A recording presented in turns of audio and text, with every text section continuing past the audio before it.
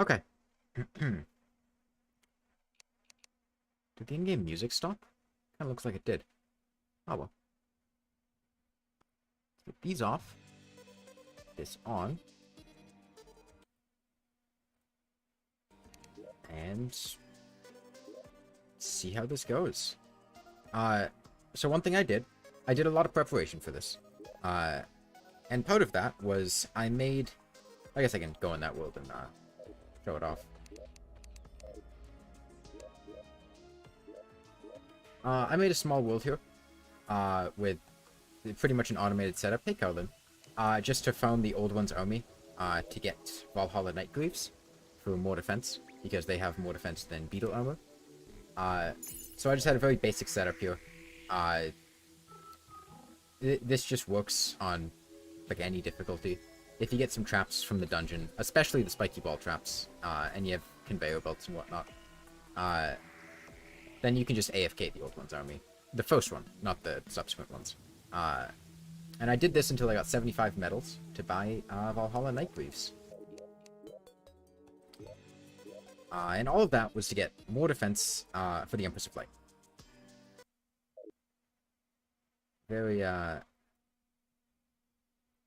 Very specifically that. Let's see. I built an arena over here, which I think should work pretty well. But I'm gonna need to get some lace wings. Or sorry, not lace wings. I have lace wings. Lace wings are here, aren't they? Yeah, I have lace wings. I need to sleep until it's raining. That's what I needed to do.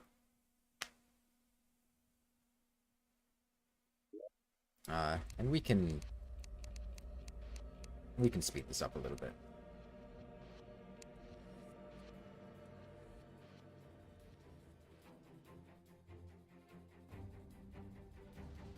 I want to use the cute fish wand mount, and that's going to require me to, be in the rain. So I'm going to...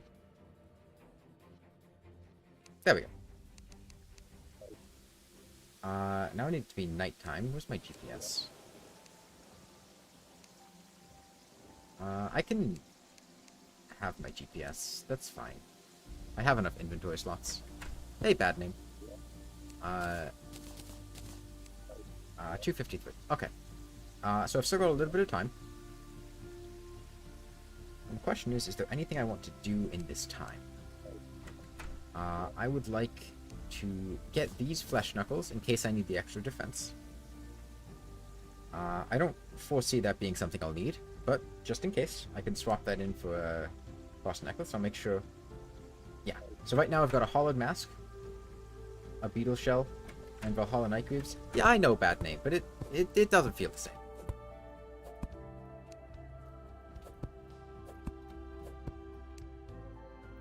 Oh, and the other thing is, there was a party going on, and I bought a ton of pig ragnatas to get a bunch of bacon.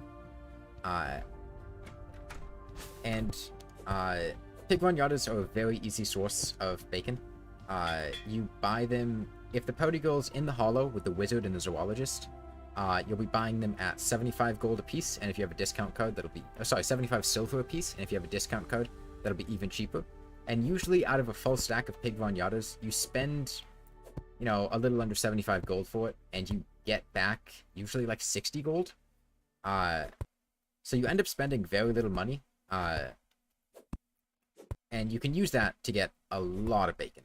And I think if you have a discount code, and you're selling the flasks of pouty, and the pouty bullets, it's almost no money spent whatsoever, as long as you have the initial startup cost to buy the full stack. But yeah. So there's pretty much no way I'm going to bypass the Empress of Light's defense. Maybe at an extreme stretch, I might be able to get, like, 1 extra point of damage if I fully optimized for damage, like maybe 1 or 2 extra points in Phase 1. In Phase 2, she goes to 60 defense. That's not happening. So I don't care about damage in the least. I am fully optimized just for defense. I've got the Hollowed Mask, which has more defense than Beetle. I have the Beetle Shell, which is the best defense on a breastplate that I can get right now. And I have Valhalla Nightgleaves, which I did the Old One's Army and then Other World for. And I also have the cross necklace for extra iframes, the hero shield, the brain of confusion, also for the iframes, the celestial shell, which at nighttime is going to give me quite a lot of defense, along with damage and crit buff, regen, all that good stuff, the berserker's glove, and the frozen shield. And the idea is just the Empress of Light doesn't do that much contact damage. You just sit on top of her and just keep attacking. And it should hopefully work. We're going to wait till nighttime, and hopefully it's not a blood moon. We're going to pause time for the Empress of Light, because I'm not... Just a huge waste of time to try to fight her during the day. Cross necklace? Yeah.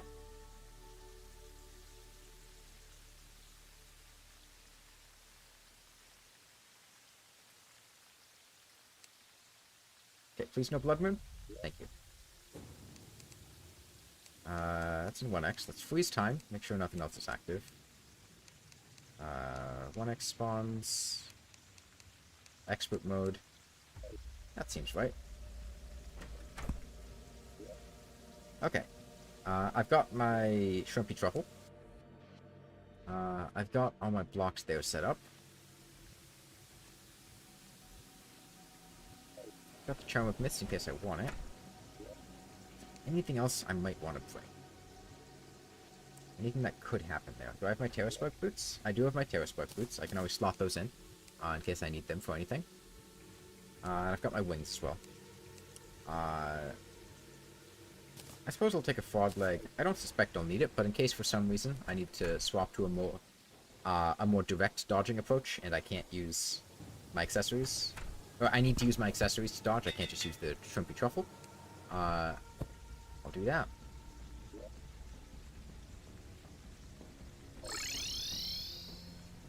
I've got a bunny. Do you sell anything else? My eucalyptus stuff? Yeah, it's fine. Okay.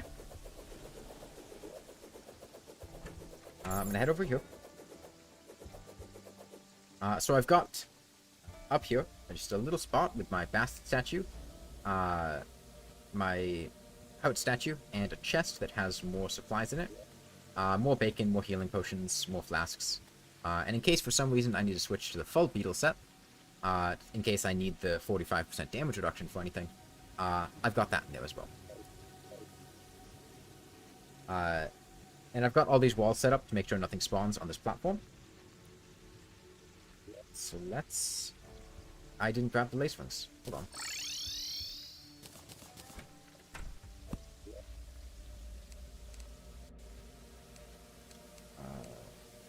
There we go. White pouty flasks? Well, it's not like anything else is going to do anything meaningful. Pouty flasks are OP.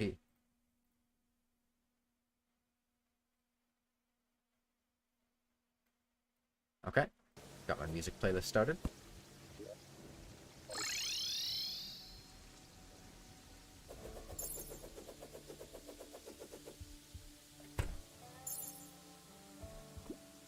Okay, I want to be down here. Venom flat? No, that's cheating. Venom's not a copper short sword. Okay. Okay. I kind of figured this might be the case. This might be one of the only attacks I can attack on. Which will be annoying. She's very mobile. Okay, it looks like there's an opportunity to come in after she dashes. By going up, like now. Okay, I can get a little bit of damage in there. But this is the big opportunity for damage, is when she does this attack.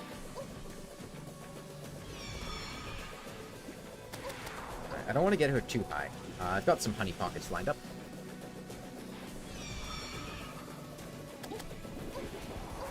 Yeah, she has this this thing where she tries to stay like diagonal up to the side of you, and that makes it pretty tough to get on top of her. So I need to wait out for this attack.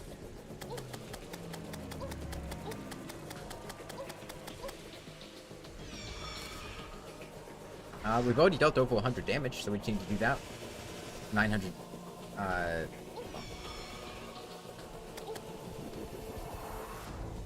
So 980 or 9,800 times?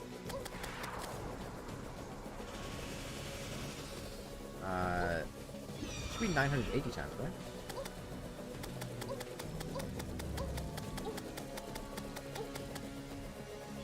I don't think she's going to be nearly as bad as Fishron, like I said.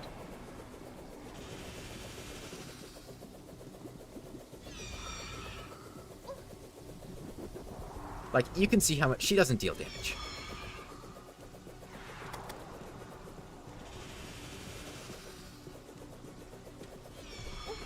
For nighttime Empress of Light, tank builds are completely OP.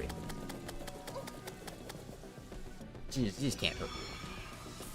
I mean, she can hurt you if, like, you consistently get hit by her projectiles, but, like, you just half-ass dodging the projectiles and then just sit on top of her. How long did the fish take? About 25 hours, I think. And even though the Empress of Light has, you know, considerably more health than Fishron, we're dealing way more damage to her. Way more consistently.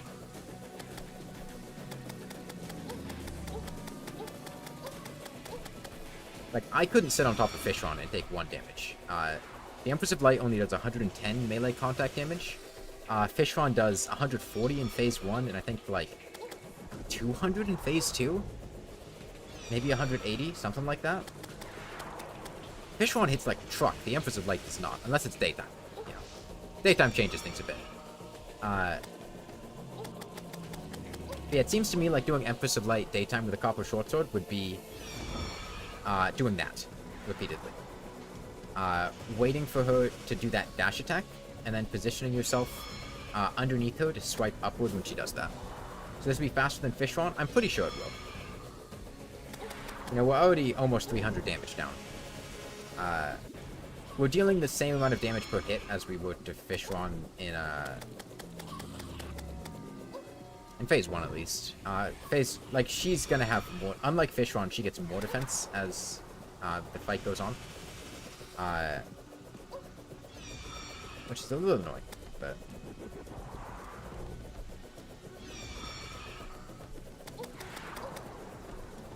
There are just way more opportunities to attack her. Also, my damage is better than it was for Fishron, because with Fishron we had, like, 17% crit chance. Right now we have 50% crit chance. I need to manipulate where she is, though, because if you saw there, that was my good attack to come in for, the start. And she was in a position where I couldn't hit her, because I wasn't paying attention to where she was in her cycle.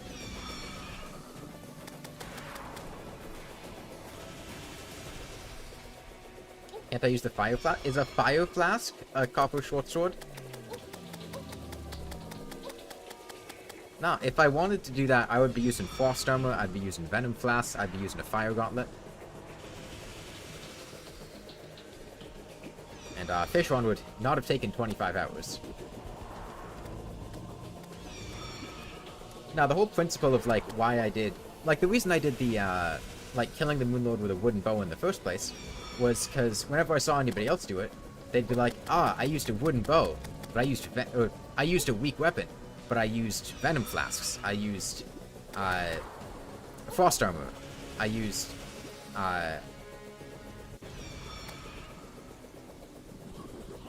Okay, those are Wyvern, but that's fine. Wyverns aren't anything. And I was like, you know, I don't really feel like that's killing the boss with low damage. So I'm just gonna do it the way that I would like to see it done. And that's what I did. 45 hours? No, it was only 25 hours. I think I had done some math, and I think the Empress might take, like, 16. Based on some very rudimentary... if I deal, like, 100 damage a minute, I think she'd take, like, 16 hours. How long have we been going on? I might be a little underneath 100 damage a minute. But I also don't know how many opportunities I'm going to have in Phase 2. If I'll have more opportunities or fewer opportunities. Yeah, this is the other reason I fought Fishron first, is for the Shrimpy Truffle. Like, pretty much whichever one I chose to fight first was going to help the other one. If I got Fishron first, I'd get the Shrimpy Truffle for the Empress. If I did the Empress first, I would have the soaring insignia for Fishron. And ultimately, I decided on Fishron first.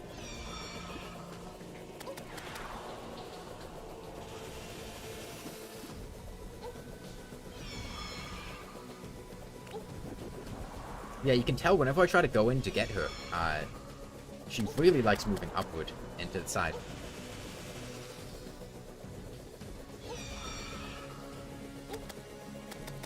Like with Fishron, I think we were doing about 1,000 damage every 40 minutes, maybe? Something to that effect. It was somewhere between half an hour and an hour. And right now with the Empress, I think the fight's been going on maybe 10 minutes, and she's already down 500. Maybe it's been less than 10 minutes. I didn't pay attention to exactly when it started. But I can look at it now. With 17 minutes, she's at 421. Let's see how long it takes to deal 400 damage.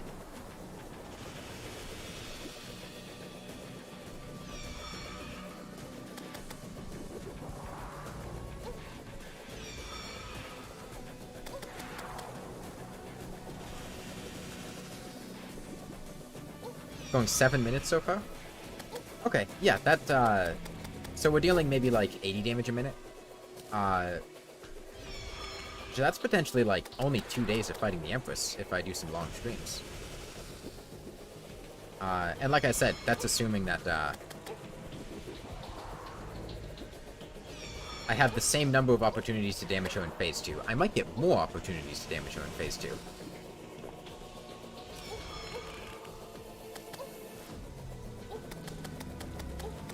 Wouldn't it be more fun to play with actual weapons? You know how many times I've beaten the game with actual weapons?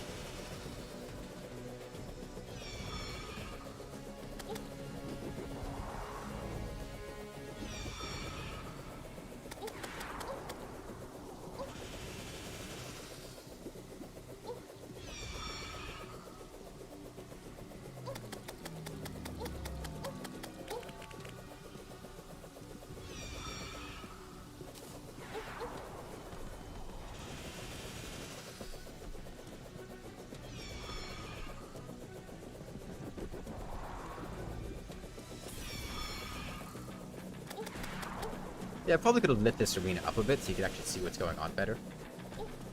The Wyvern just like coming in and out of visibility. And I think it shows up darker on stream than it does on my monitor typically. At least that's what I've typically found to be true.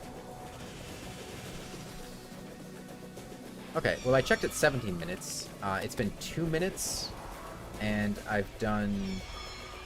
she was at 421, so like 150 damage, so it looks like we're rocking maybe 75 damage a minute.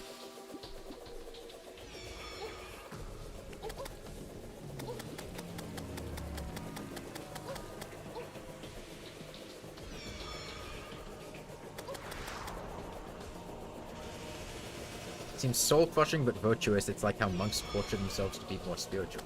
This is not bad at all.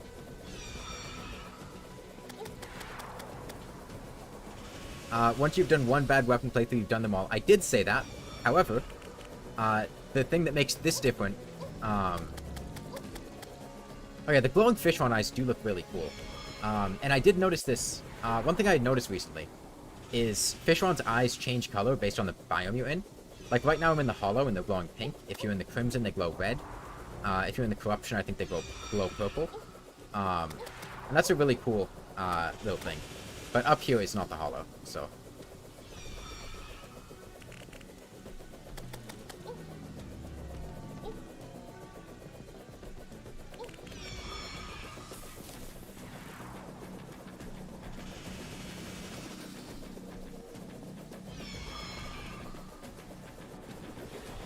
Oh yeah, another fun fact about the Shrimpy Truffle that I don't think that many people know is the Shrimpy Truffle actually gives you a damage boost.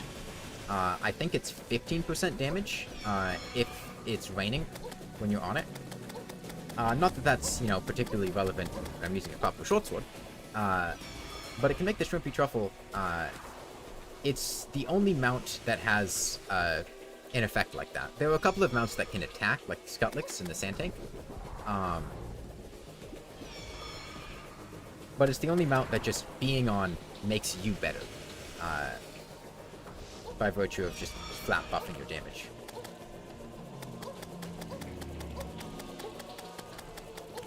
The Empress of Light is beautiful at night, though.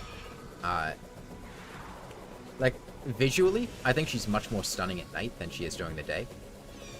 Especially in a not very well lit arena like this.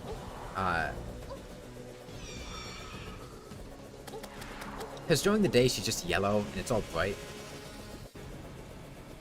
The effect working in rain was such an amazing buff. Yeah. I remember when they did that to the truffle, and that turned it from being, like, just this gimmicky, like, not really that useful thing to being an amazing mount. Is it 15% health or 50% health? I don't actually get low on health that often, so I don't remember it super well, but I know it's got something to do with low health.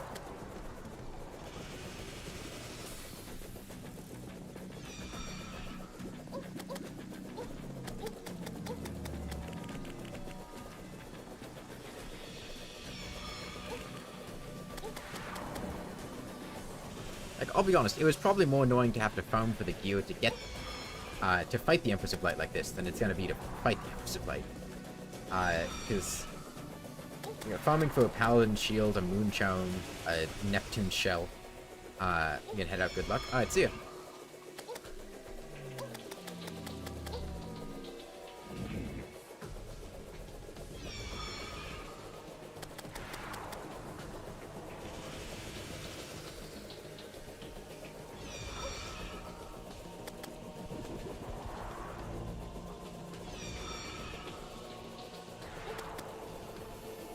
Okay, we're almost 1,000 down. That is a much better pace than Fish Rod was. It took me so long to get the first 1,000 damage on Fish Rod.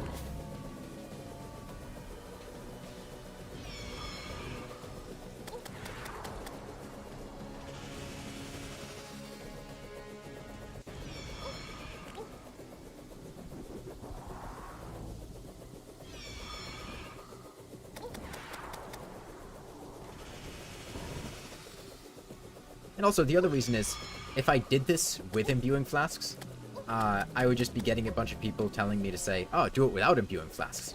And I don't care if I do it without imbuing flasks or not. But I don't want to do it twice.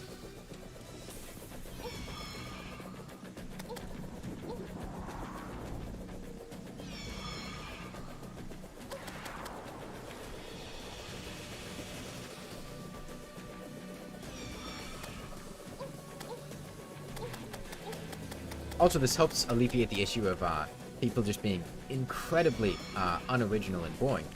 Just telling me to do something with a copper shortsword after I finish doing something. At which point I can just say, well, I've already done it with a copper shortsword. So it helps promote original thought and creativity in responses and comments.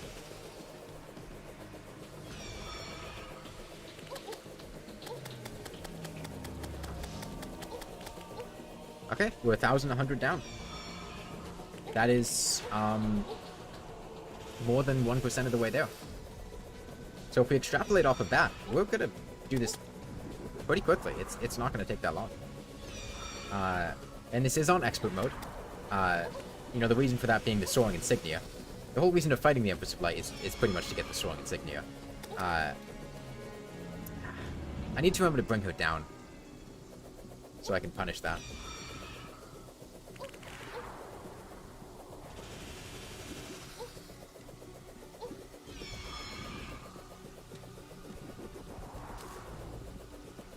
Yeah, so I could get more defense. She's gonna...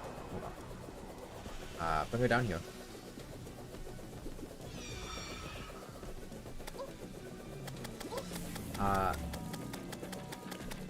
I could have more defense. I think I could get 14 more defense right now. Pretty easily. If I were to slot in the Flesh Knuckles and another Paladin Shield. That would be another 14 defense, which would be another roughly 10 damage less a hit. But I've already got enough defense to face tank for melee attacks. And I think the Cross Necklace is more valuable than, like, 10 defenses. The Cross Necklace and Brain of Confusion.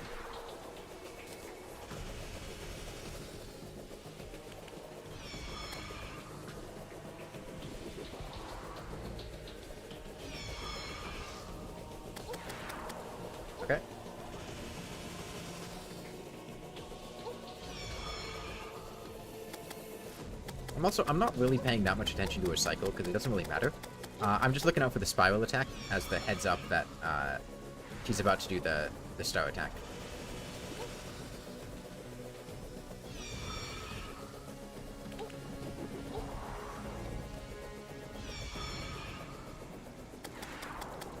Let's bring her down.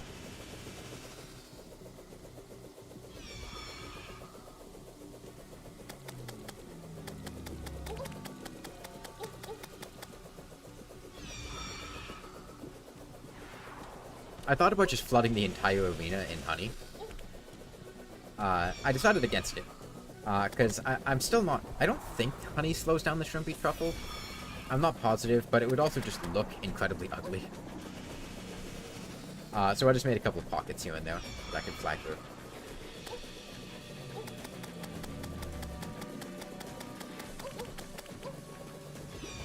Oh, it does slow down the shrimpy truffle. Okay, good. But pockets like this, you can fly through horizontally and you don't really lose any speed. Which is a really good way, if you want to use the shrimpy truffle outside of rain, you can use those bubble blocks to get some pockets of honey, and you can keep flying through them to get the speed buff and the damage buff.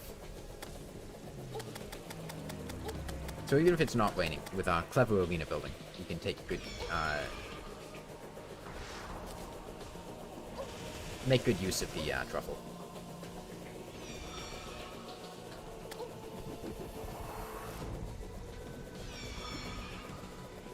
Oh yeah, you know, I could just look at my buffs to see how long the fight's been going on.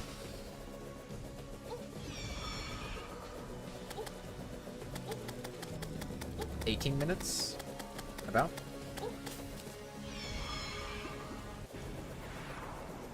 So 18 minutes and we've dealt about 1,400 damage. So yeah, a little under 100 a minute. So I'm gonna guess maybe 18, 19 hours? That seems pretty reasonable. So there's nothing else that's going to influence my damage here. Unlike Fishron, because time is paused during this fight, falling stars are not going to fall and hit the Empress. So it's just me with the Shortsword.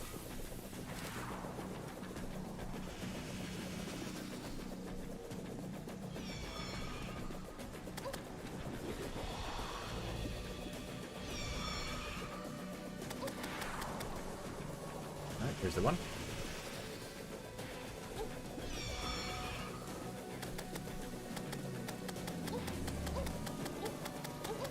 I've never really paid attention to it. She's got some big hands. Right? Is it just me or does she have really big hands?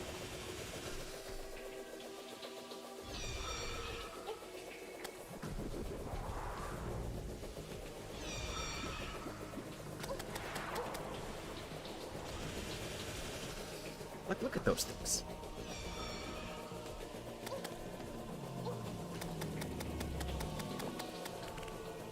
Are my hands that big?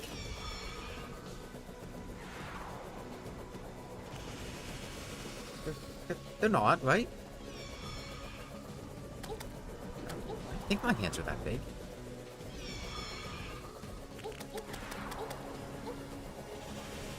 I hope they're not that big. Maybe it's like the gloves she has on and like the way they're spited, but they look really big.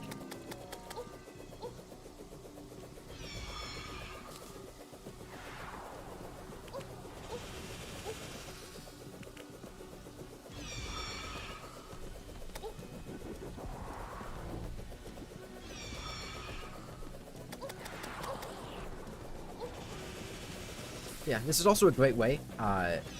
If you're not familiar with the Empress of Light's cycle, you don't know what attack she goes through. If you pay attention to what she's doing here, you'll very quickly learn what she does. And the order in which she does things. And that's a huge help for trying to dodge her, both at day and at night.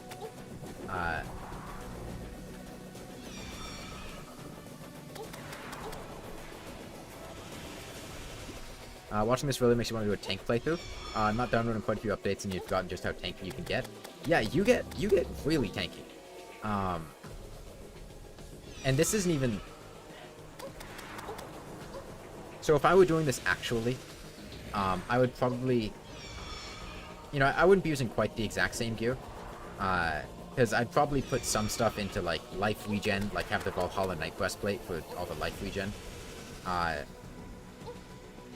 But, like, if you have an actual weapon, this is a really effective way to kill the Empress of Light.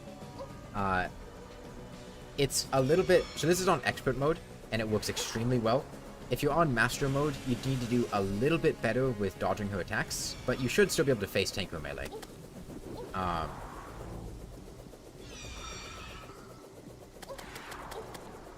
Yeah, tank is really fun. And people really underestimate how effective tanking is. That's the other thing.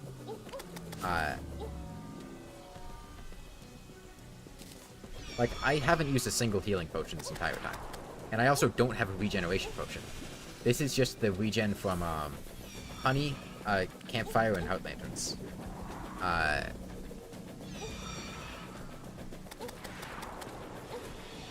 Oh, and the celestial shell.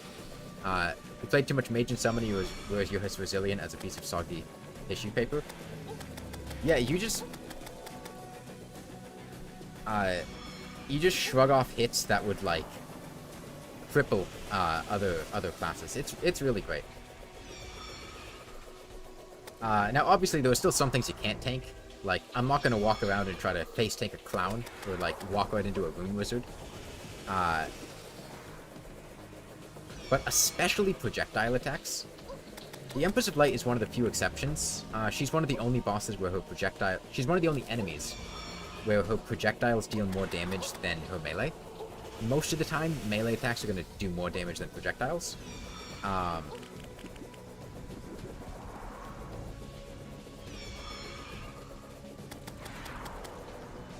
Yeah, it's really fun. And it's also just super forgiving. And it's super... one of the reasons I like playing tanky stuff is just, it's very relaxing. You don't have to worry about anything. You don't have to care about getting hit.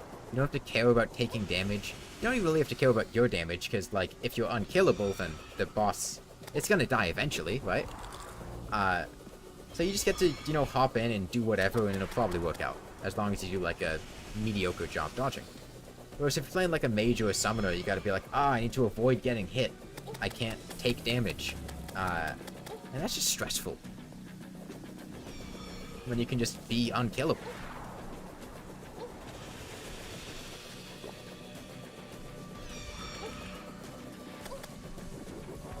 It's pretty insanely effective in pre-hard mode too.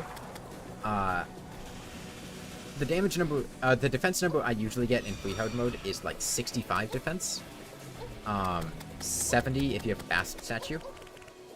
And that's with, like, molten armor, full warding accessories, all that stuff. And 65 defense goes a really long way in free hard mode.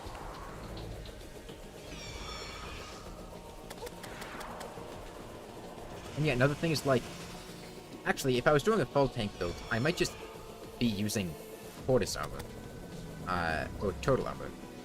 Because beetle armor is not actually a super fantastic face tanking build. It's good for tanking, but it's not good for tanking attacks constantly.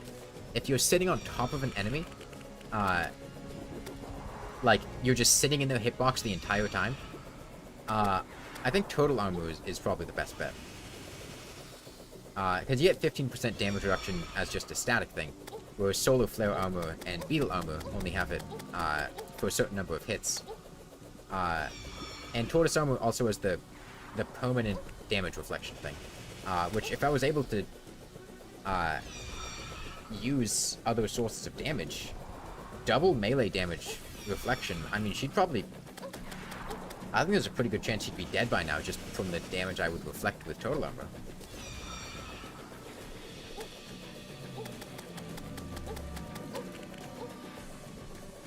Also, you got, like, the Star Veil and stuff. Back in, like, 1.2, and a bit in 1.3, one of my favorite things to do would just be, like, be a tanky range build. And what I mean by that is just, like, you know, play Ranger, but reforge all your accessories to warding, you know, put in a couple defensive accessories.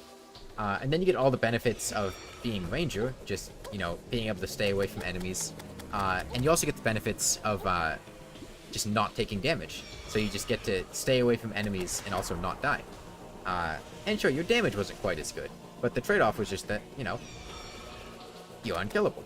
And I still do that a lot. That's typically what I'll go for in, like, hardcore characters. Okay, she's almost 2,000 down. Oh yeah, we're dealing a lot of damage to her.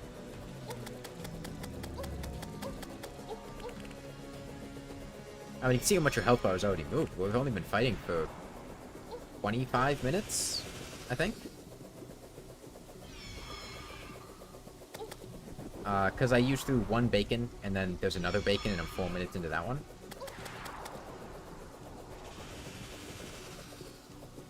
Maybe that's not right. Hold on. How much is bacon? 24 minutes? Oh no, 27 minutes. Yeah. I was thinking it was 20 minutes for some reason.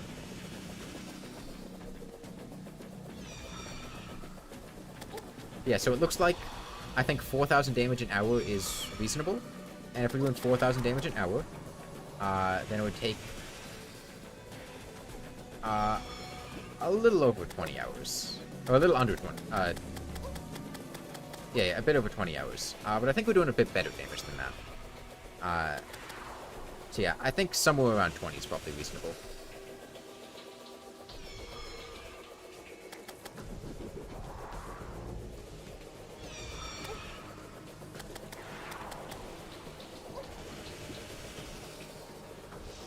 And then once the Empress is done, there's just the Moon Lord and the Cultist.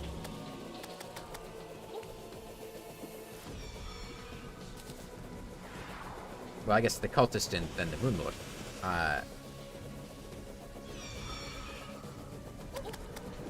And the Moon Lord's going to be interesting. The Cultist is going to be phenomenally boring. Unless the game decides to make it exciting. Which would be really annoying, and I really hope it doesn't do that. Because the Cultist is actually one of the worst bosses in the game to fight with low damage. And the reason for that is... Now, it's not as bad with the copper shortsword. I think it would be worse with the flare gun. If you're using a projectile weapon, sometimes you angle a flare weirdly, and, like, it would come back down and then hit a clone. Like, you would shoot, like, up and to the side, and then he teleports to a weird location where he does the clone attack. And then he summons a clone, and it's right in the path of the flare that's coming down. And then you summon a Phantasm Dragon. And Phantasm Dragons are very scary when you can't get rid of them. Because you don't have good damage. They're like wyverns on crack. They move extremely fast. They do a lot of damage. And they have a lot of health. And I think I was playing on Classic, and I had a really tanky build with the flare gun. And I very nearly died to a Phantasm Dragon.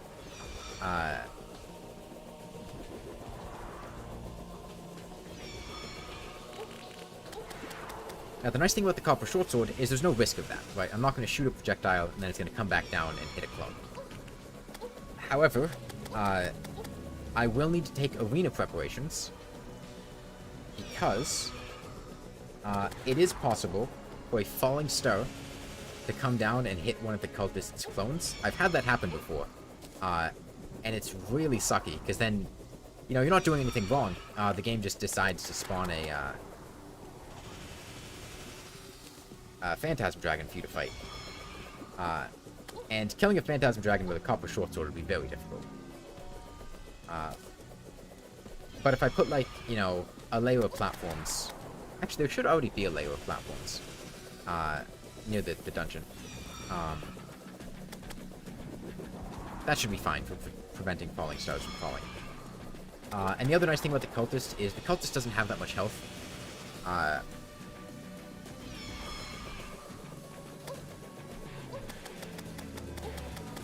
Dying in a boss in this sort of run must be soul-crushing, especially when each boss takes a full run's length.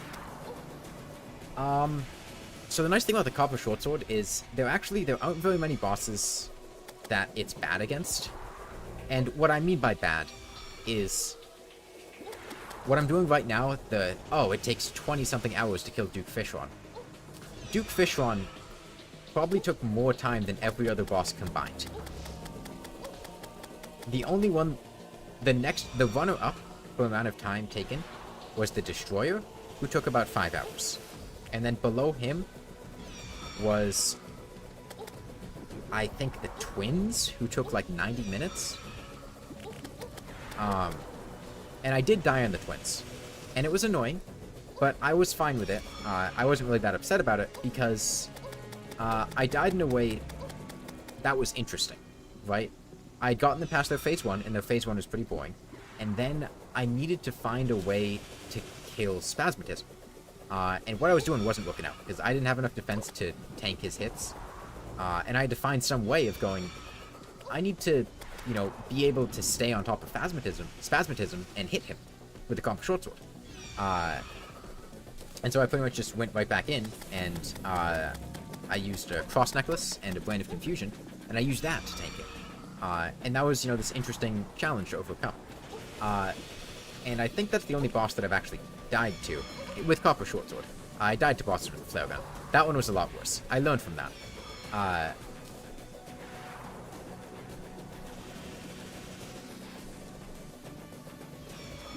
My game did crash 4 hours into fighting the Destroyer. And that was very annoying. And I ended up just getting back to where I was before the game crashed, and then just picking up from there. Now, when I was doing this with the flare gun, I had some very disappointing deaths. The first time I tried to fight the cultist, I fought him on expert mode. I died a lot to the cultist. A lot.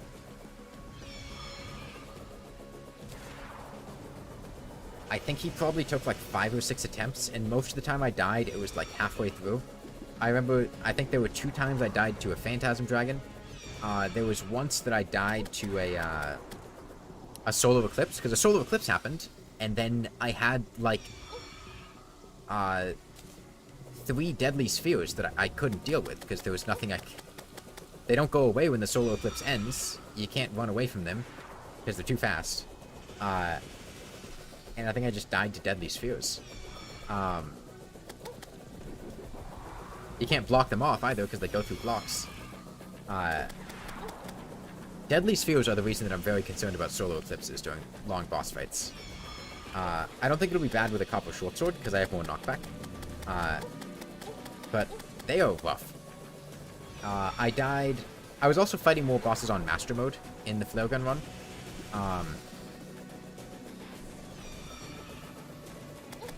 I died...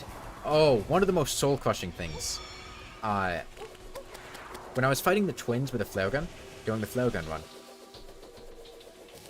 I was fighting them on Master Mode, and Retinazer was down to less than 1,000 health, Spasmatism was dead, and I had recalled home to reposition myself, and there was a possessed armor that had gotten into my house, and a possessed armor jumped up and killed me from like half health, because it was Master Mode.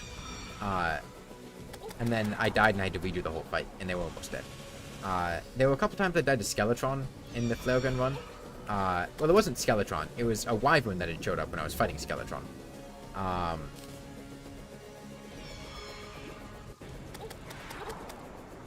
Those are the ones that stick out to me. So bosses in this sort of run are sort of like puzzles, working out the best strategy. Yeah. Because you pretty much engineer a situation where you're not going to die. Right? That's step 1. If you're fighting a boss with low damage, step 1 is figuring out, okay, how do I fight this boss without dying? That's the first problem to solve. And then once you solve that problem, you go, okay, now that I know I'm not going to die, how can I actually deal damage? And that, sometimes it's really easy to answer that question.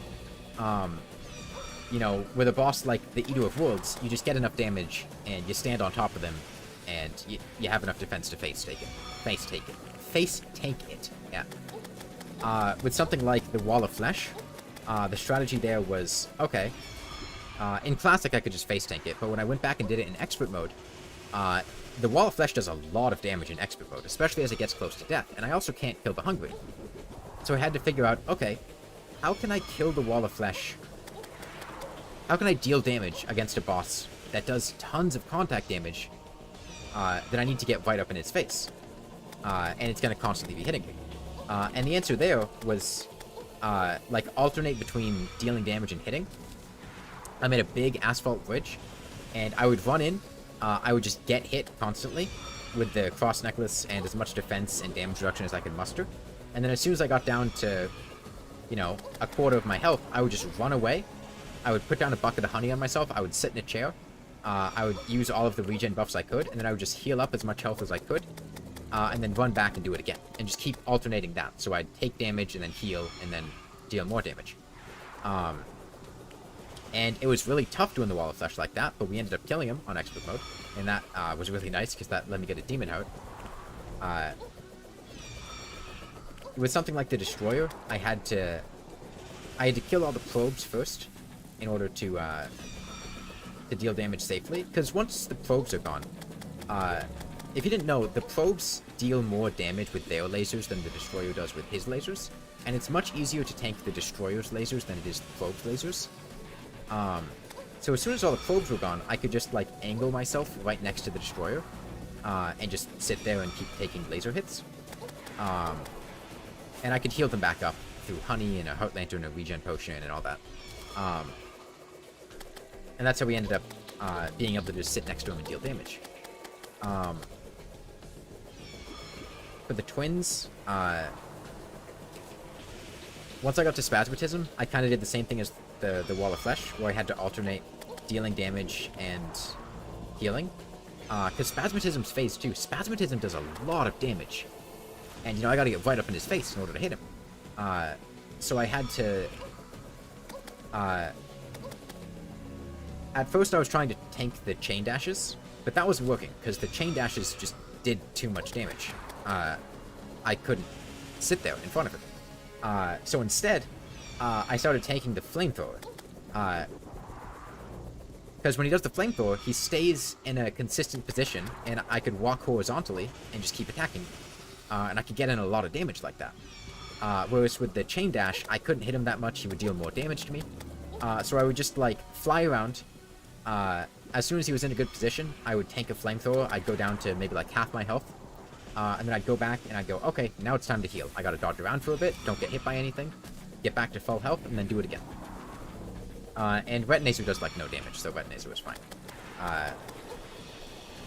For Skeletron Prime, I just had enough defense that I could be like, oh, okay, it doesn't matter.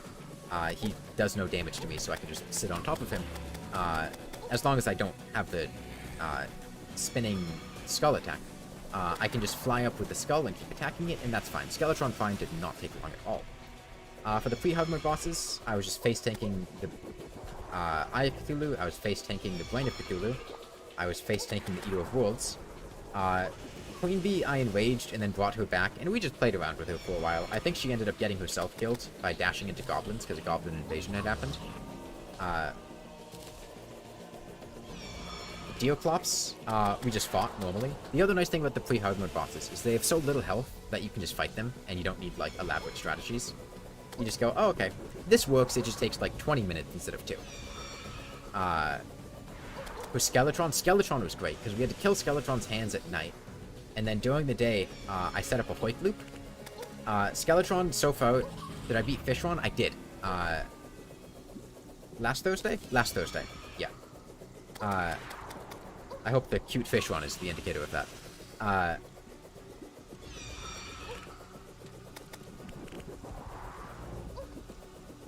Yeah, we got Skeletron inside of a Hoik loop. And what that means is, you know, we got him in this box, and we were using a Hoik to spin around. I'm not paying attention. She keeps going up there, and I can't punish her during that attack.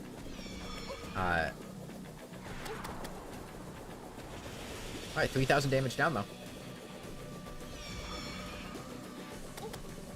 And Skeletron was the only time so far that I've used a damage over time effect. Just because you don't really know what sleep is. I'm not doing this, like, consecutively. I'm probably gonna do, like... 10 hours? 9 hours? and then pause, and then go to sleep, and then do it again tomorrow. Because the other reason is YouTube only keeps live streams up to like 12 hours, so if I streamed more than 12 hours, I wouldn't have the live stream.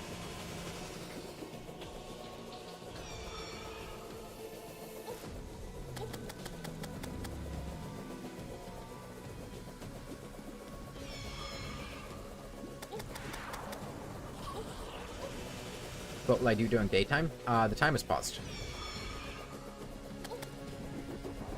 If time was not paused, the answer would be fly around and dodge and spend 15 minutes every day doing nothing.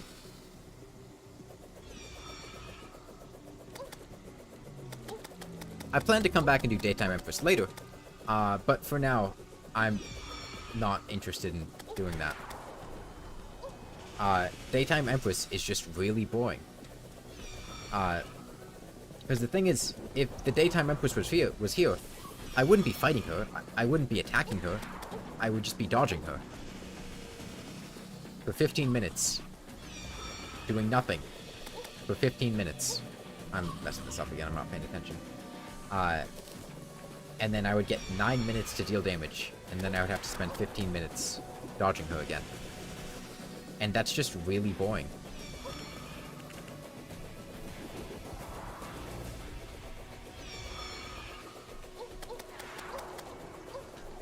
Is Terra Prisma a really cool name? It is a really cool name.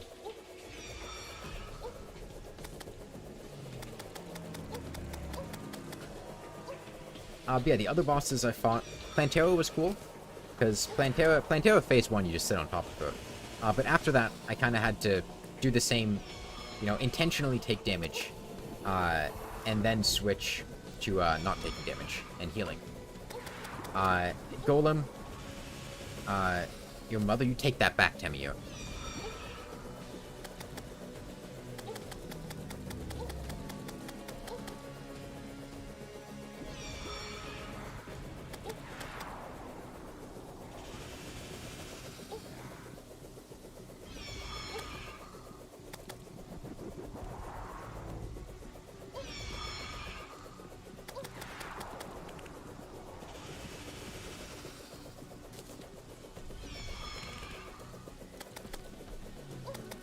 Your dad? I don't actually have parents. I was the product of Immaculate Conception. I'm the third coming of Jesus.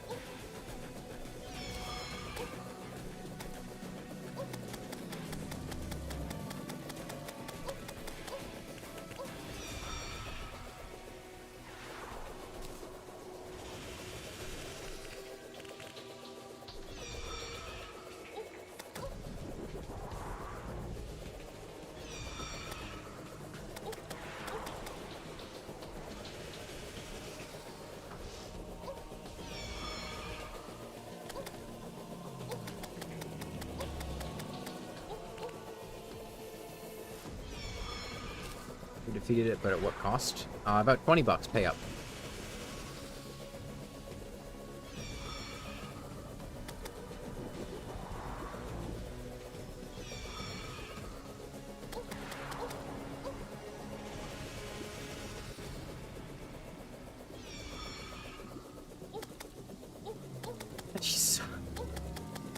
You can see what she's doing.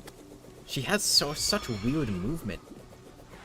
Like, you try to get on top of her, and then she, like, teleports to the side. I understand why she's doing it. It's because her AI tries to position her in a certain orientation relative to you. But it makes her look very weird. Terraria bosses smash or pass.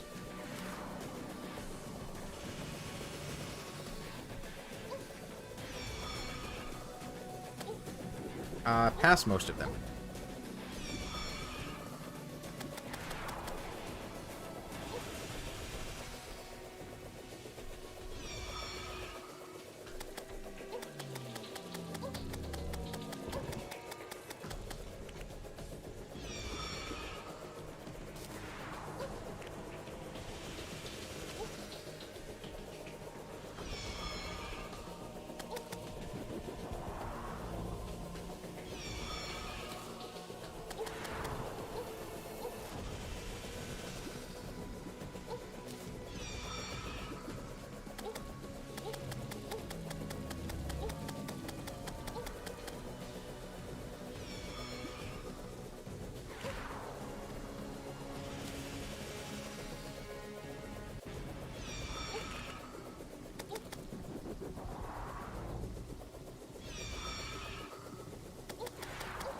Yeah, most of the Terraria bosses just don't seem like they'd be very good partners with that. Like, someone like the Empress of Light gives off really strong crazy energy. And you don't want to sleep with somebody like that. Like, night, it might be fine, but as soon as the next day comes, you don't want to have to deal with that.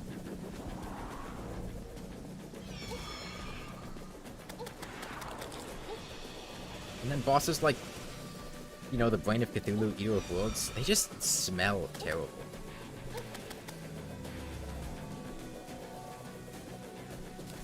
Pantera Phase 1, too many spikes.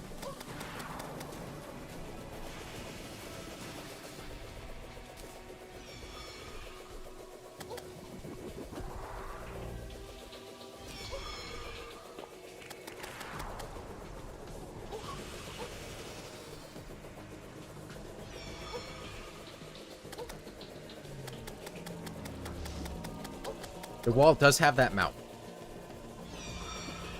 And he's got all those hungry, too. Imagine what he could do with those hungry.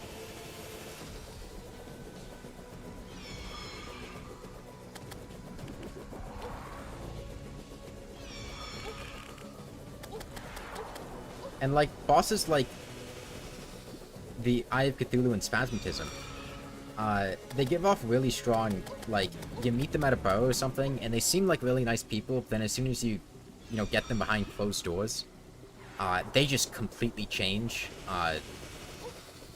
and not for the better. Now, somebody like Retinazer, though. Retinazer seems like a pretty nice guy.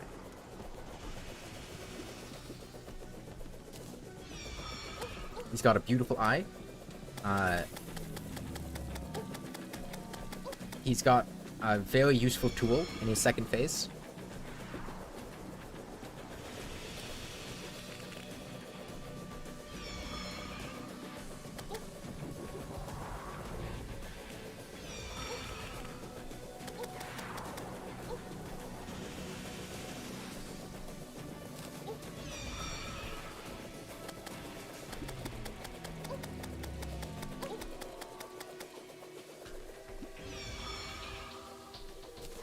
Theoclops is just a guy in a fursuit. So, you know, maybe. Depends how drunk I am. Dude. I know, I'm saying...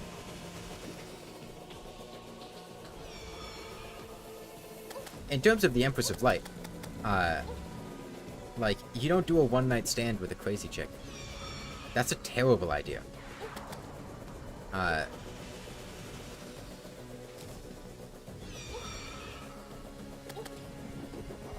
Deerclops is fine, but he's very grabby, is the thing. He's got a lot of hits. Hey, Mimify.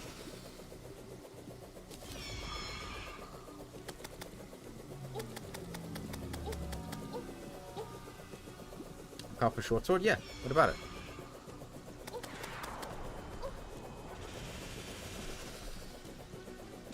The more the merrier? No, I don't want to marry them.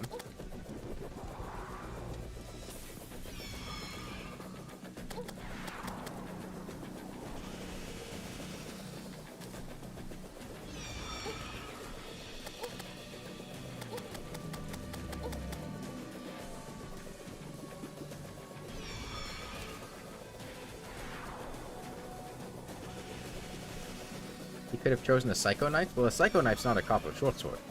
It would be a little difficult to choose anything that's not a Copper Shortsword when I'm beating the game with a Copper Shortsword. For context, Mimify, I'm beating the entire game with the Copper Shortsword. At this point, the Empress of Light is... I mean, I've already killed all the other hardware bosses except the Cultist and the Moonlord. I did Fish Ron last week. Oh yeah, Fizzco Knife.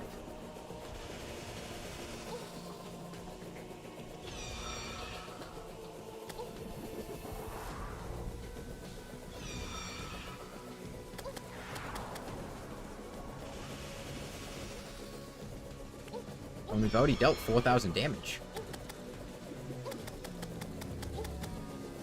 Terraria with only a Zenith, but you don't get it at the start. When do you get it?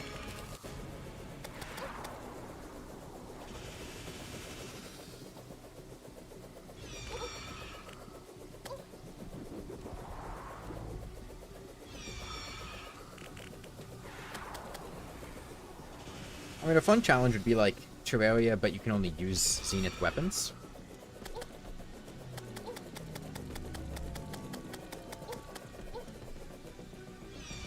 So you start with a Copper Shortsword, and then you get like a Star Fury, a Beekeeper, a Knight's Edge. And, you know, you've got enough space that you've got options. And the swords aren't terrible. They're good.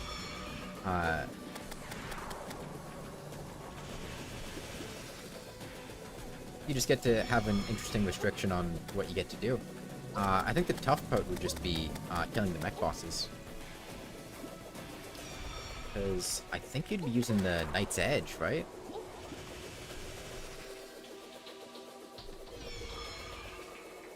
You should do Fargo's Souls mod Eternity mode with a Copper Shortsword. Why?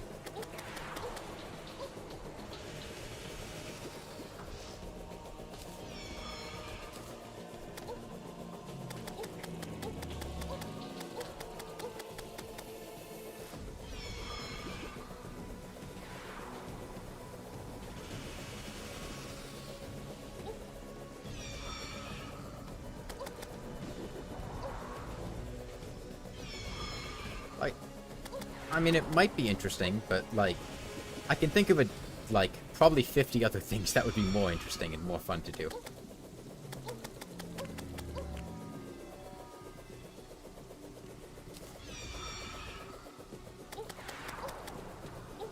Like, I'd be down to just play Fargo's Souls Eternity mod, but I don't have much interest in doing it with a Copper Shortsword. In general, I'm not that big on modded challenge runs.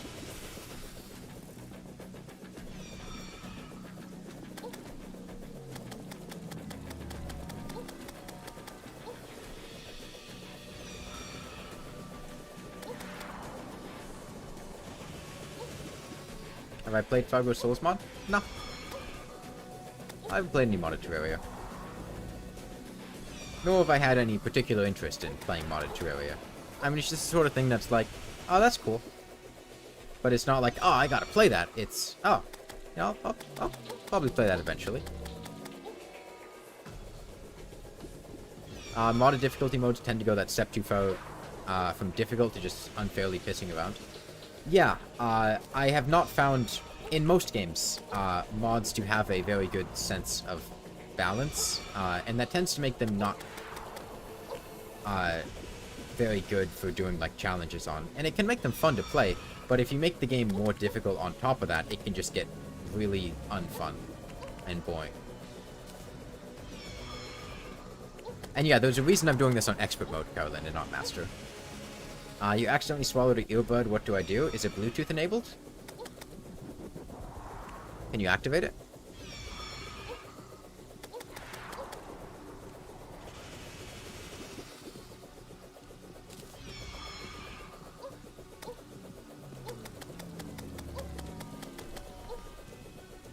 It depends on what mods you play. I mean, I'm sure there were some well-balanced mods.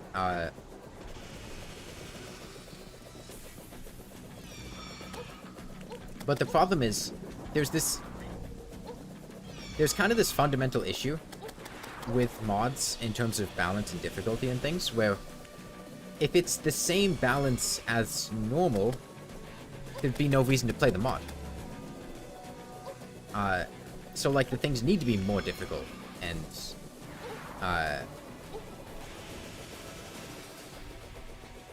like, the weapons need to be better, or at least more interesting than the ones in vanilla. Because otherwise, there'd be no reason to play the mod. But that also leads to the point where, oh, if you're using, like, you know, the bad vanilla weapon, when the game is expecting you to be using, like, these overpowered modded weapons, it's gonna be miserable. Have I played Calamity? No, I plan to play Calamity soon, though. I was waiting for it to get updated to 1.4.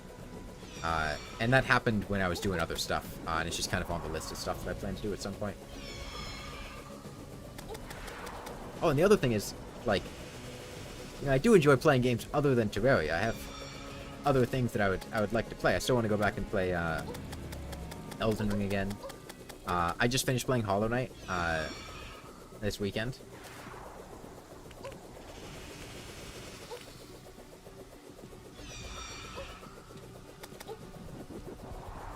Having a gardener is having a slave. No, you pay your gardener. That's kind of the fundamental difference between a gardener and a slave, is that gardeners get paid. What about daytime? Like I said, I'll try out Empress daytime after I get the starboard. For now, time is paused.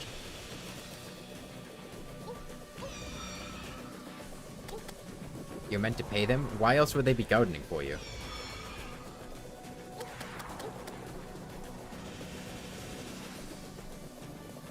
Well, how? I'm gonna use imbuing flasks. And like... Okay, so right now, right, I'm not using a fire gauntlet. I'm not using a flask of venom. I'm not using frost armor. I don't have to tank my hits. Okay, look at this. I think I hit her there. All I need to do is position myself, dodge her attacks, and then as soon as, it's tough to do on a fish run compared to a starboard. I got a hit in there. I didn't get hit. This is not the setup I would be using to fight her. I would have more mobility than I do right now. But all I need to do is like that. And just position myself, go a little bit down when she dashes, and then tag her. Then she takes damage over time from the Fire Gauntlet, Venom, and Frost Armor. And that's like... That's around like 60 or 70 DPS. So realistically, I think it would take like less than an hour doing daytime Empress like that. Which really would not be bad at all. I just gotta figure out exactly how to position myself so I can hit her. Am I good at Terraria? No.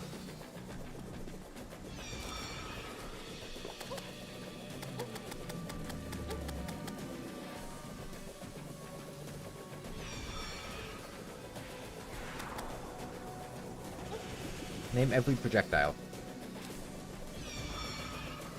Like you were saying, Calamity Revengeance mod fits your description. Yeah, the other thing is that, this is just kind of like a personal gripe, but I don't know what the fuck all these different names mean. Like, doesn't Calamity have like 4 difficulty modes? And there's no indication which one is harder than the other one? Like, is Revengeance harder than Death? Or Malice? These don't have any relation to each other. Like, Expert and Master, you can imagine, like, okay, well, Master is above an Expert, right? But what the fuck is a Revengeance in comparison? Like,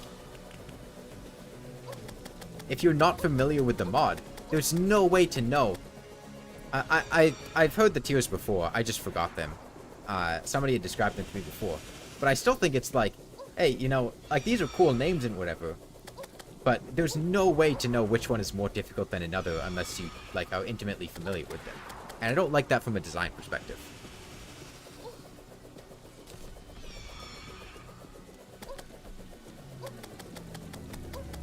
You'd eat a squirrel? And you can eat a squirrel if you want to. I don't think squirrels taste very good, though. Have I heard of the Star Salesman NPC? Is that a mod?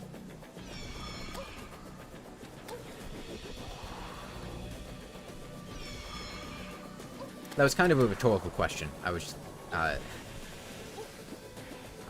more asking for details, just disguising it as asking about the mod. Oh, Chinese Terraria. Oh shit, I remember seeing some, they had added the Chinese Terraria stuff to the wiki recently and I had seen some of it.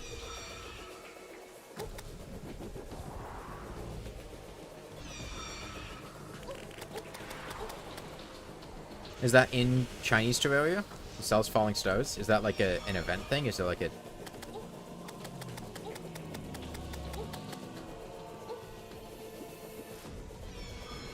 The item description say what modes you have on in order to activate it?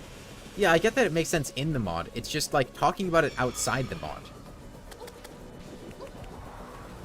Oh, it's microtransactions? What the fuck? Is there a different studio that's handling Chinese Terraria?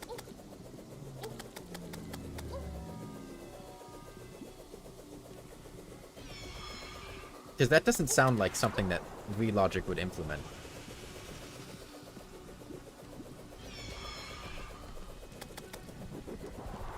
What is Chinese Terraria? Chinese version is the censored version. What's censored in it?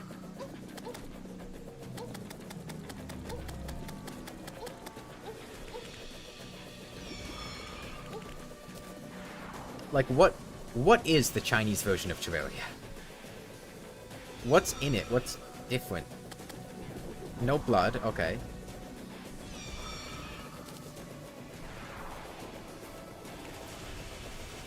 You don't buy it, you pay a subscription?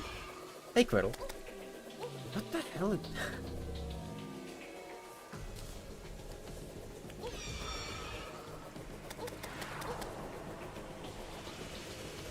Okay.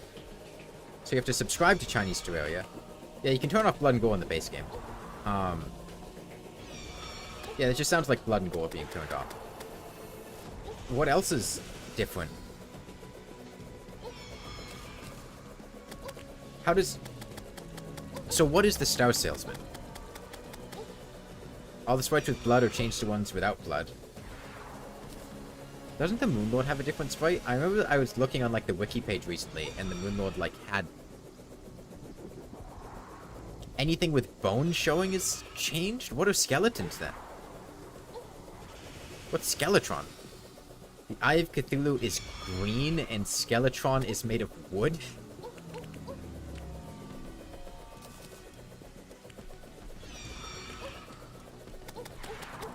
Every boss has changed sprites? Okay, so it's like a... How many gameplay changes are different? Because what you're describing right now is a bunch of bosses, but not all of them. Okay. What you're describing sounds like, oh, okay, this is just like a texture pack they implemented for the Chinese version, right? Just different spriting and, oh, we censored a couple things. But then, I think Parasite had mentioned a falling star salesman and microtransactions. So, like, what, gameplay-wise, what's different on the Chinese version?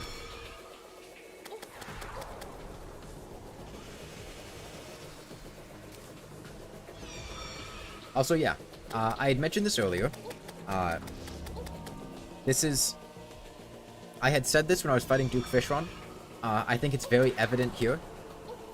Duke Fishron is... Chinese Terraria was not made by Relogic. Yeah, I kind of figured.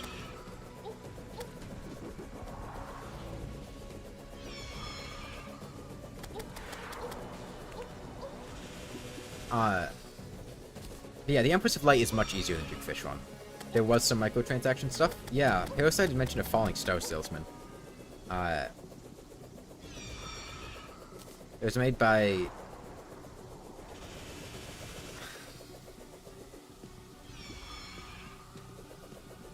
Is that pronounced Chin Chin Network?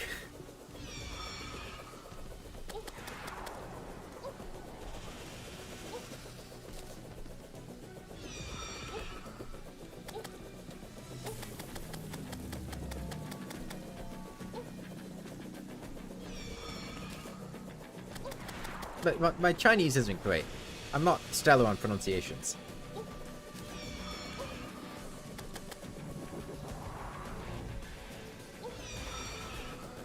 Have you ever heard of a bidet, Ricard?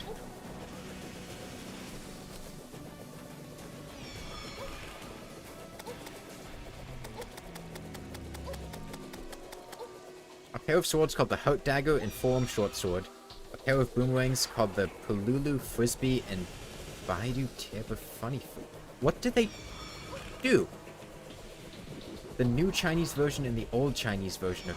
What's different between them?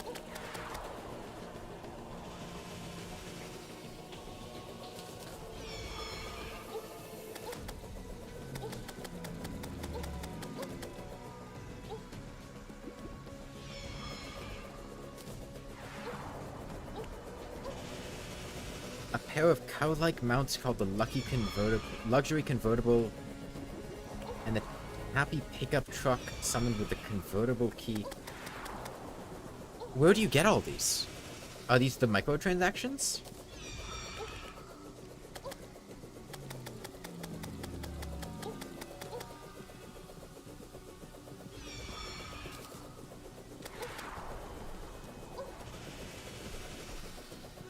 That's not an image, that's a live feed. There's a lizard back here. She's just, you know... Chinese wiki.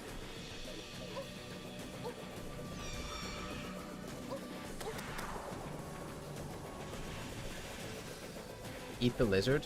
No.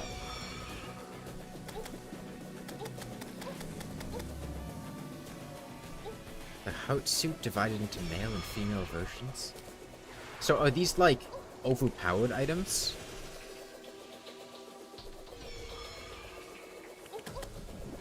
Why not? Because I paid, like, hundreds of dollars for this lizard and setting up the enclosure. And I'm also not a barbarian.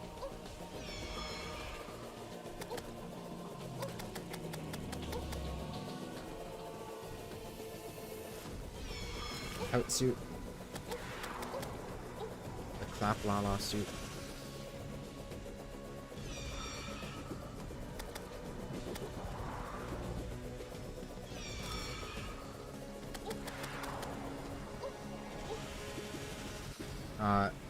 Man fought Empress of Light for an hour to deal 1/20th of its health. That's not bad at all.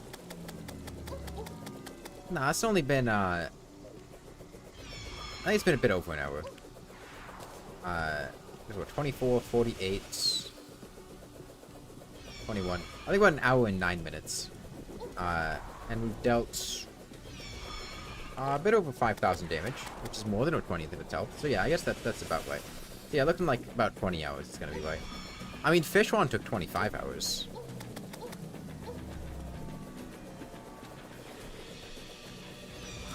Patience of a God.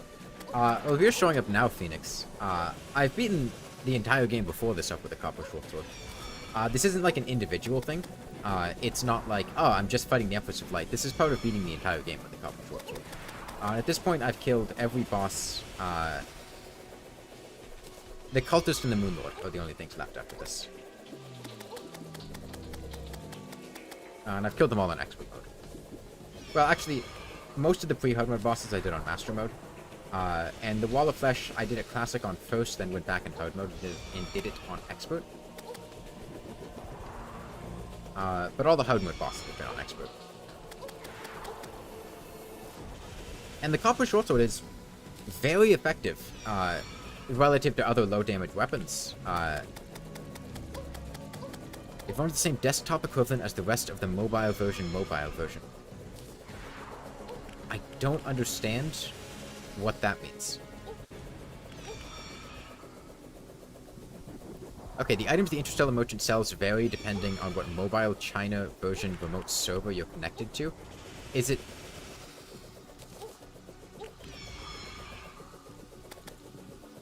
This sounds really weird.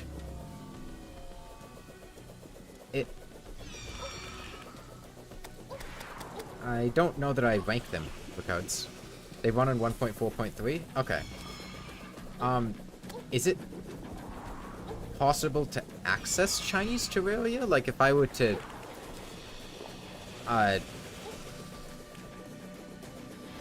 run a virtual machine or a VPN or something, would I be able to access the Chinese version? If I got, like, the Chinese App Store or something? Is it, like, available for download on desktop?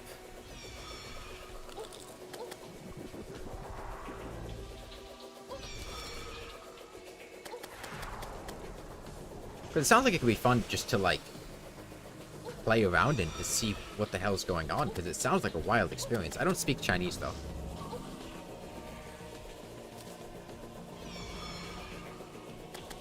You know nothing about the Chinese version stuff except they have some different sprites. I don't either. That's why I wanted, kind of interested to learn about it. Modded, maybe? Maybe. There might be a mod that adds in the Chinese stuff.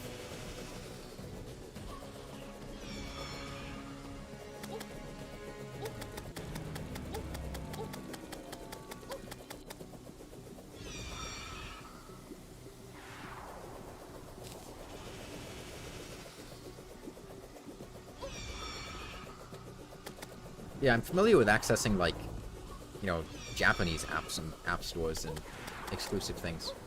But China actually has, like, you know, stricter censorship laws. And I don't know how possible it is to get their versions of things easily.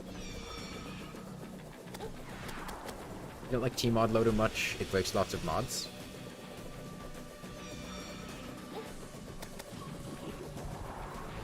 With each update.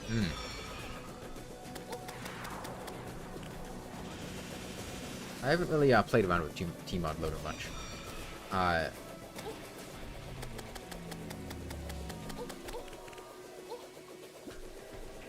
But I imagine it's like updating is bringing the game to a new version, and then mods break because they're not on that version of the game. Right? Because the mods haven't updated yet.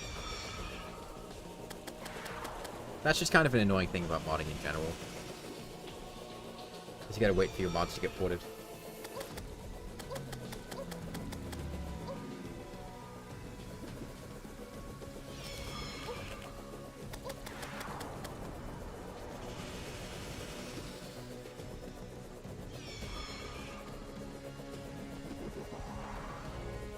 Yeah, how's like the audio balance and everything? Does everything sound good? Because again, I can't actually hear the game. It's more that the Tmod Loader devs are adding more features for modders. Oh, okay. I can't hear the game. I have it routed to a different output, so I can't actually get the audio balance.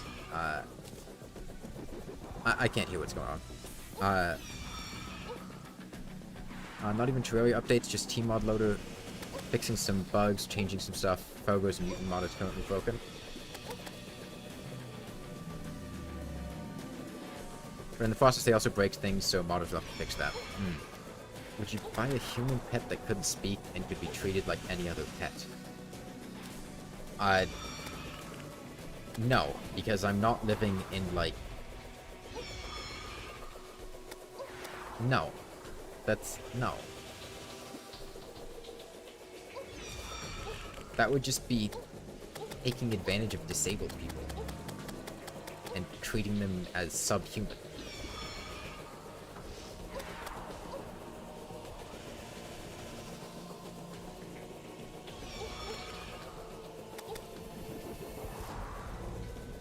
You saw on the wiki that it costs $4.50 on the Chinese version of the App Store to get Terraria. Okay. I might see how that works. Like, I could just go to Walmart and, like, buy a burner phone or something, and then set it up, localized to China, see how that would work out. And then I wouldn't have to worry about the malware or anything.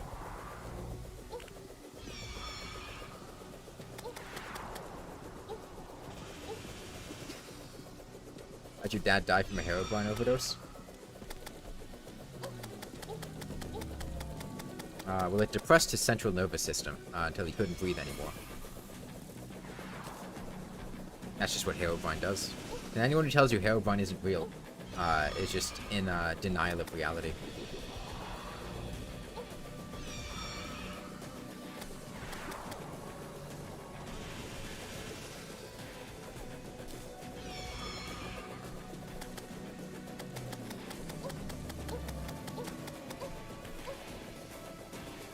Okay, so I didn't get wings from Fishron, but I might get wings from the Empress. It's a distinct possibility.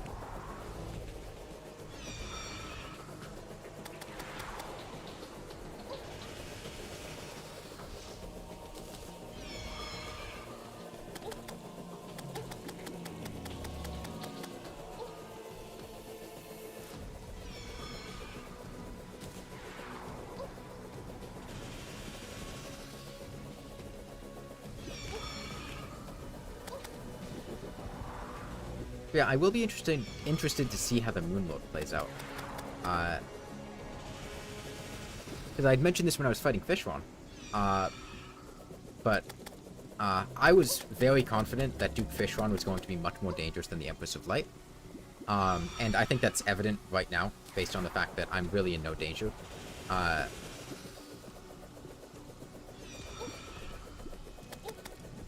Whereas with Fishron, I was in danger, and I had to, you know, watch my health. It'll be interesting to see how the Moonlord works with that. Because the Moonlord does have some high damaging attacks. His laser, his eyeball balls, they hit pretty hard. But he also has a lot of low damaging attacks. And he doesn't do the high damage attacks constantly. So we'll see how it works out. Oh, another thing I could try to do is so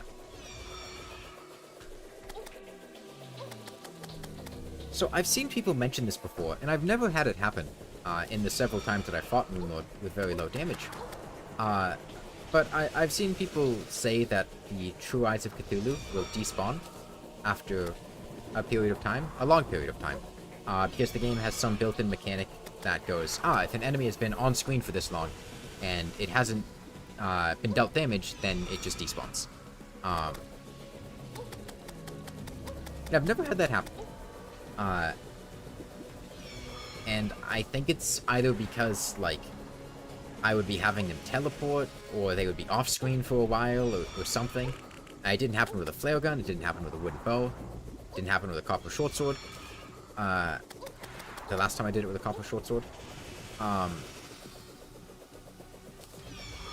I could try to see if it happens if I, like, sit still and tank attacks or something.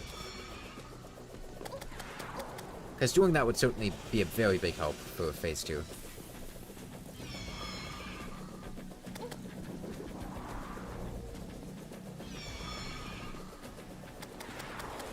Cannibals rank by number of people eat.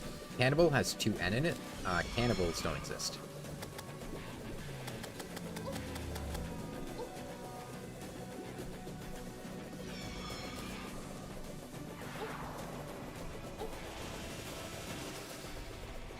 Alright, well, we're 6,000 down. Cannibal with 1 N doesn't exist. With 2 N, like, they exist with 2 N's, okay, but it's got 2 N's. It's not... Spelling is important, alright?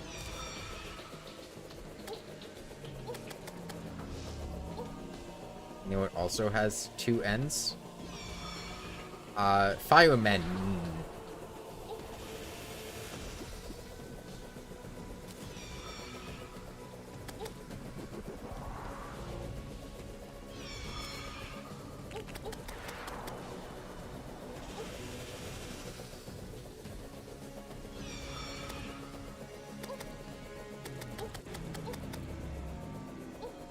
I keep bringing her high.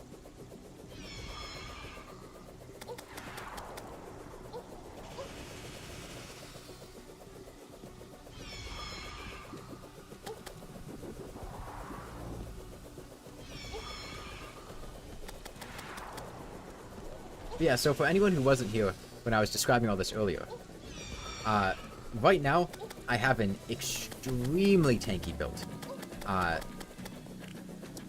All of my accessories are warding. I currently have 152 defense. I'm using the Hollowed Knight helmet because it has 1 more defense than the Beetle helmet. I'm using the Beetle chest piece.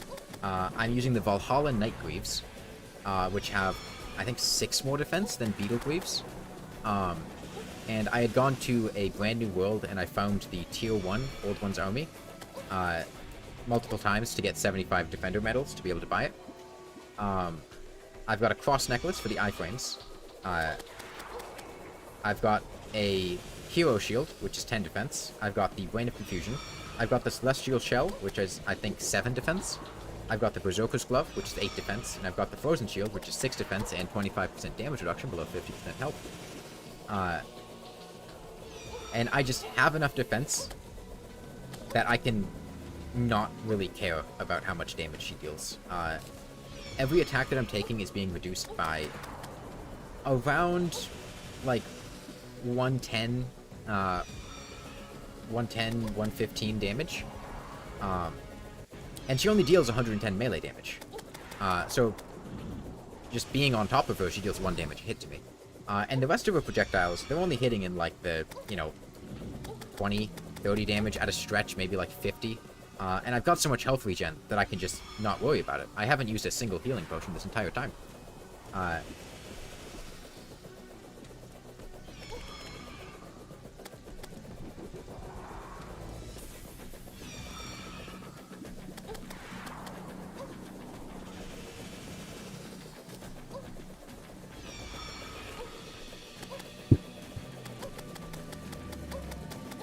You know who is funny, though? The Easter Bunny. Man kills it at stand-up.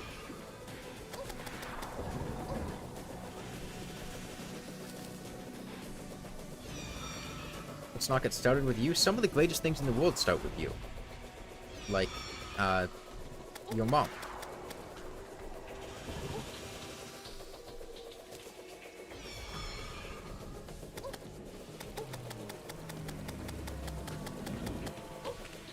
Oh yeah, you should make bread, Parasite. Bread's awesome. I love bread. What kind of bread are you making? Freshly baked bread is amazing.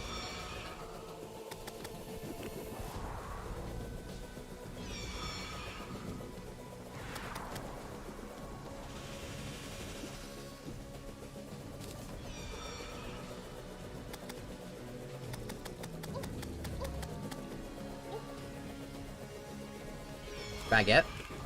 Baguettes are pretty good.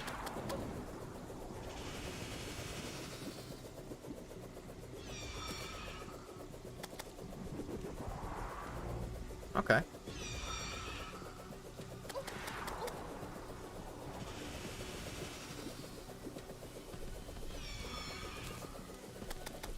Bread is incredible. Anyone who doesn't like bread is banned from this channel.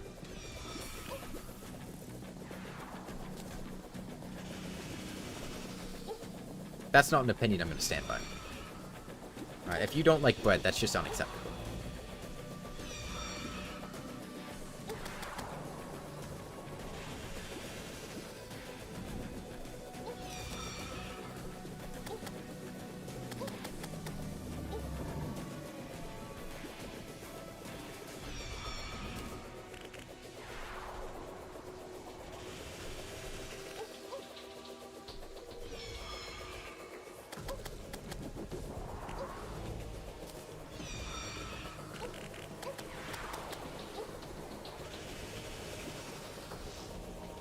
This wyvern's been here as long as the Empress of Light, pretty much, and it's only now getting to half health.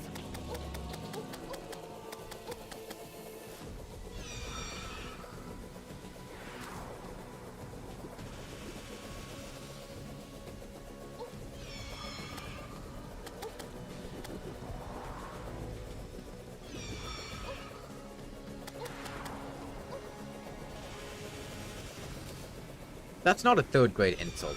Have you heard third graders insult each other?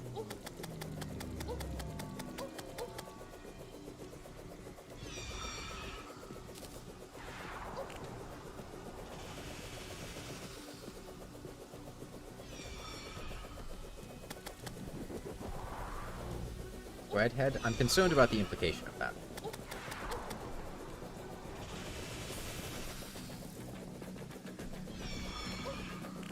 Is this breadhead like somebody has bread for a head, or is this breadhead like bedhead with bread?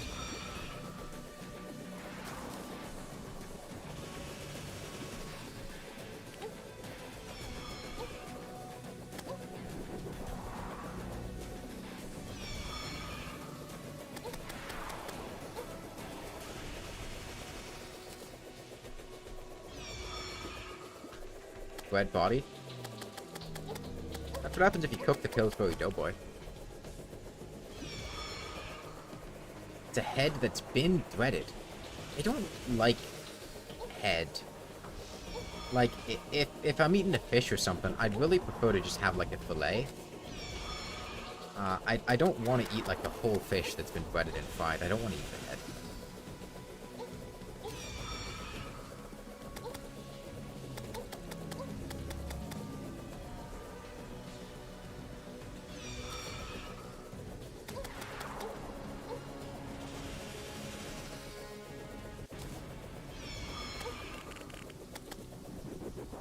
No, it's like sometimes like you'll catch a fish and then Some people just like fry up the whole fish, right? The head included, and I'm not really a big fan of that. I'm not big on fish heads.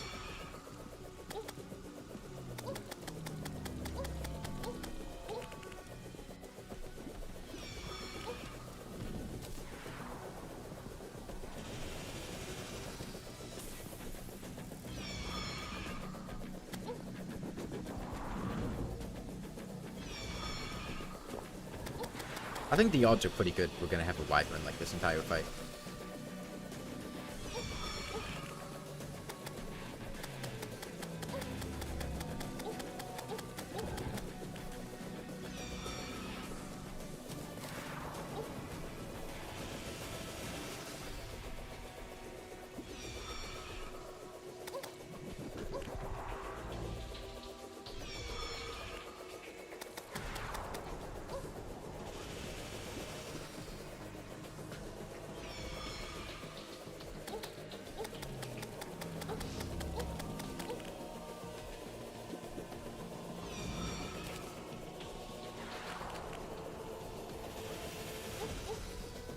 It's inside's degree Fahrenheit?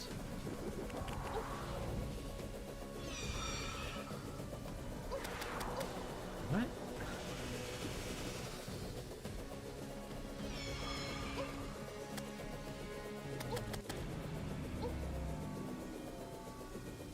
was thinking maybe you can try summoning Eyes of Cthulhu during long boss fights so it can clog up the enemy spawns. I just don't care, Mia, is the thing. Like, this wyvern is doing absolutely nothing. It doesn't matter that it's here. And wyverns are the only thing that can spawn. I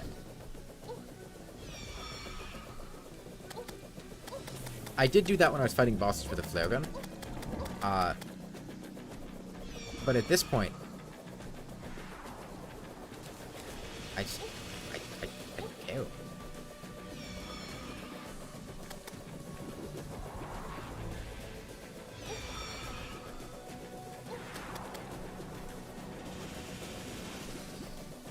Let's say I take a direct hit from the wyvern.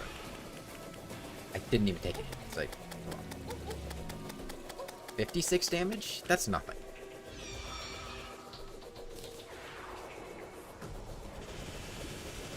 The psychological trauma of wyverns is there. Yeah, I suppose.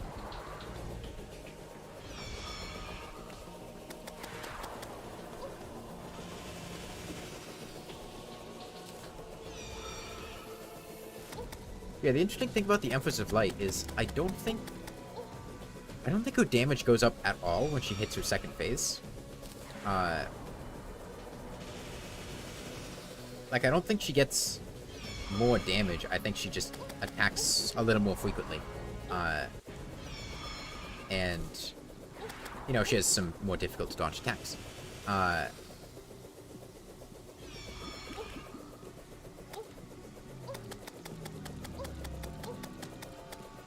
But it's interesting, because generally most bosses will get more damage as they get closer to dying. If you think like, you know, Plantera, Golem, gets his lasers. She's kind of like Queen Bee in that aspect. Where Queen Bee doesn't actually get damage increases, even if she's enraged, she still does the same damage. She just gets speed boosts.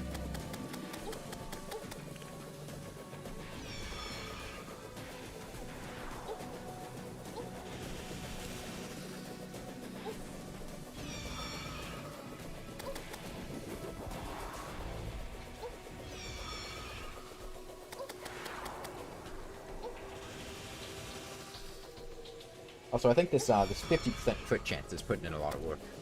I think the Valhalla Night Greaves were a good play. What's it at? Yeah, 52% crit chance. And most of that... That's almost all from, like, the... Let's see. The Valhalla Night Greaves and the Hollowed Mask is 30%. And then the rest of it's coming from, like, the Well-Fed buff and the Celestial Shell. Deeply hate Temir.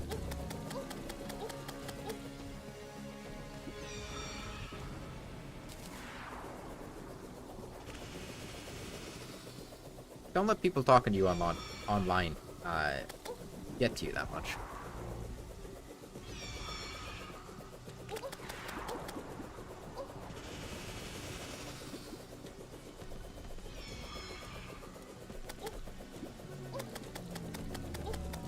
Alright, we're 7,000 down.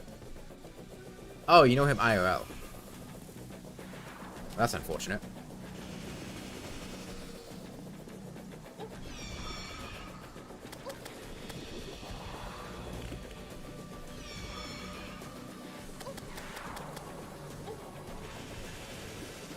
What is even going on in chat? I'll be honest, Grim, I have no idea.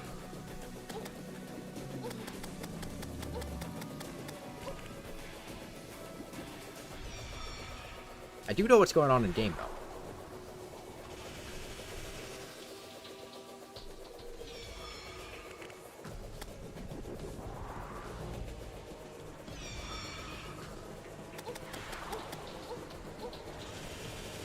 And she is almost... We're getting close to 10%.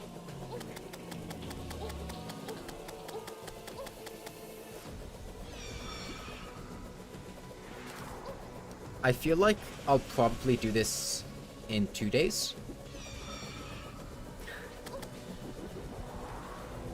Empress of Light is a bullet hell boss. Look, she's a bullet hell boss. It just doesn't matter if you get hit or not. Like, daytime Empress of Light, sure. But nighttime Empress of Light, she does not do nearly enough damage for it to matter.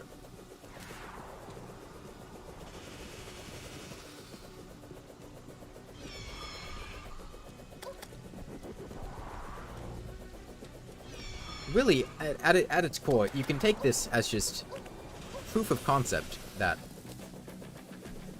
tank builds are very, very good. Like, I'm not dodging. Like, I'm kind of dodging her. I'm flying around. I'm doing, like, very rudimentary. Don't be on top of her. Move a little bit.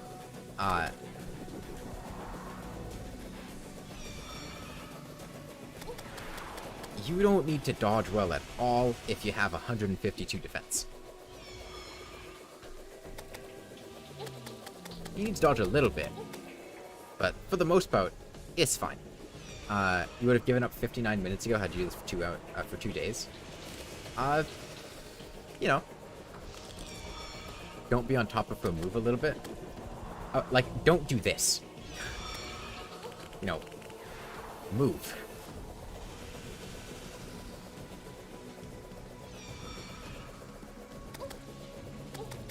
Like, sure, I'm going on top of her at very particular points in time, but it's very intentional.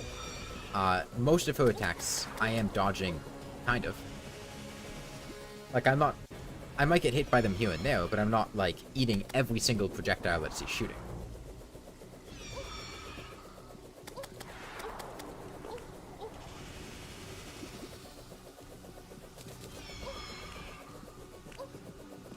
If you take what you said out of context, that would sound really weird.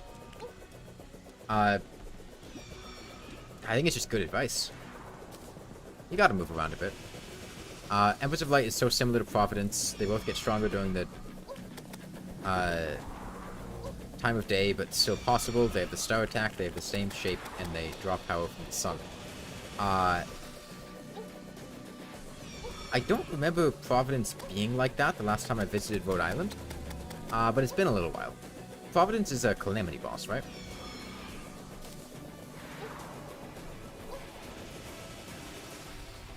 What's my favorite food? I don't know.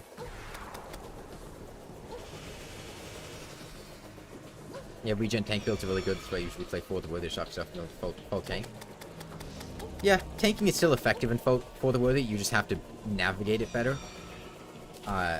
Like, you can't just face tank everything in For the Worthy. You need to, you know, be kind of good at dodging. And then, whenever you mess up dodging, that's when you get to, the tank build helps you out.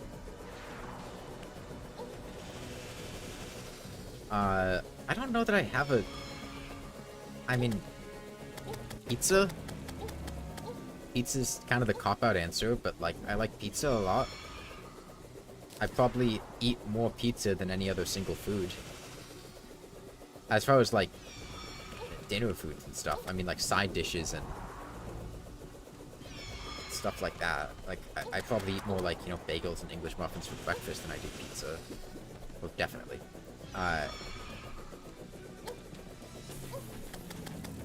But, like, as far as dinner foods, pizza's probably what I eat the most.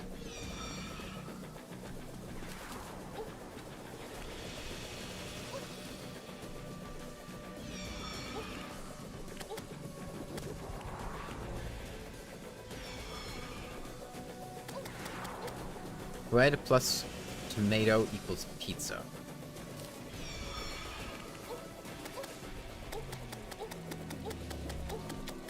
That could just be a very depressing sandwich, though. Like, a tomato between two slices of white bread.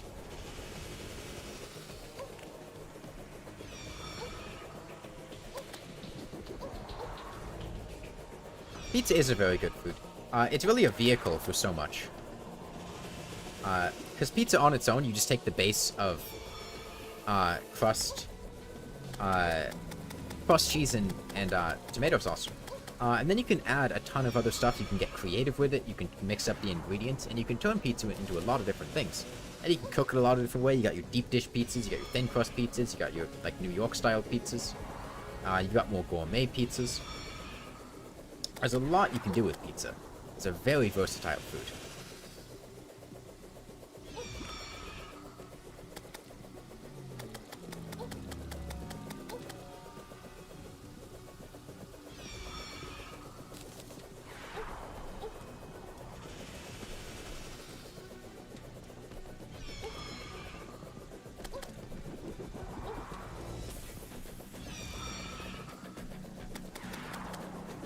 Pizza equals bread plus cheese plus ketchup.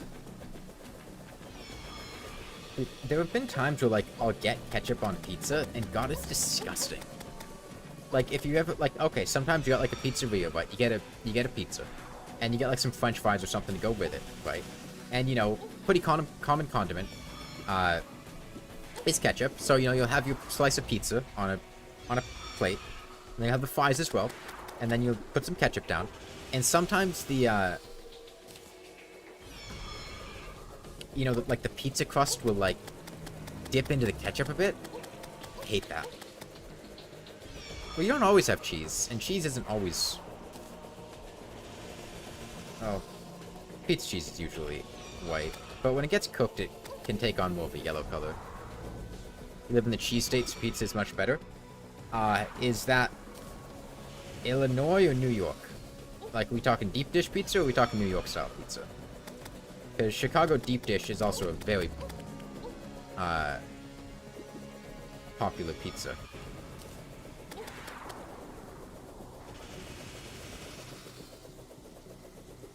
Now, granted, I'm more partial to New York style pizza.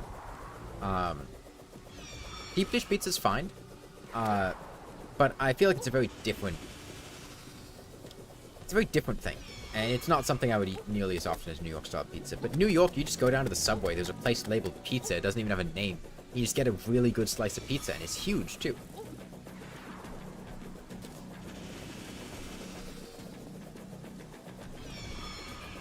Like, when I would go to New York, oh,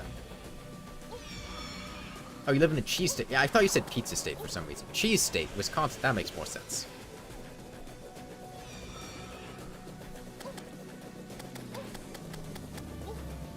What are my thoughts on cold pizza? Not as good as hot pizza. Sometimes I'll go for a cold slice, but typically I'll just reheat it. Like, what I'll do, like, the most I'll do, like, I won't eat a full slice of cold pizza, but what I might do is I might, like, you know, I'm pulling out some pizza from last night to reheat, and I'm kind of hungry, so, like, you know, I'll tear off a bit and then I'll eat it, and then I'll put the rest of it in, like, the oven to reheat. I might do that. But I'm not just gonna, like, grab it out and just start eating the whole slice. Because, you know, I'm impatient. I can't wait for the whole thing to reheat before I grab a bit.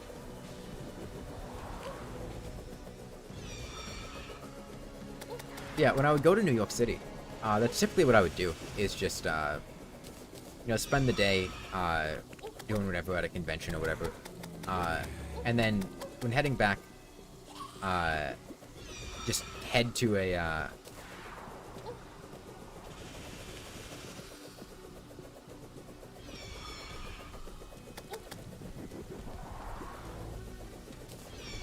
what am I trying to say? Just like a random pizza shop in the subway. And it's easy to get, it's fast, it's cheap, it's massive. It's really nice. When Terraria stream, when 1.4.4 comes out. You don't like cold pizza, but it never gets cold because you eat it all before it gets cold. That's the spirit. But sometimes there's just too much pizza. Like, there's this pizzeria near me that I like a lot. They've got this barbecue chicken pizza. It's a really good barbecue chicken pizza. But the problem is, I can't eat more than, like, 2, maybe 3 slices at a stretch. And I'll usually get, like, a whole pie.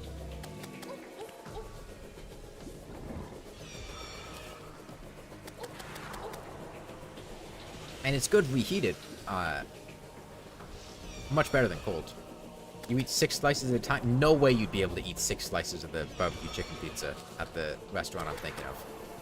It is so heavy.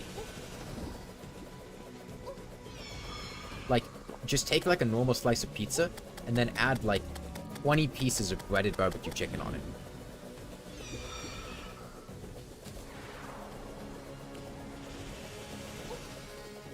Are you planning on playing Minecraft? I don't have any plans to at the moment.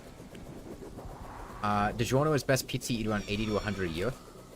DiGiorno is really good, but it's also on the more expensive side as far as frozen pizzas go. I'll usually opt for like a Red Baron pizza. Red Baron has this brick oven pizza that I like a lot. Their regular pizza isn't as good, but I do like their brick oven pizza a lot, and Red Baron is a lot cheaper than DiGiorno. But DiGiorno is good. You live in Australia, Domino's large, like small in the US. Yeah, that's the other thing. Pizza sizes are also... pizzas are big in the US.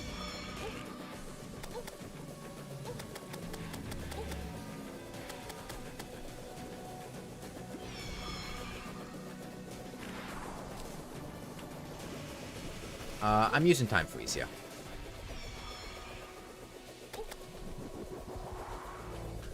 Because, like I said, if I was not freezing time, I would just be having a very boring time, because I would just be doing nothing for 2/3 of the stream. Because I can't fight her enraged like this. Big cats purring is the cutest thing ever. Yeah, it's pretty cute.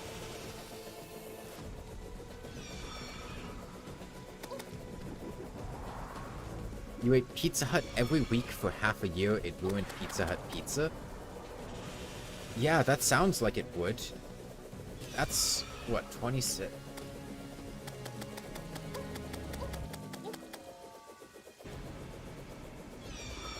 Yeah, I mean, going through 26 Pizza Hut pizzas in a year, that's pretty excessive. I'm just not a big fan of chain pizzerias, typically. Like, if I want pizza, I'll be going to, you know, a pizzeria. And not like a Domino's. Because a lot of the times you can just call up a pizzeria and they'll deliver for not very much extra charge. Or sometimes no extra charge. The pizza's a lot better.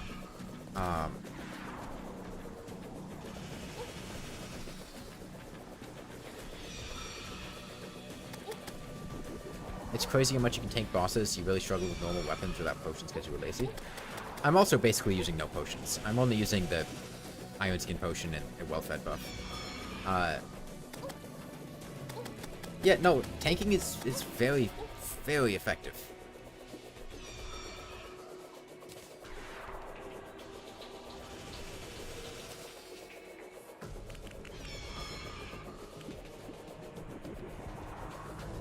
And a lot of people, like I've said, really severely underestimate how effective even just like setting all of your accessories to warding, like getting an extra 30 or 40 points of defense can make a really big difference. If you've got, you know, all your accessories on boarding, Iron Skin Potion, Well-Fed Buff. And there's two types of attacks when it comes to tanking. There are the ones that you can tank, and the ones that you mitigate with tanking. The ones you can tank are ones that you just have enough defense, it deals 1 damage to you. It deals, you know, less than 10 damage a hit. You can get hit by it, you don't have to care at all. And then you have the attacks that are like, oh, this attack is still going to hit me really hard, but if I'm tanky, it's going to hit me much less hard, right? Like the Empress's Dash. That's still hitting me for about 60 damage. If I didn't have all this defense, it'd be hitting me for like 180 damage? So I brought it down to the point where I don't really need to care if I get hit by it. Like, if I get hit by it, I have to go, oh, okay, let's not get hit by anything else, you know, for a little while. Let's heal up a bit. But it's not like, oh god, I'm about to die because I just took a bunch of damage. That's why if you ever do hardcore runs, I would highly, highly recommend just playing a tank build. You don't need to use melee weapons. You don't need to, like, get right up in people's faces. You can just shoot them with a gun. But just having all that extra defense is a huge help. Your dog likes to consume your hand. Good for him. He knows what he likes.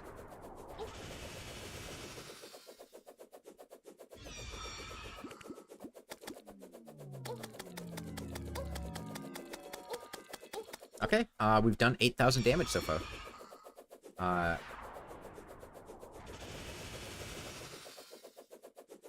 We're almost 10% of the way there.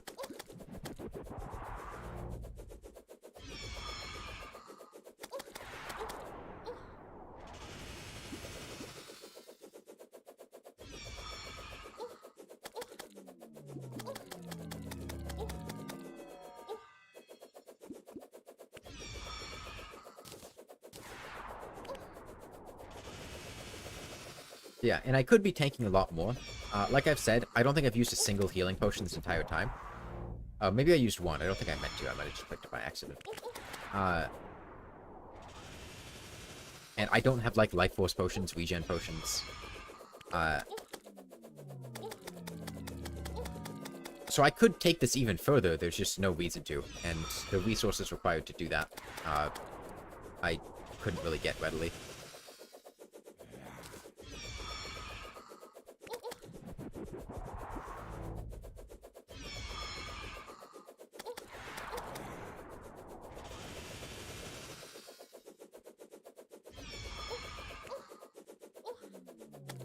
I am really glad that when I played Hollow Knight the other day, when I came back, yesterday, that I just, like, what do you think is the canonical reason for the Empress of Light being angry during the day? I don't even know if it's that she's angry. It's probably more just like, oh, she gets power from light, so she's stronger during the day. Whereas at night, there's not as much light, so she's weaker.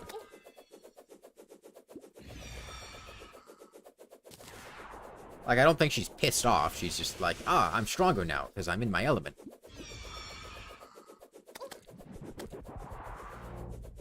Because she doesn't change her attacks. Nothing about her AI changes. She just has stronger attacks. Like all the other enraged bosses, like, they get pissed off. They get fast. They get aggressive. The Empress, she's just chilling the same as usual. She's just stronger.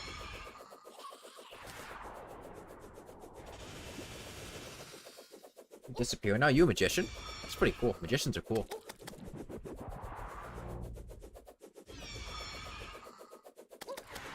In normal mode, her AI changes to expert AI. I don't think I have ever fought the Empress of Light in normal mode.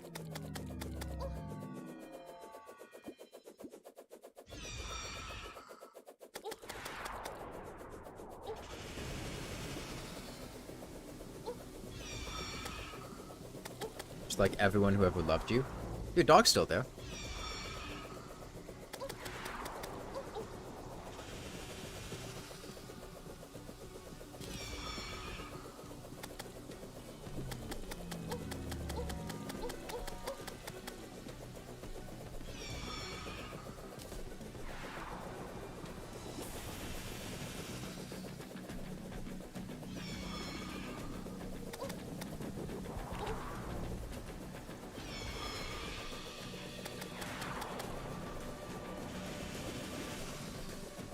So what the hell is her normal AI?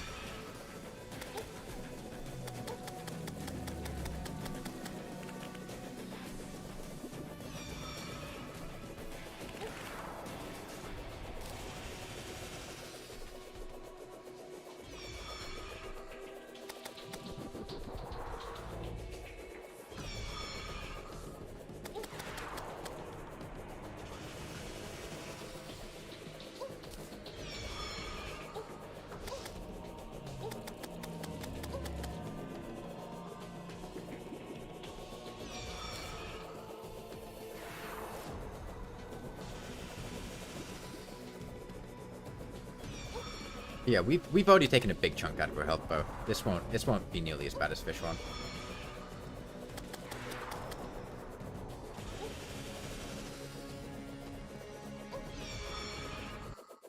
Daft Punk is friend. That's what they want you to think. But as soon as you let your guard down, there they are selling you heroin.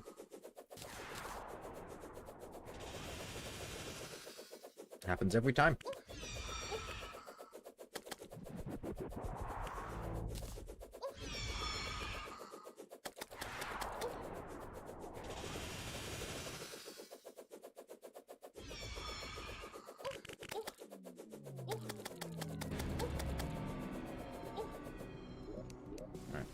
So yeah, I could, this would probably upset her a little bit.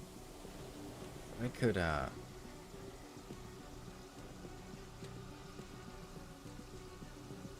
to wake her up. Get her to move somewhere. And she was not very happy about that.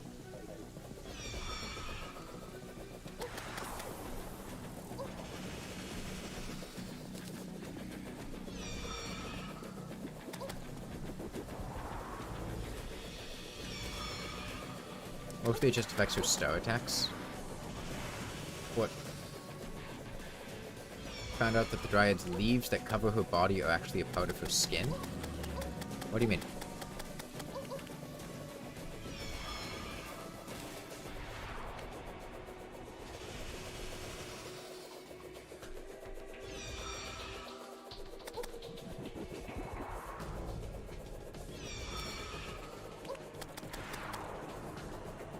The flower attack? What is the flower attack?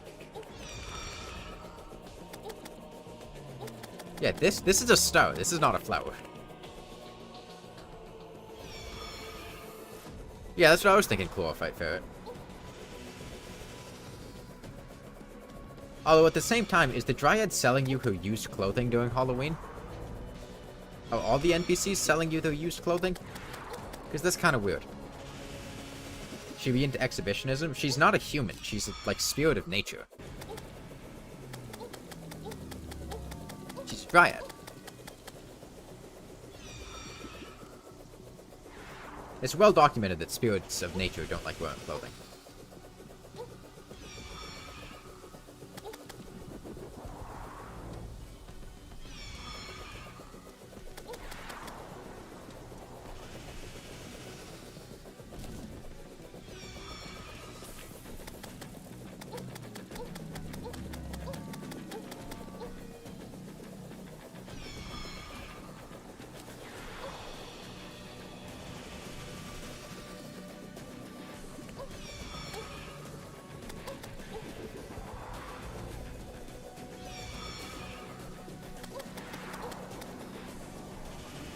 Alright, almost 9,000 down.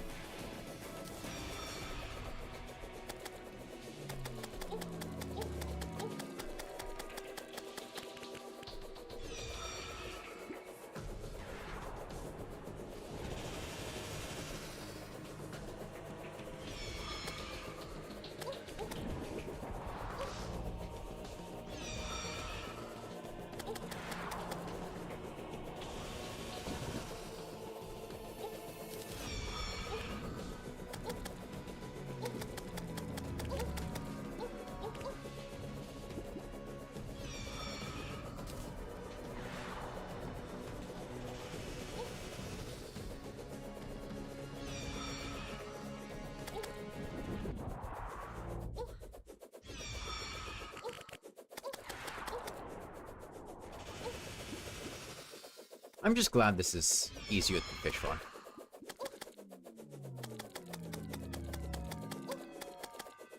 Because fish run was just really, really uneventful. The fact that if you're starting 20 mana bothers me. Dude, 90% of the characters I make still have 20 mana.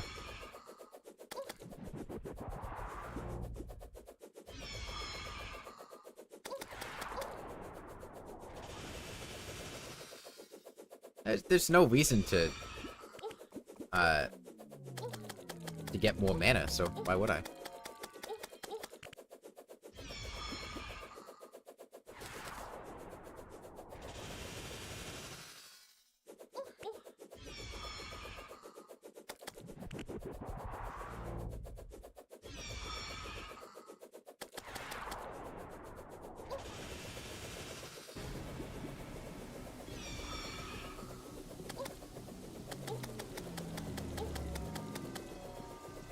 Why wouldn't you? Why would I?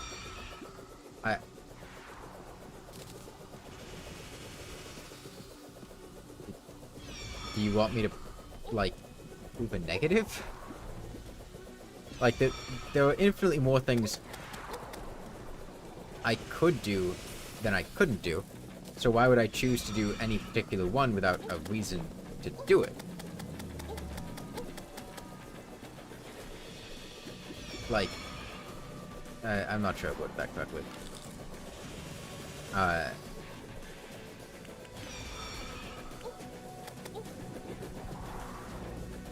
Actions are voluntary, right? So I have reasons I would want to do things as opposed to doing something else. And like with falling stars, I can just hold them hostage and keep them from their families and sell them for ransom later. Could you use Terror Prisma or Dragon?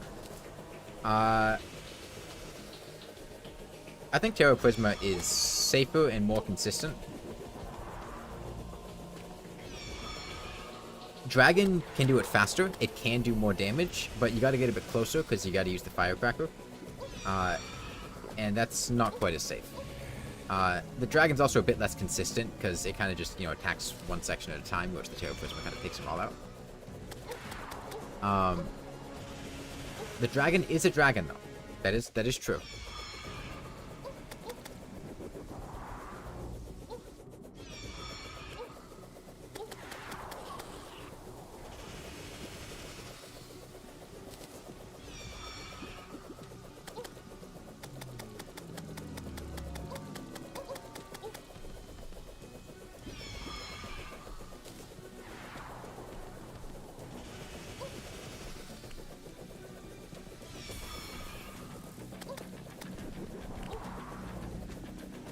You can consistently dodge Empress of Light attacks throughout the night. You did 8 in a row without taking damage. Wow. Nice.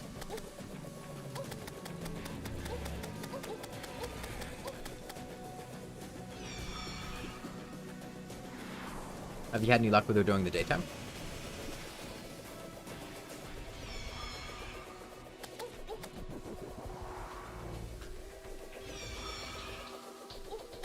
Took you 30 lace wings to get a Terror Prisma. You thought it would be 40 to 50. Well, at least you got it.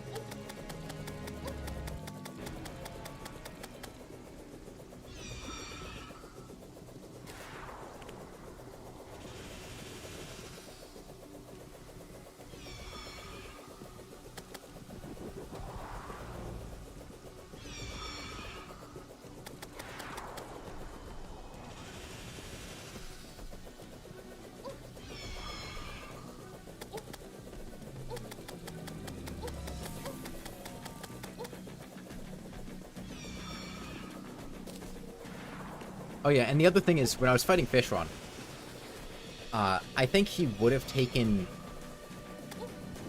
upwards of 30 hours had I not gotten lucky with falling stars. I had quite a few falling stars hit fish farm. I think they probably did like 10,000 damage to him. And at the rate I was dealing damage, that was like 7 or 8 hours. Will you do one summon summoner? Like Abigail, Desert Tiger Staff, Dragon stuff? I've thought about just playing with Abigail. At least you got mount somehow. But it's a guaranteed drop, so that was why I fought Fish Farm. Was for the mount.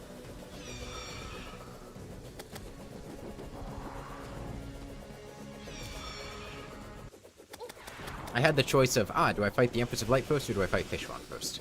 And I decided, you thought it was 50-50? No, the mount's guaranteed. It's an expert.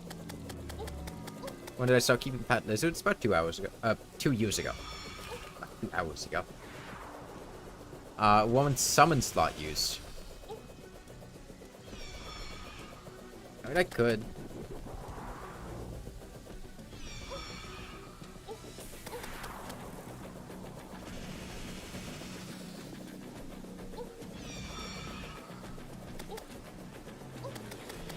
Yeah, no, all the, every expert mode drop is guaranteed. Now, master mode drops are 25%, expert mode drops are guaranteed. And the cute fish run is an expert mode drop.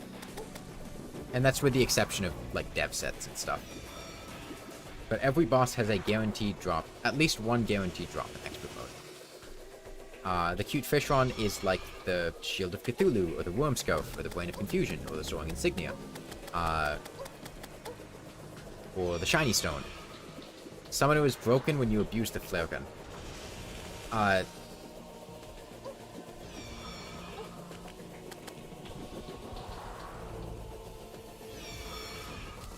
It's more broken when you abuse whips. Like, the flare gun doesn't... You gotta spend a long time shooting with the flare gun. And, like, it's much faster just to be good at dodging with whips.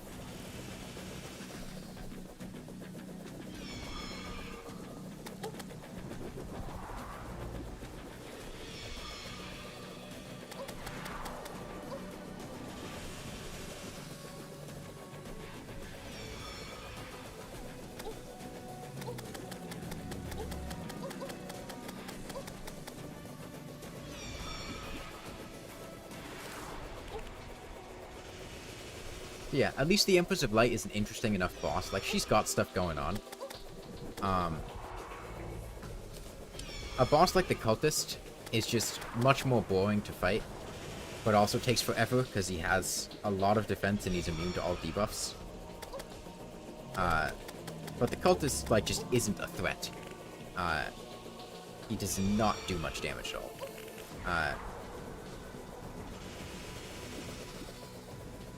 Oh, and then we have to do the pillars in between that.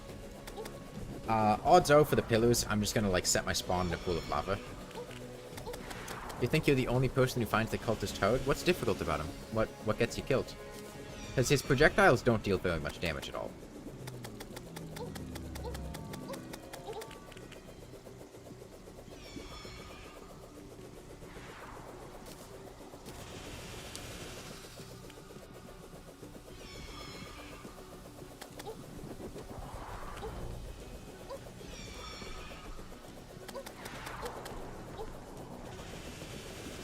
Like, what about the cultist gives you trouble? The freezing? Okay, so what I find to help with that is, run horizontal. right?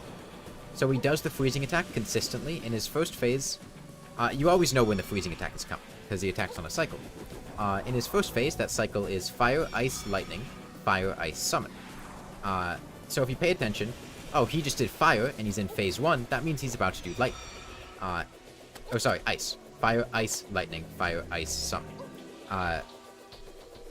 So what you want to do, if you see him doing Fire, start going horizontally, because the Ice does not have very much range, and as long as you're not right next to him,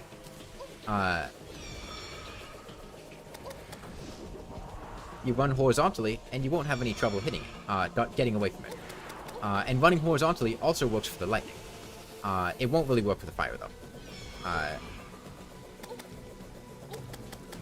You kind of miss when the Possessed Hatchet only launched one hatchet. It doesn't anymore? I haven't used the Possessed Hatchet in a long time. I didn't even realize they changed it.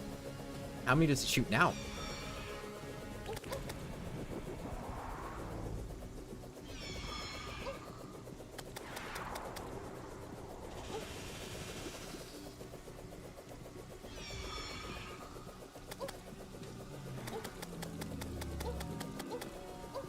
Alright, we're about 10% of the way there now. So it looks like about 20 hours is a good call for how long it's going to take. All of the hatchets? What? Like it's stackable, like banana ranks and light discs? You can throw multiple hatchets?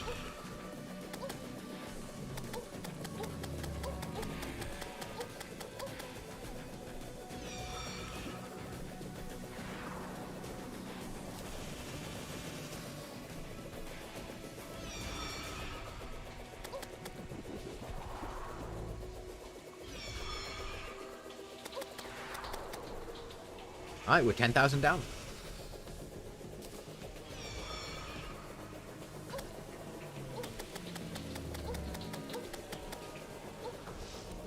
It fires like banana rings and light discs, but it doesn't stack. Interesting. What's the max number you can have out at once? And did they nerf it to do that? Like, did they bring down the damage, or did they just let you throw multiple? Because even if it throws all the ones you have, right? Like, you can only throw so many at a time, right? Because, like, the first one will come back after a certain amount of time, so it's only how many you throw in that time period. Unless, like, it literally throws all of them at once, like a scatter shot. Because, like, I think banana rings and light discs, like, you can only throw, like, 5 at a time. Because by that point, the first one will come back, right? You've never reached a limit. Interesting. Did they nerf it to do that? Like, did they bring down the damage? Or did they just straight buff it by that? Because that's a really strong change.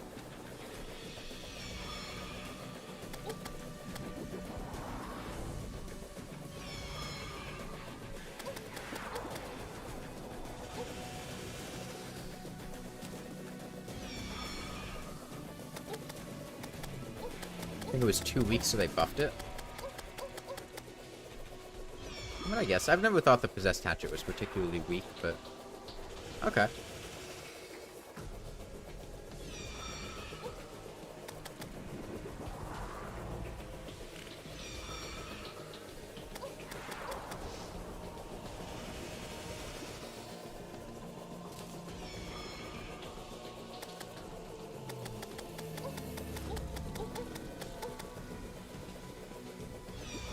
Use time 14 to 13, damage 90 to 80. Okay. So yeah, they tried to make it a slightly lower damage, more rapid fire thing. Oh, that was 1.3.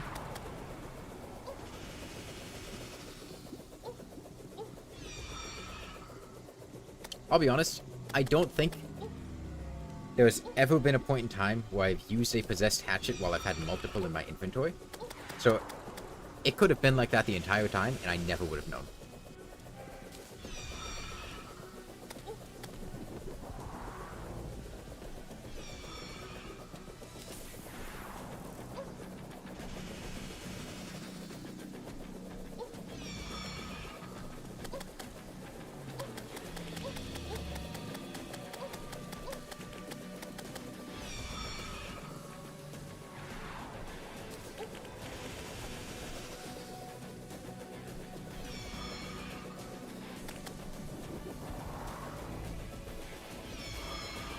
It was a 1.3 change.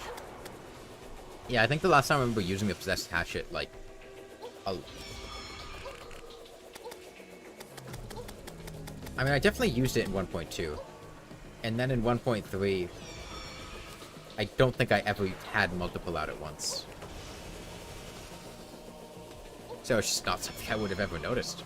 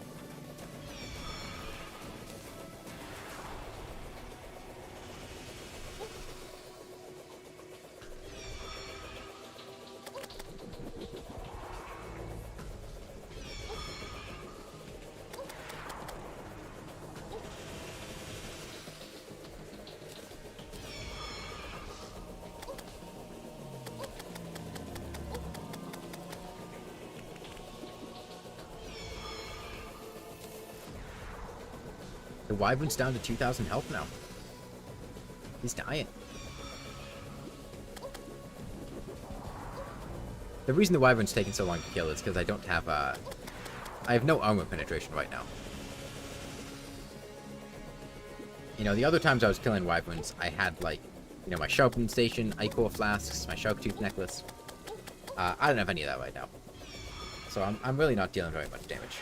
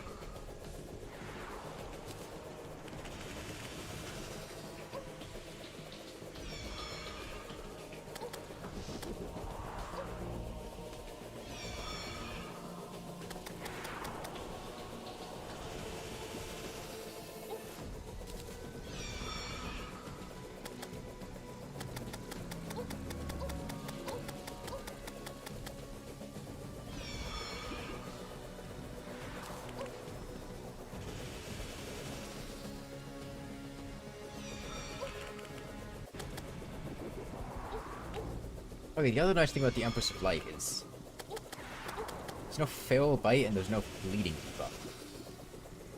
Because fish one inflicts bleeding, right, and that slows down my life regen, which makes it take even longer to heal back up, which means there's even bigger gaps, which means I can hit him. And he also has feral bite, which just does things like cursed and confused, and those are really the only two ones that matter. But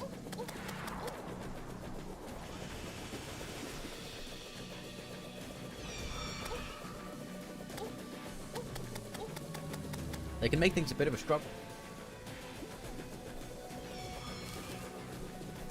She also does those pretty colors. That is true. She does have very pretty colors. So I think what I'm gonna do... Oh, hold on. Oh, wait, it's not a... Yeah. I think it's funny. I dipped down in the lava on accident. I mean to do that.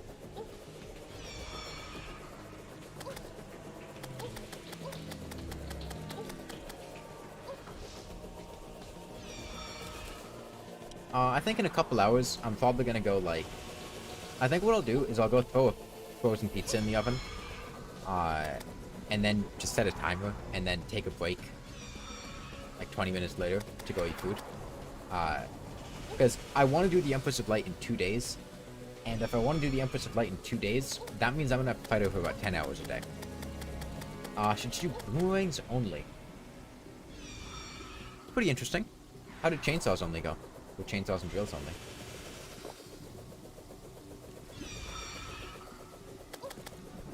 Now, the one thing that might suck about boomerangs only, I think if you get that wooden boomerang, then you're fine. But the problem is you gotta find that wooden boomerang to begin with. Because it's only in surface chests, and it's not craftable.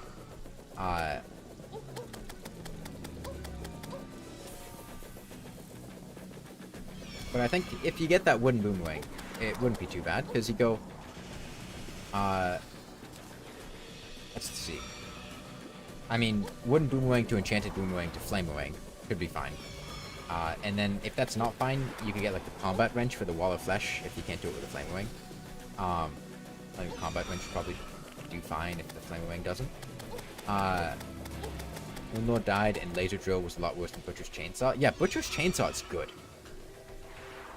The range is terrible, but the damage is good.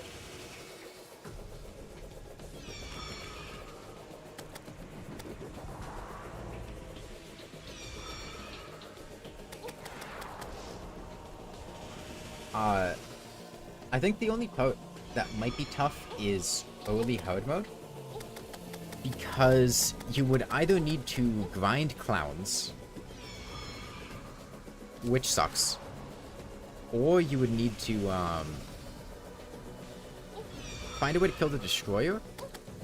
And I'm not super familiar with boomerangs. Are there any other early hard mode boomerangs besides the banana ring and light disc? Because once you kill the destroyer, right, you get the light disc, and the light discs are fine. The light discs can take you to whatever you need. But are you stuck killing clowns for boomerangs? For banana rings? Or is there another option? That's the main hiccup that I think might make boomerangs only kind of sucky, is just having to get banana rings. You might be able to do it with like a combat wrench. I'm not sure what... Does hatchet count as a boomerang? I think so, yeah. Right? Oh, Sergeant United Shield. Right, that's a boomerang. Yeah, the Sergeant United Shield is fine. And the hatchet's a boomerang, yeah. The Paladin's Hammer is also a boomerang. Those types of weapons. In that case, you go from grinding clowns to waiting for... Flying Knife counts as a boomerang?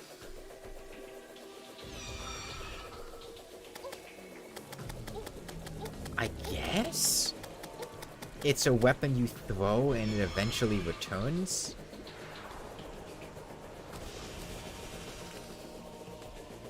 It kind of feels like a stretch, but I guess it's a boomerang in a way. Yeah, it's...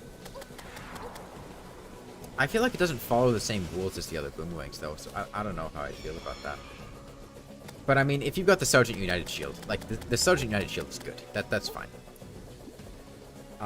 You go Sergeant United Shield into Light Discs, or just Sergeant United Shield into, Possessed Hatchet. That's fine. And the Possessed Hatchet is fine. It could be fun, yeah.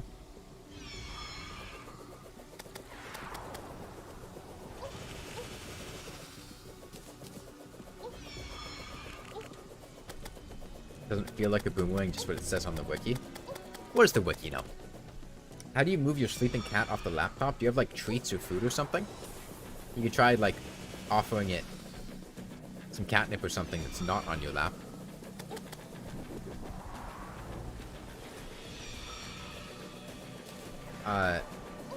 Oh wait, it's sleeping, though. I mean, it's a cat. If you wake it up, it'll fall right back asleep.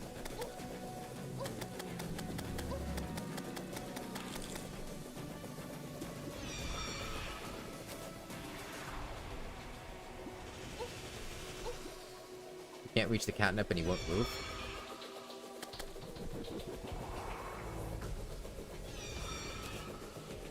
I don't think there's anything you can do then.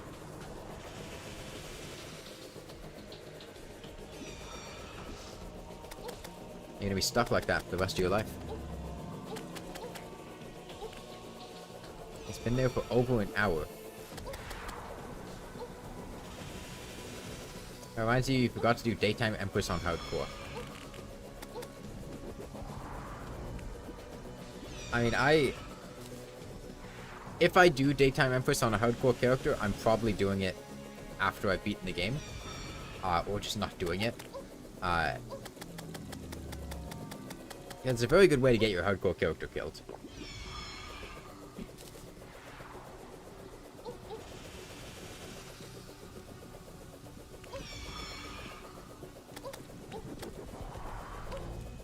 Now, obviously, like, if you practiced it a lot, and you have a good setup, and you know what you're doing, then it's totally doable.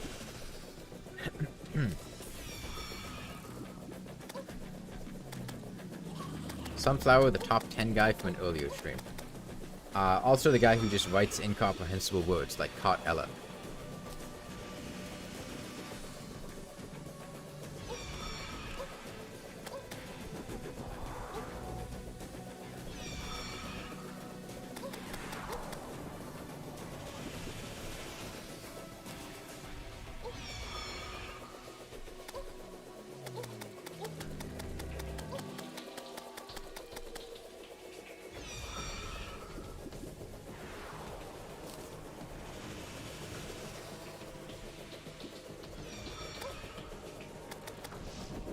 I am excited to do the Empress flight in the daytime.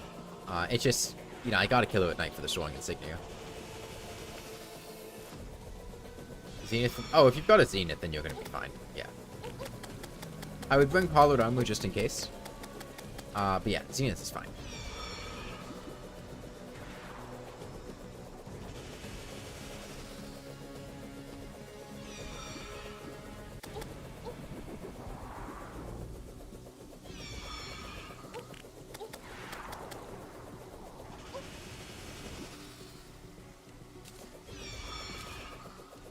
That was too easy? Yeah, that's what the Zenith will do.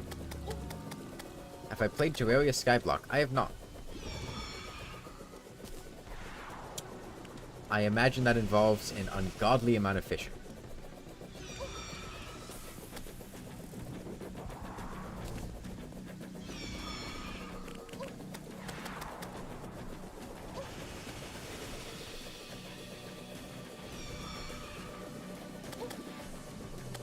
I played Minecraft Skyblock, like, in 2012.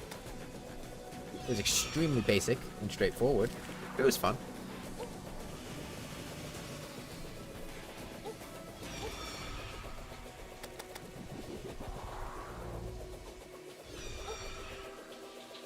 Caught Ella is comprehensible, you just don't understand it. I disagree.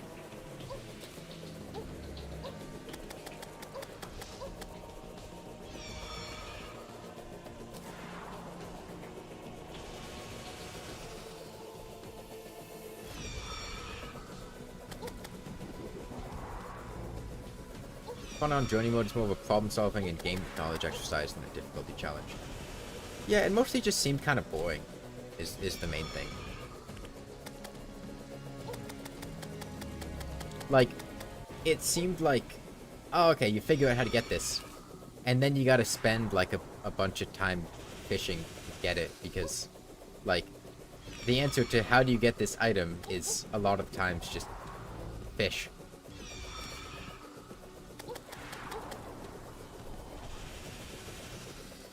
Building an underworld to fight Wall of Flesh was not fun. I can imagine.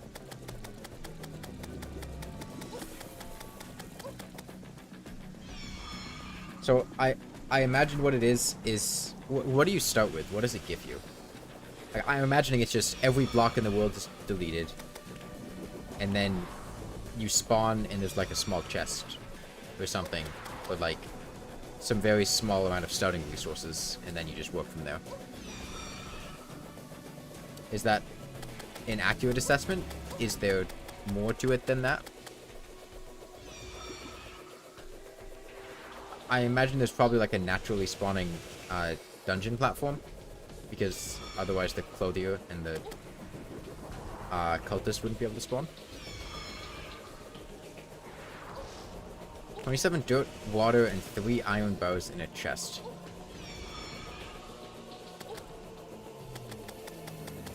When you play starts with 25 dirt and 1 mud block with jungle grass.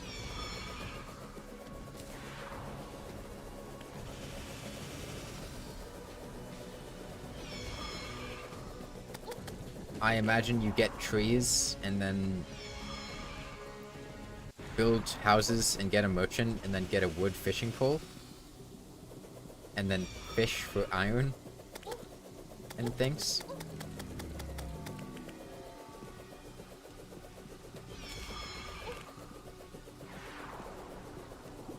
You have to craft jungle seeds with flower walls in mind.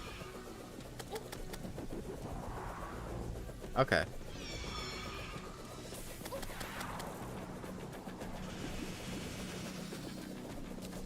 So how do you do things like Golem and Skeletron and the Cultist? Is there anything else in the world? Like, how do you get the Lizard Altar? Or how do you get the Old Man to spawn?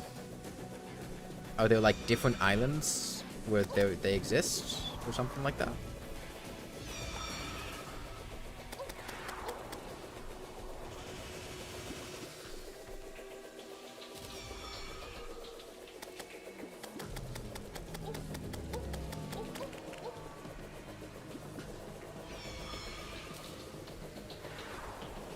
Oh yeah, hey Electric Essence.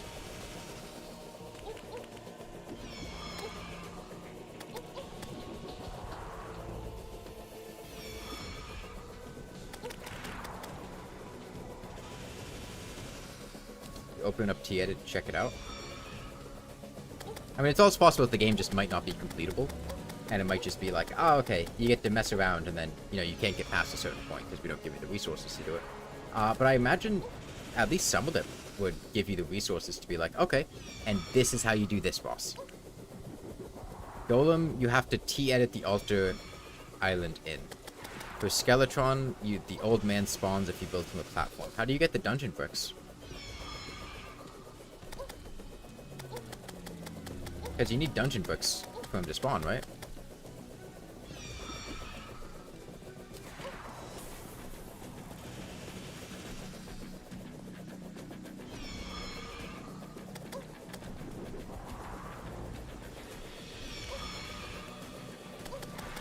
Oh, you don't? He just spawns, like...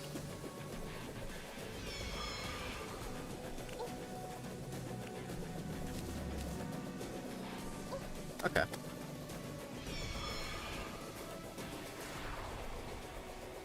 The Lizard Altar is under an underground desert platform for yours.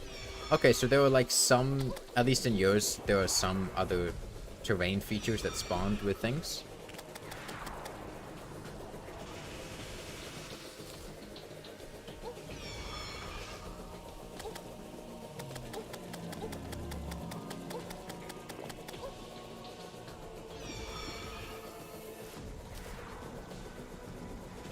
Yeah, I think the main thing is just, I don't know if I would want to do that much fishing.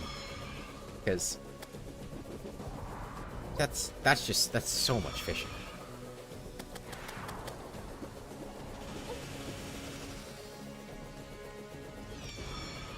Because, like, the only way you get resources is, like, fishing and farming mobs and waiting for stuff to grow. Right? I guess you can go buy them from NPCs and stuff when the time comes. The more fishing, the merrier. Well, you gotta fish with like a wood fishing pole. Right?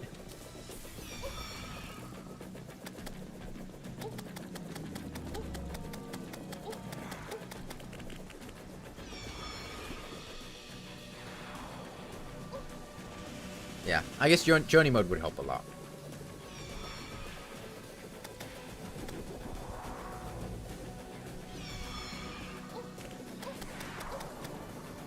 You're mad? Why's that?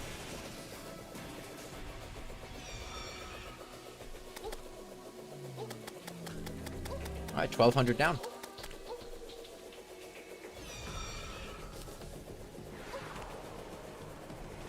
Oh, Mad Fisher.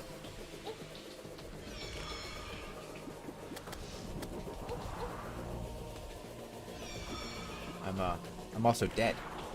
Dead serious about killing the Empress of Light.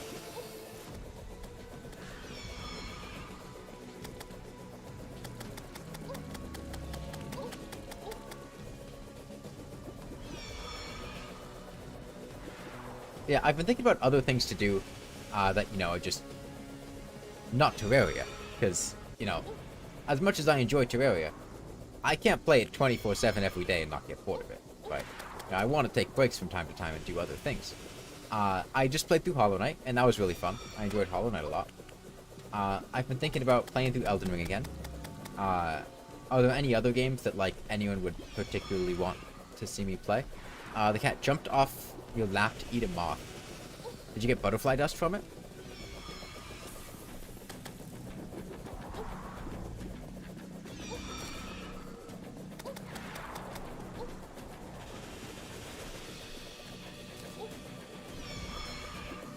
Spore is a cool game. Spore is cool, but it's... What I remember being fun about Spore are the first 3 stages of the game, and then after that it really fell off. Like the cell stage, the creature stage, the tribal village stage, and then once you get to like the civilization stage and the space stage, it really was not as fun. That's what I remember about Spore. Have I played Neo Automata? I have not. Tribal is the worst stage. Is there another stage between them? Maybe it's just the first 2 stages. Maybe I'm thinking there's another stage in there. Or maybe I'm mixing up stages. Maybe I'm thinking the Civ stage was kind of fun and the tribal stage sucked. It's been a long time since I played Civ. Oh, sorry. Spore. But I remember like 3 of the stages being, I like this, and 2 of the stages being, I don't like this. And I know the space stage was one that I got bored of very quickly. And then it was either the tribal or the city one that I didn't like.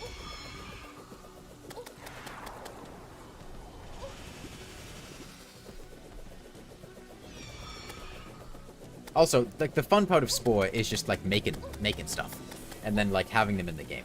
That's the fun part. So if I were to do a Spore stream, what I would probably do is make a ton of creatures first, and then like do a playthrough and just have all those creatures. Cell is short stage, creature is cool, tribe is long, civilization is a little more interesting, tribe, space is cool. Are there mods for Spore? Like, are there mods that add to what's there, like to flesh out the boring stages or like make the creature stage longer? Because the creature stage is the best part of Spore by far. But it's so short. You can't get them to work.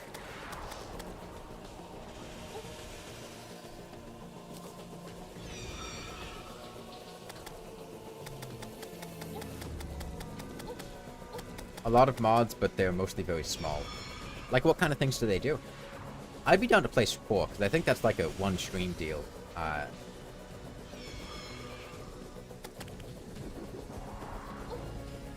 And Spore also is... Oh, I was also thinking about playing XCOM at one point. I love XCOM and XCOM 2. And the fun part of those is you get to... Oh, most of them are kind of OP. That's annoying. My favorite part of XCOM and XCOM 2 are just making all the characters and then playing through the game and having them all show up. And Spore kind of has the same thing going on. Dark Injections is the most popular. It changes UI and adds parts. Like, it adds stages or it adds body parts?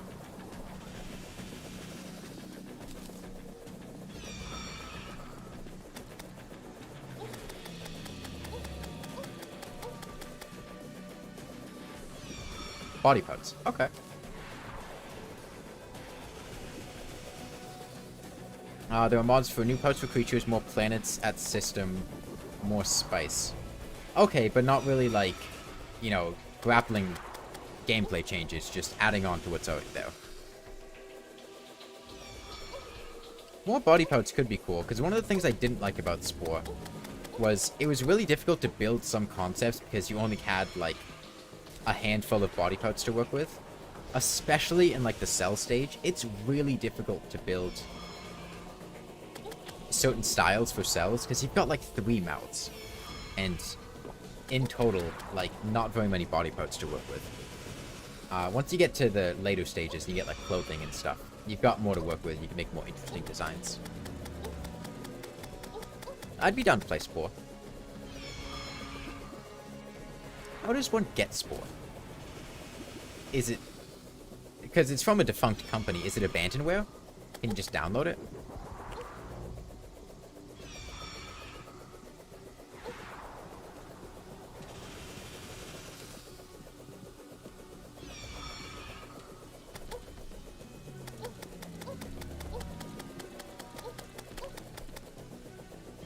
Oh, it's on Steam and Origin. Okay. Just return to piracy. That's how I had Spore. When I was a kid, I just had a pirated version of it. I didn't even know. Where does the money from Spore go to? EA?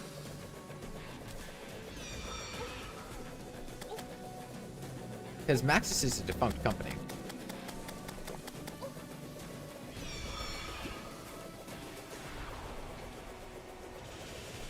Who profits off of buying Spore?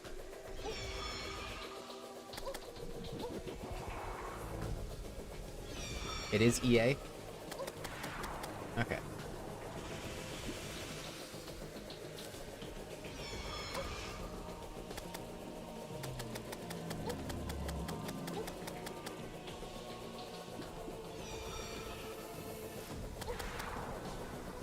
The main thing I think I didn't like that makes me upset about Spore is that it feels like it's like 75% of a game.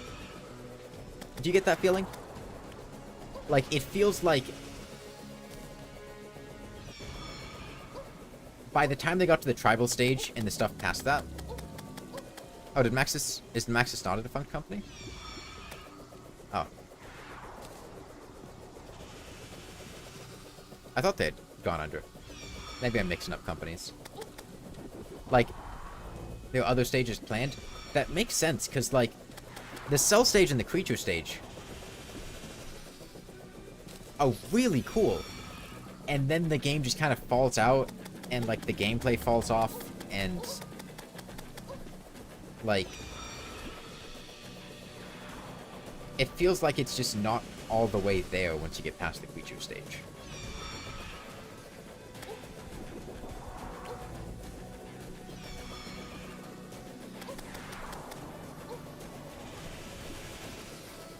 And I think the main thing that was a disappointment was the space stage. I really got bored of the space stage quickly. Like, there was a lot going on, but it just felt like none of it mattered. And, like, the gameplay wasn't super rewarding from what I remember.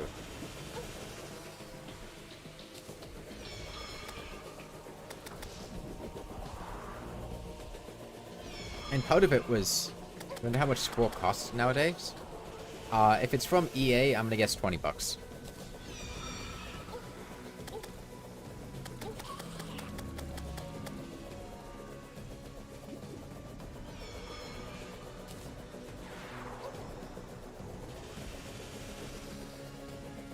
$60? No.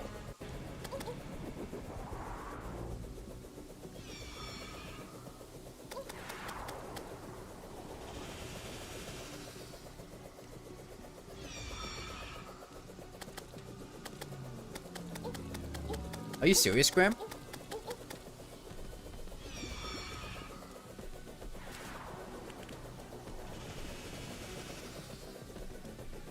Okay, hold on. It's on Steam.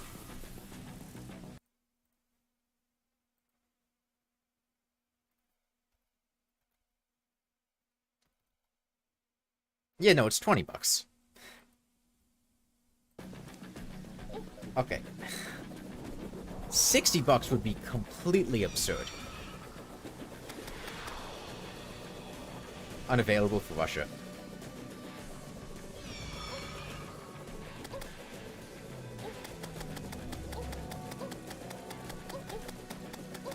20 is too much. Yeah, 20 is still a lot, but 60 would have been completely absurd.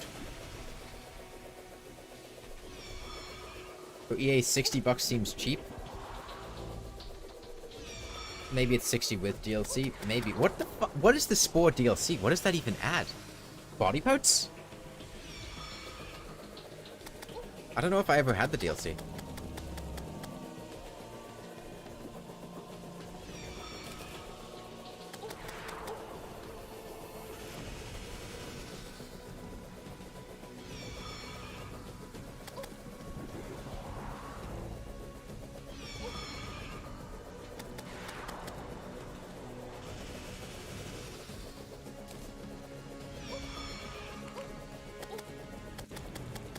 So remember how you bought Terraria with a 50% sale for like $2? That was a painful experience. How did you buy it? Or are you saying like... Oh, just the fact that you bought it because usually pirate games. I wasn't sure if like you had to go through a bunch of loops because it like was blocked in your country or something. You had to like get a prepaid gift card in America and then set up, you know... With $20 you can buy... laughing crying emoji. One of the DLC just adds body pouch, the other is really fun. Well, what does the other one add?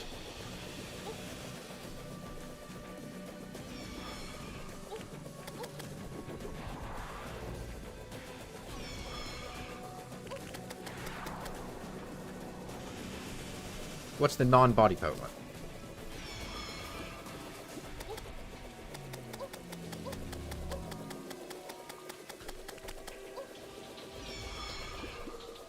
Player-made maps with objectives? What does that mean? Can you give an example? Is this like a particular stage in the game that it does this at? Is this like any stage in the game you can play a custom map with like this creature spawns here and you have to do this thing on the map?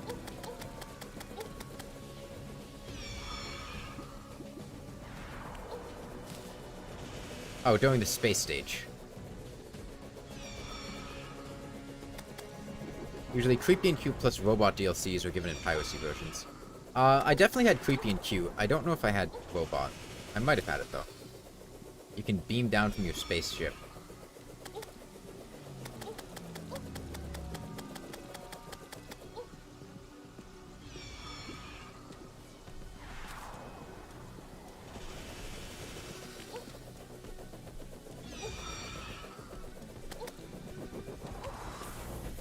Any other games I should play, other than Spore? And ones I've already mentioned. Or like any game that I've mentioned that you would particularly want to see me play? Like... Elden Ring? Elden Ring? Elden Ring? There are adventures in Spore. If you bought the game, you can share your creatures and adventures through, though community is dead. Yeah, I remember I had the pirated version, so I couldn't do it, but it would keep telling me to like share things.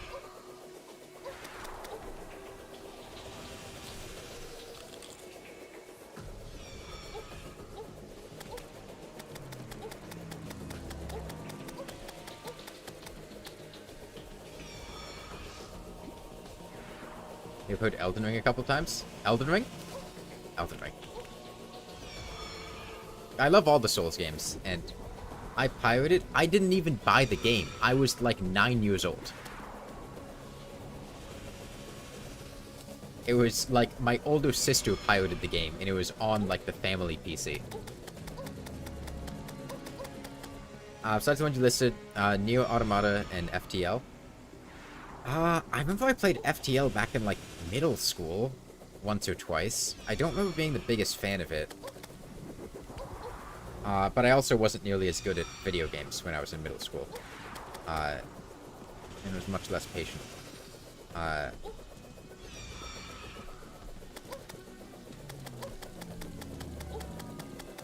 be down to try out Neo, though. From a pirate family. I don't even think it was my sister. I think it was, like, my sister's boyfriend at the time.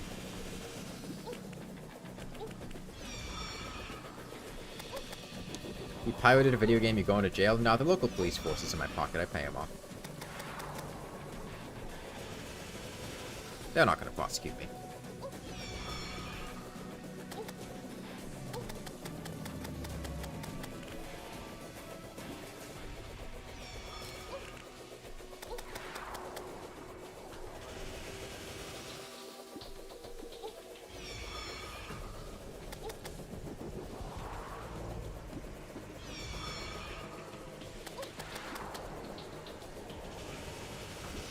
I've also thought about doing, so I had mentioned this. You got caught 26 times for the same piracy instead of 26 different things that you pirated. How did you do it that you got caught? Like, were you torrenting it and not using a VPN and they just... In Russia, it's more like, wow, you didn't pirate it? Using a torrent? Okay, so like they had a tracker and identified your IP that they were transferring with. That makes sense.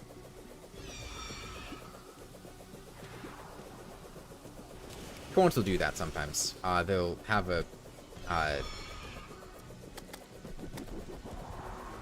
they'll put up, like, torrents, or some people that will be seeding it, will be, like, there to catch people that are pirating it.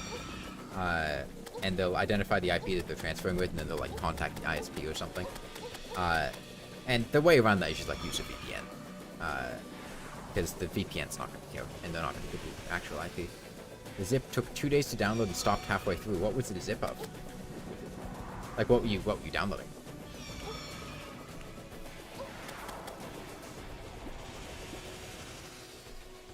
Yeah, I had mentioned this when I was doing Hollow Knight, and it's something I've thought about going back and doing some more of. It's that I used to do Path of Pain speedruns. The Sims 4 DLC, all DLC. Oh, okay. I haven't played a Sims game in quite a long time. And I've thought about going back and doing just like, you know, trying to get a decent run of the Path of Pain. Because that was fun to speedrun. It's just, it's a short thing. It's only like a couple minutes long. And it's basically just a, you know, just a bunch of platforming over and over.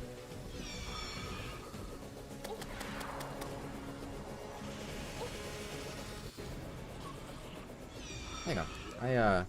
My playlist is not looping. Let me fix that. There we go.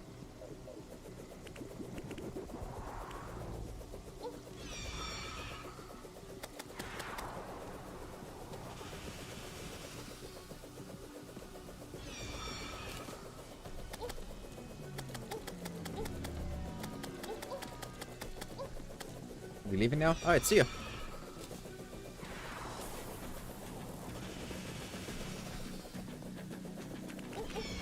We have dealt 13,500 damage at this point.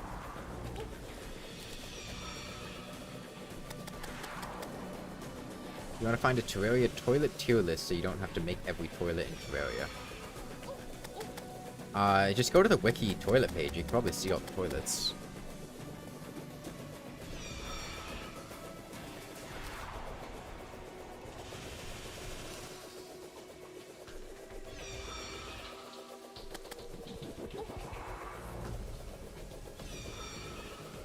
The talk of Skyblock a little while ago made you start a new Terraria Skyblock run. Good luck. What's the, how long does it take you to complete a Skyblock run, usually?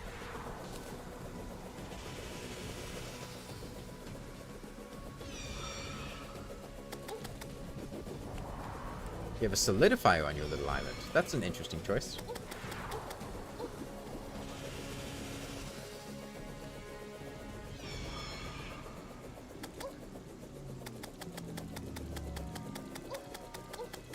You haven't finished one yet? What's the furthest you've gotten?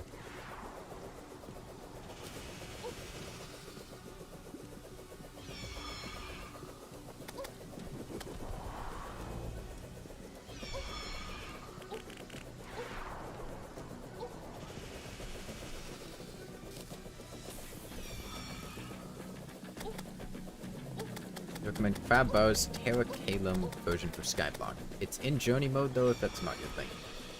I'm not sure I'm going to play Skyblock. Because we were just talking about like a bunch of other games that would be interesting to play. And well, I could do Terraria Skyblock at some point. I feel like I'd have more fun playing just like a whole new game.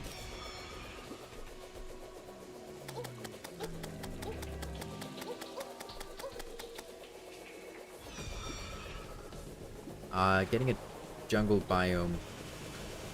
Oh, for Graham, not me. Oh, okay. Yours is called Sky Terror. How far in is getting a jungle biome? Like, at what point do you make a jungle biome? Is this like hard mode, like for Plantera and Golem? Or is this like something you do in pre-hard mode to get some gear?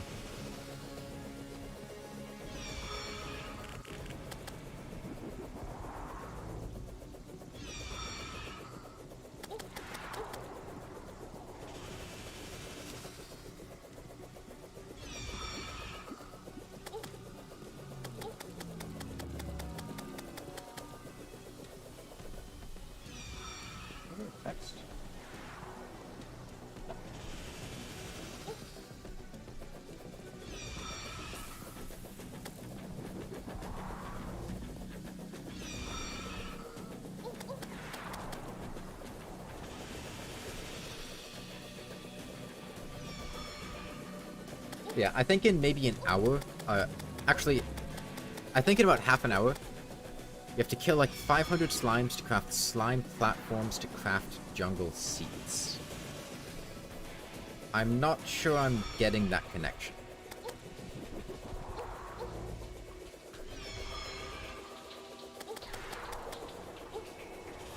How do slime platforms get you jungle seeds?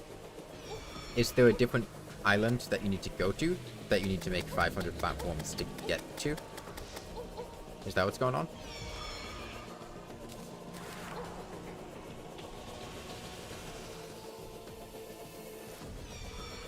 There's an island that has jungle walls. Ah, okay.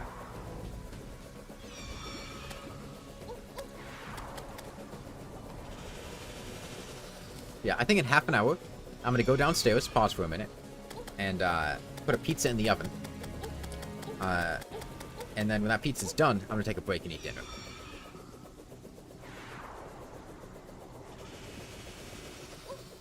Oh, I've also I've considered playing a game of Civ 6. I do like Civ 6 a lot. The only thing that can be iffy about Civ 6 is the games are very long.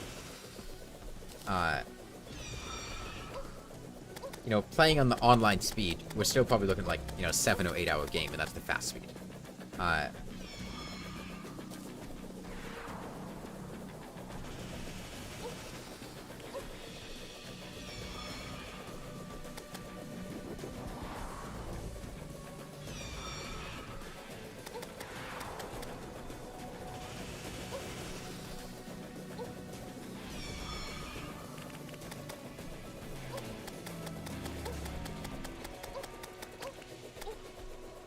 Time to get to work and craft toilets. Good luck.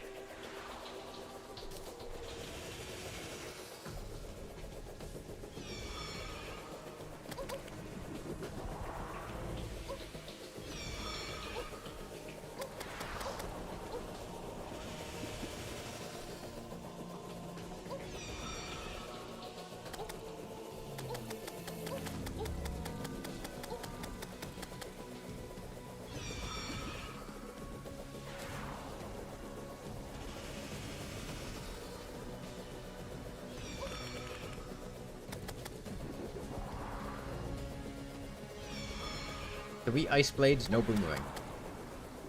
You know, I forgot the frozen boomerang was a thing. The ice boomerang. Oh shit, the thorn shockworm exists too. Although you would need a weapon to get that as well. I don't have very good knowledge of boomerangs.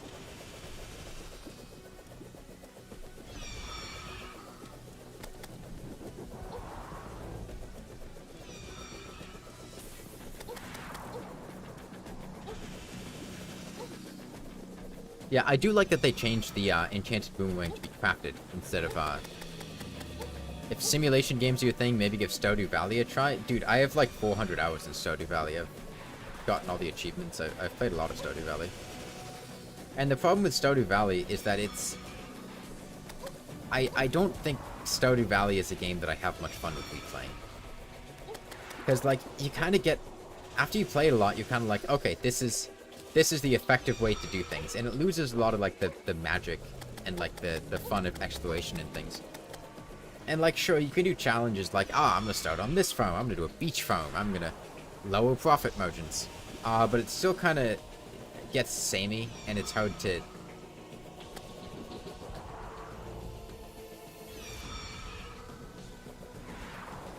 I've never had much desire to replay it heavily.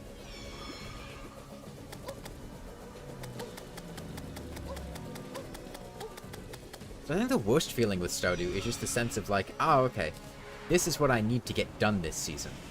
And I really hate that feeling, but I can't shake it a lot of the time. Like, I need to get these items for the community center. So, like, I need to make sure that I do this season, and, like,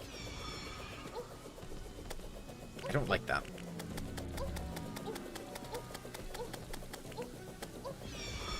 Somebody managed to beat Stardew without leveling up? What do you mean, beat Stardew? Stardew doesn't have an ending.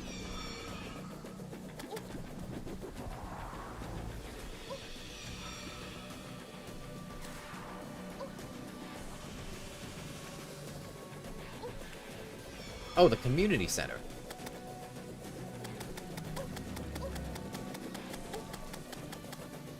Traveling merchant purchases? That sounds interesting. How... You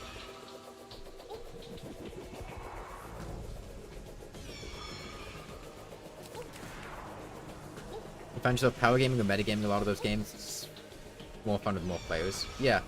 And it's like, I typically don't power game or metagame. It's just like knowing the game versus not knowing the game. The quality crop required 2 extra players. I see. Okay.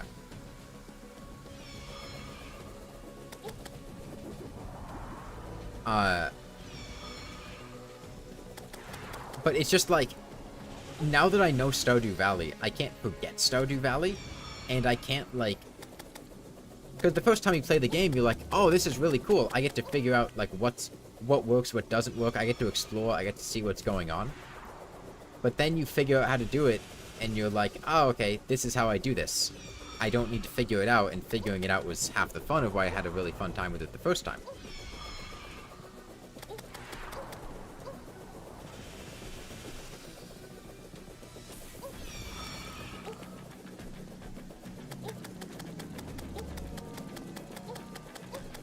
That counts as metagaming?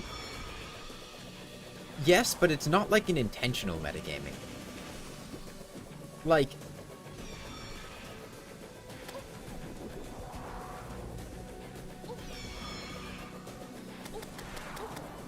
Probably Kevin forgot about most of it somehow, but he had 10 hours. I don't forget things very much, is the thing.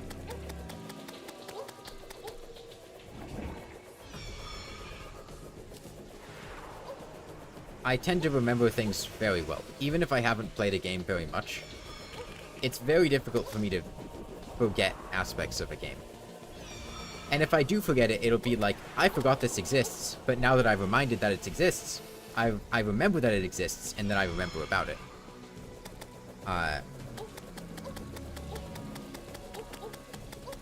Which is why the first time that I value the first time that I play a game very highly. And I try very hard to avoid spoilers and things like that. Because once I learn it, I'm not going to forget it. I mean, the problem is, metagaming's a weird thing. Because, like, once you know something, you don't forget it, and then every opportunity after that is either you acting on that knowledge, or you intentionally acting the opposite way to not act on that knowledge, which is also still metagaming.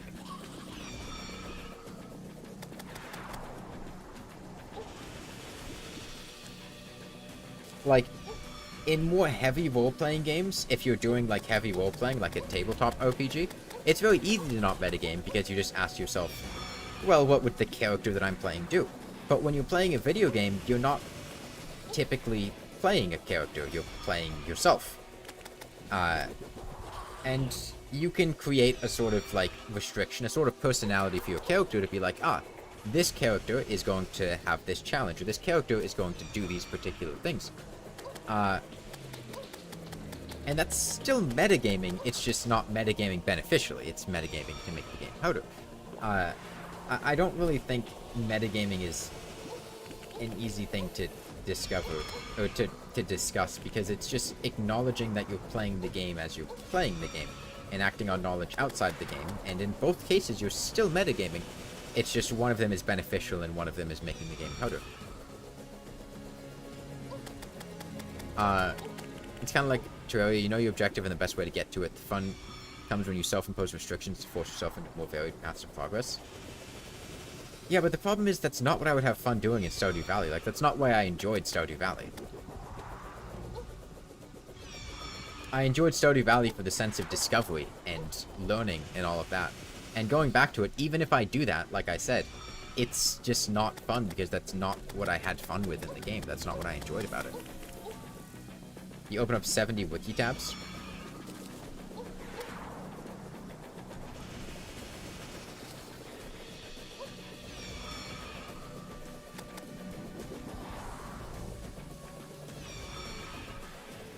The wyvern's almost dead. It's at... Oh, no, it's still at 1,000 health.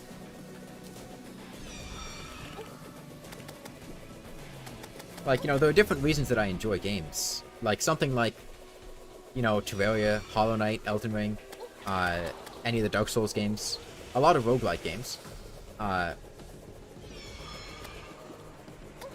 You know, the core gameplay is really fun, and you're just like, okay, I want to keep doing this, but I'm going to do it in different ways. But with Stardew Valley, I was kind of like, you know, I really liked the sense of exploration and discovery, finding out how to do things. And the core gameplay itself was not particularly strong. It was fun, it was relaxing, it was a nice change of pace. But, like, I didn't have a ton of fun just sitting there watering crops. And, like, the combat in that game is probably the weakest part. Fishing is really fun. I enjoy fishing in Stardew Valley a lot. But there's only so much to fish.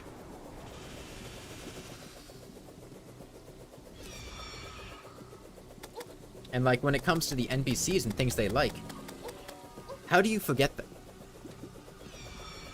Would you say playing games completely blind without guidance research would be more fun? Absolutely.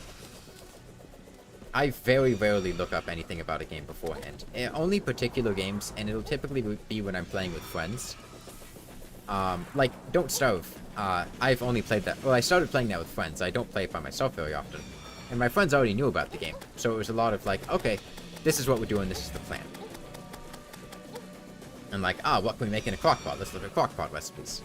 And that was fun, because Don't Starve together was more of like a multiplayer thing. What was I talking about? Oh yeah, like another thing with Stardew Valley is I can't forget what villagers like. And then I have to sit there like, okay, I either intentionally avoid giving them presents that they like, or I just give them the presents that they like, and I speedrun getting them to like me.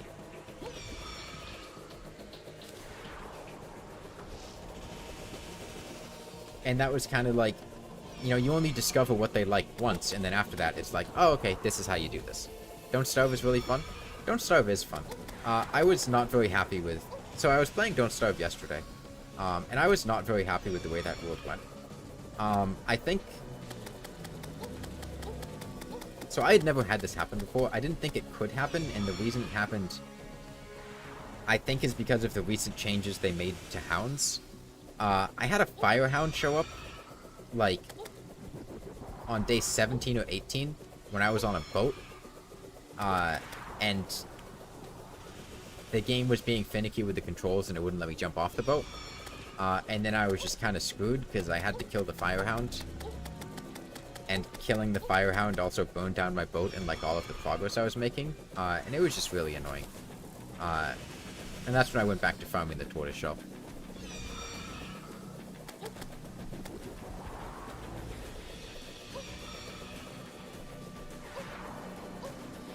Shoddy ice boomerang? Nice. It's shoddy, but it's still a boomerang. You started doing OG Binding of Isaac completely blind. You didn't find it fun when you started going on the wiki. You had fun playing it again? I'm trying to think of how I played the Isaac games.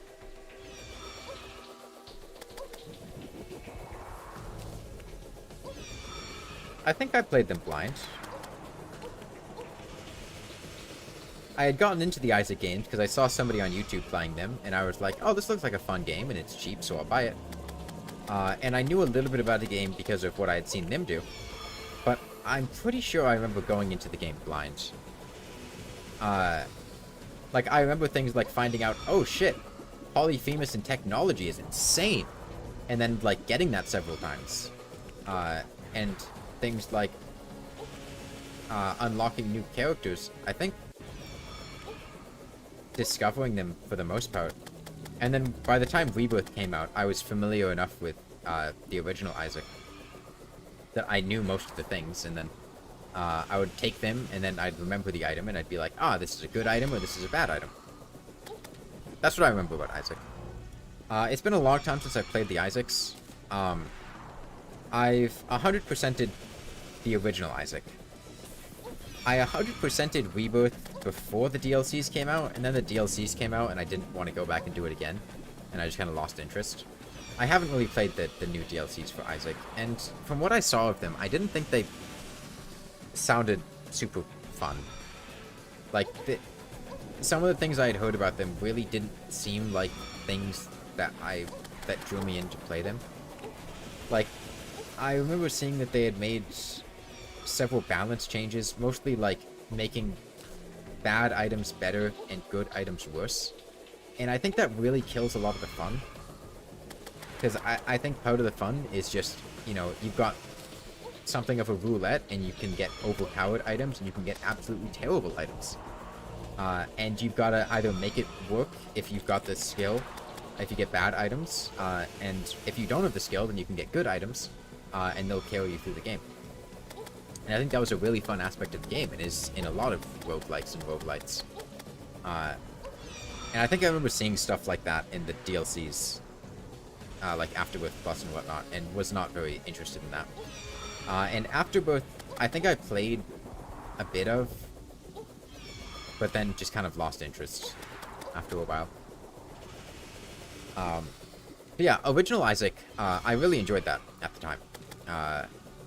And I'd gone back and gotten the Eternal God 100% when they released that, the Eternal mode in the original Isaac. And I think the most I got in Rebirth was Real Platinum God, back when that was the highest tier completion. And then after that, I just never went back and did more. And I don't really want to go back and do more. I mean, I've probably put like 800 or 900 hours into them combined. And I just don't have much interest in going back. It was fun. I don't want to do it again. But I did like the Isaac games a lot.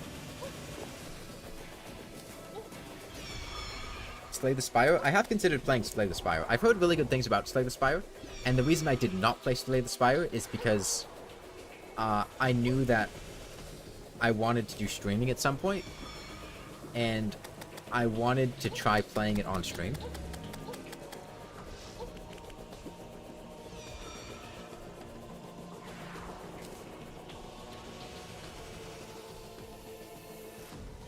So I know almost nothing about Slay the Spire, but it is a game that I want to play. It's true, permadeath games in general rely on this aspect of meta-knowledge for it to be fun and replayable, which sounds like the complete opposite of Stardew Valley. Yeah.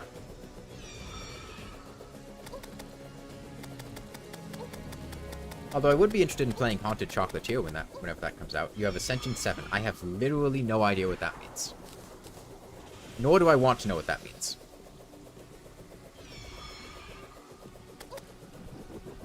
Don't tell me.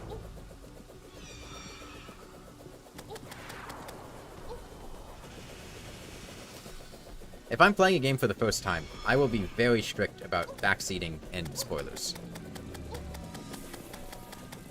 If I don't ask something, I don't want to know.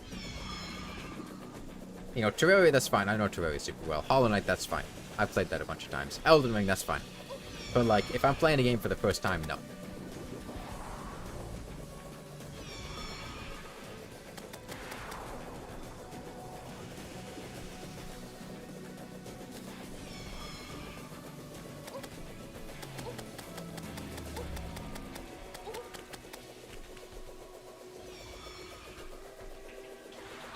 Alright, once I get her down to 8,200, I'm gonna go pop the pizza in the oven.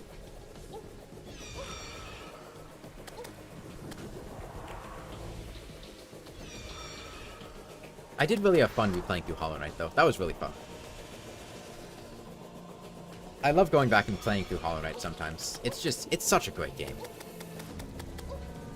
If you haven't played Hollow Knight, and you like Metroidvania-type games, I would highly recommend it.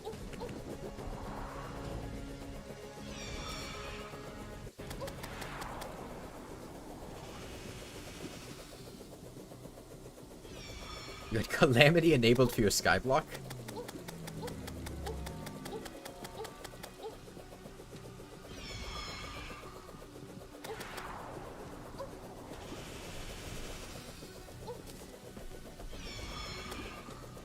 You just like platformers in general, but Hollow Knight is great? Yeah. I think one of the great things about Hollow Knight is the platforming feels very good. The movement is very fluid, and it feels good, which makes it very easy to get into. Whereas a lot of platformers, a lot of the times, will have kind of sloppy movement, or just not as like fine-tuned as Hollow Knight's is, and it can be kind of a barrier to entry. Like I remember when I was playing Rainworld for the first time. Again, I love Rainworld, and I'm absolutely gonna play the Rainworld DLC when that comes out. But I really struggled to get a feel for Rainworld's platforming. It felt slippery. The controls also weren't super well described. That's not the case in Hollow Knight. Hollow Knight is very well designed platforming. Oh, there's another game I've thought about going back and playing. So this is a long story. There's only a single game that I can ever remember that I played, that I very much so wanted to beat, that I tried very hard to beat, but I could not beat because I was not good enough at the game. And it was a long time ago. And that would be Super Ghouls and Ghosts for the SNES. I tried a lot to beat Super Ghouls and Ghosts, but the thing is, that's an SNES game. You turn off the SNES, you lose your progress. Which means I would have to beat the whole thing in a night. And beating Super Ghouls and Ghosts involves going through the entire game, beating the game once, and then going back through and beating the game a second time because you don't have the item you need, and you need to get it. And the furthest I got was I beat the whole game, I went back through the second time, and I was trying to beat the final boss. And I was just having a really difficult time with that final boss. I could not do it. And then, my living circumstances changed. I didn't have access to an SNES anymore. And I couldn't go back and try more. But I really want to beat Super Ghouls and Ghosts. It's the only game that I can think of that I made the distinct decision, I am going to beat this game, I want to beat this game, and I could not do it. Now, this was like 7 years ago, probably. I was not nearly as good at video games as I am now, as back then.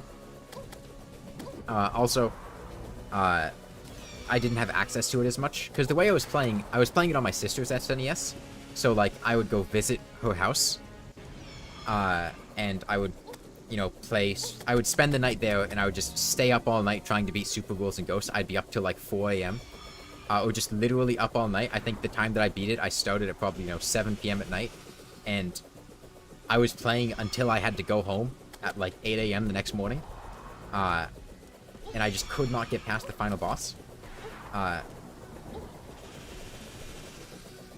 And then, I stopped being able to go over there, to use her SNES, so I couldn't keep trying to beat it.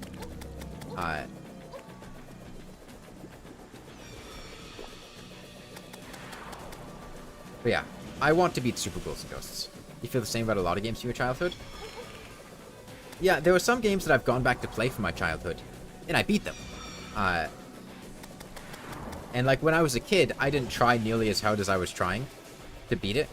Because the thing is, Super Ghouls and Ghosts, when I was a teenager, it was a game from my childhood that I went back to try to beat.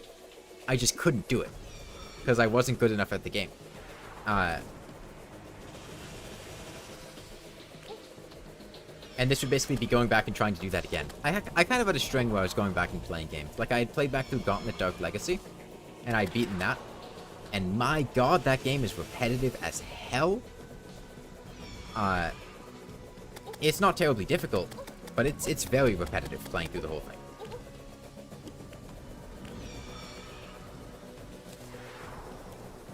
Other games I would consider going back and playing.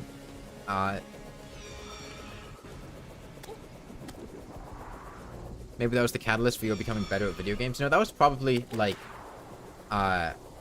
also at my sister's house, when my sister's boyfriend was like, hey, you want to play Dark Souls? That was probably the catalyst. Now, granted, I was always good at video games.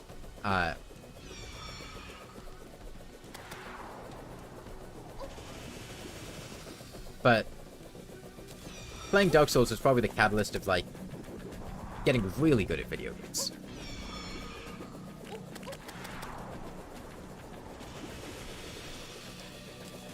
Dude, I still remember the first time I killed ONS. I was playing Dark Souls blind. I think it took me 9 or 10 hours to kill ONS. And the reason for that, like I said, I was playing the game blind. I did not go to the depths. I did not get the large ember. I believe I was fighting ONS with a +3 battle axe, and I think I might have found the giant blacksmith and upgraded it to a +5 battle axe.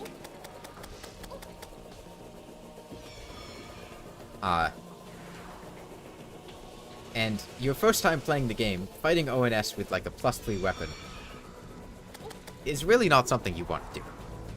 And I remember I stayed up all night.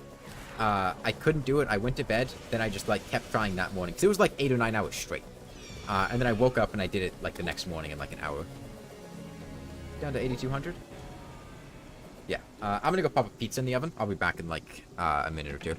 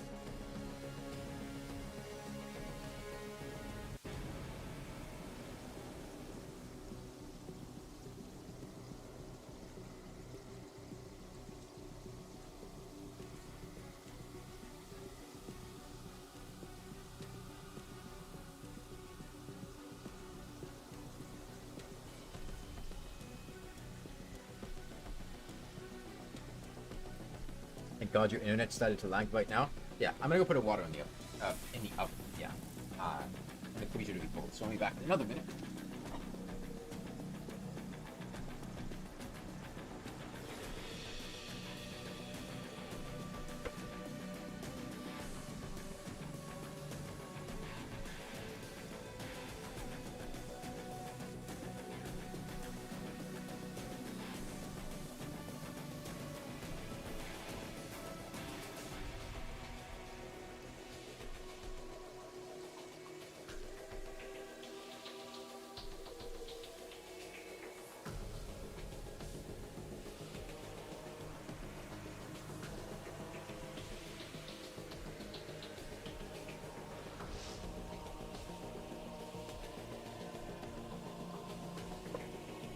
Might be on my side. It doesn't say I'm dropping any frames. Do pyramid walls count as player placed?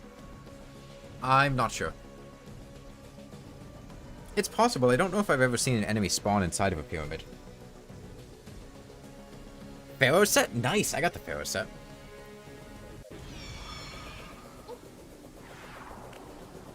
Yeah, about 20 minutes I'm going to take a break to go eat dinner.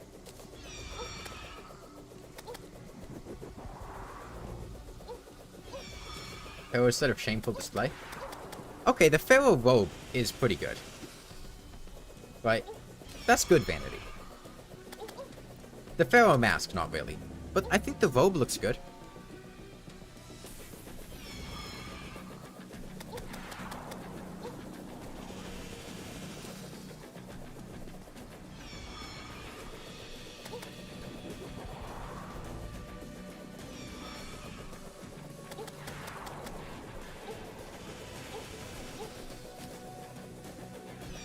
Really showing your friend and he's amazed, really amazed at what pain you go through for your videos.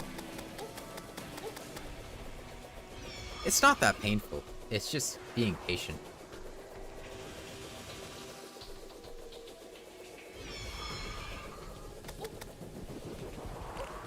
Like, the only thing that I remember doing that I, like, was legitimately painful and I did not like doing, was probably Elden Ring without grace.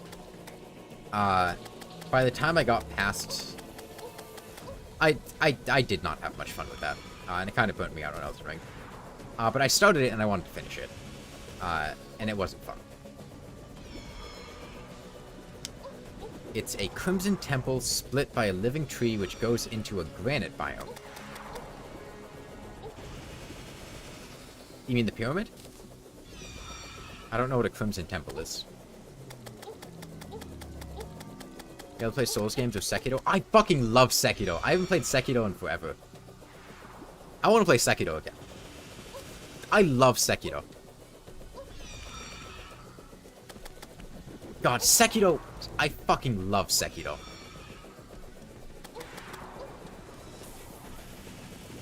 God, playing Sekiro for the first time is, like, one of the most fun experiences I've ever had playing a video game. I went into it completely blind. All that I knew, like, I saw it, like, a video somewhere on YouTube get recommended to me that was like, this is FromSoft's new game, because I hadn't been following it that closely. And I was like, shit, FromSoft has a new game? I'm not going to look up anything else about this game. I'm just going to buy it and play it. And it was one of the most incredible decisions I've ever made.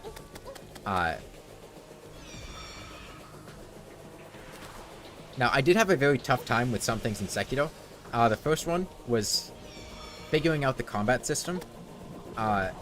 It took me a long time to get a grip on the deflecting and parrying and stuff, because I was approaching it like a Souls game, and you can't approach it like a Souls game because it doesn't work the same way. But once I figured that out, it was amazing. You're just not good enough and never felt like you wanted to improve. Yeah, that's fair. They're not games for everyone. Although Sekiro is very different from the Souls games in that respect. You can absolutely just, like, brute force your way through the Souls games. And, like, you can get easy builds. You can, in Dark Souls 1, like, you poise tank and you make an int build and just melt things with spells, and it's extremely easy. You can also summon phantoms for help, in all the games. The game gives you options. I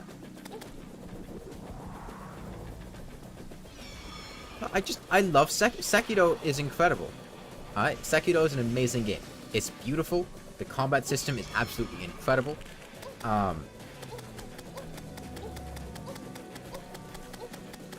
I don't just enjoy miserable games. I hate games that are just difficult for the sake of being difficult. Like, I've never wanted to play, like, I want to be the Boshi, or, like, I want to be the guy, or, like, getting over it or things, because they're not fun games. They're just miserable. I enjoy fun games.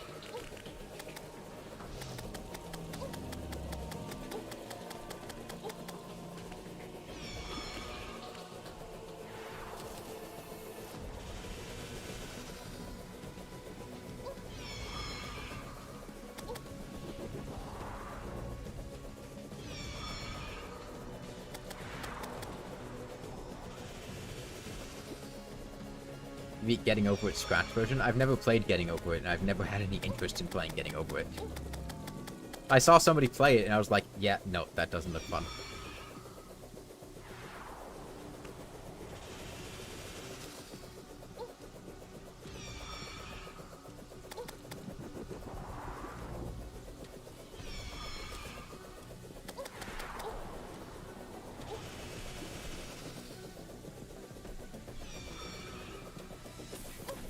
What made Sekiro fun, in your opinion? The combat. The combat is absolutely amazing. Genuinely, Sekiro is probably the best combat system that I have played in a video game.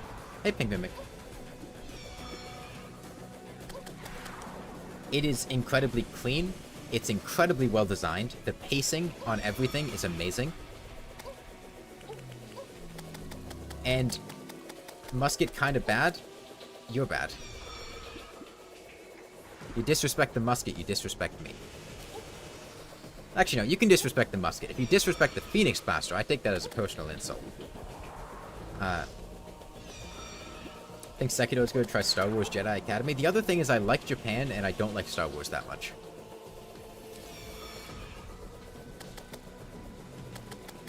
Like, I was really digging the Japanese culture and pseudo-Japan environment that Sekiro was set in.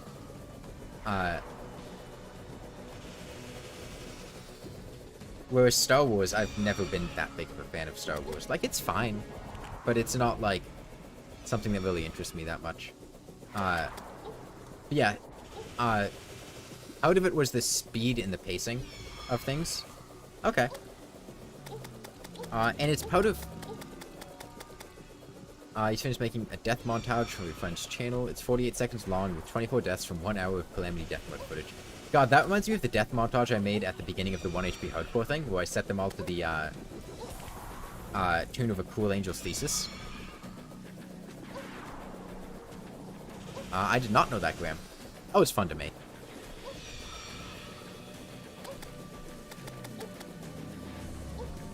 I played that back probably hundreds of times as I was getting the editing right for the timing.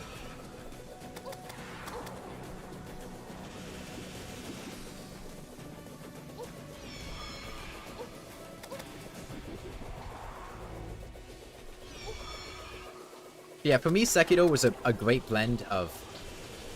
The game was visually beautiful. It was a very... I was into the setting and the environment a lot. And the combat was also just absolutely incredible. And you can tell... This is one of my biggest gripes with Elden Ring. Is you can tell FromSoft wanted to make a Sekiro-like combat system,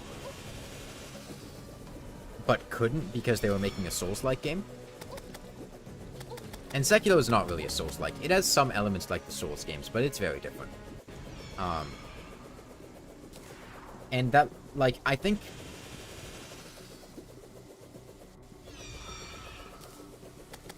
I have fought Malenia in Elden Ring for a very long period of time. I fought her without taking damage, with very weak weapons. I've dodged her a lot. I think she's just a bad boss. Because she's like 10% too fast. And that's not something that, like, the player is properly equipped to deal with. She's just more fast than the combat system can handle. And I don't think that makes... Like, she's on the verge of being incredibly fun. But she's not. And a lot of that comes down to, like, waterfowl dance.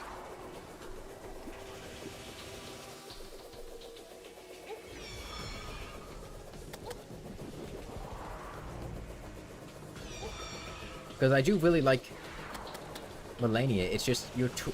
She is a Sekiro boss, not in Sekiro. And that just doesn't resonate correctly. Doesn't hit right.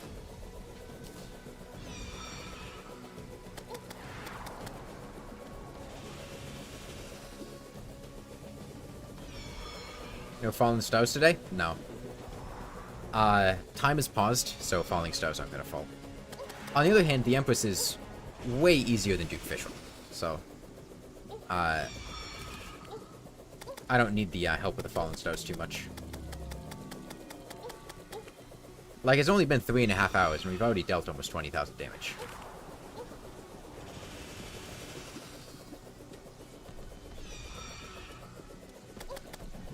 Yeah, no, Sunflower, you can talk bad about whatever weapon you want, except the Phoenix Blaster. If you talk bad about the Phoenix Blaster, I will find where you live.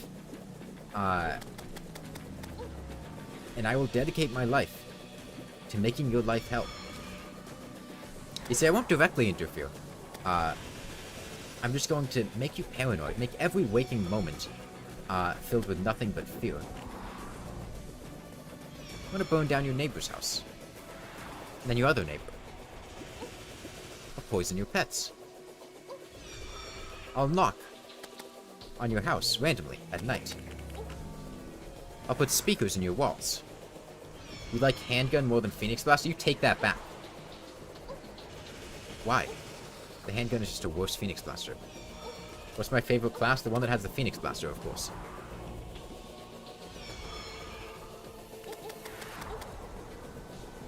What pizza am I making? So I went in my freezer, and I only had one type of pizza, which was like a couple of those Totino's Pouty pizzas.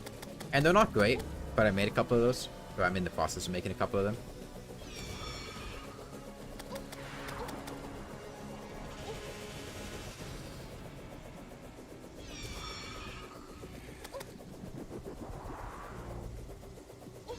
Isn't the handgun just, like, the Phoenix Blaster with lower base damage? You like finding it in the dungeon, then using it right away. The experience is more fun. That's fair. If Terraria doesn't have Phoenix Blaster, it would be my favorite class. The one that has the handgun. And the Venus Magnum.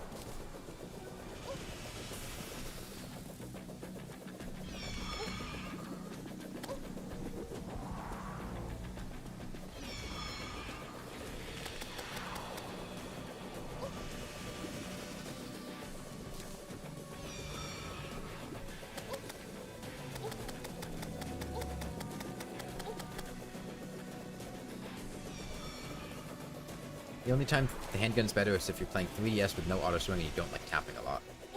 That's fair.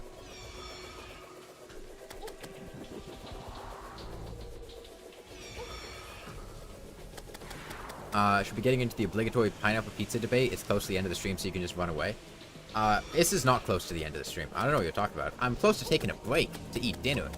And then we're coming back and fighting a war. You gotta make Phoenix Blaster only run? I did handgun only, and that's basically Phoenix Blaster only. I've killed all the late game bosses with a Phoenix Blaster.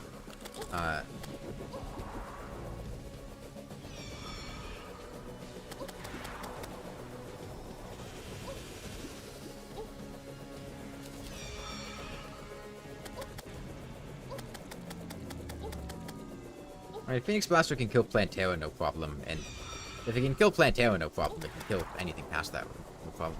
Oh, no armor. Let's fight about pineapple on pizza to our heart's content. Well, it's bad. I don't like pineapple, so that's my opinion. I don't care what you like, but I don't like pineapple on anything, so I especially don't like it on pizza.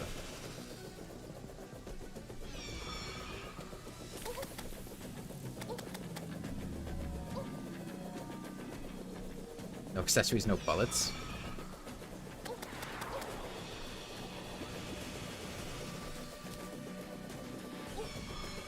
Ethan, well, you're welcome to whatever opinion you want, even if those opinions are completely terrible. I'm not going to stop you from believing whatever vile, twisted, just horrific beliefs you hold dear to your heart. You're allowed to believe whatever you want.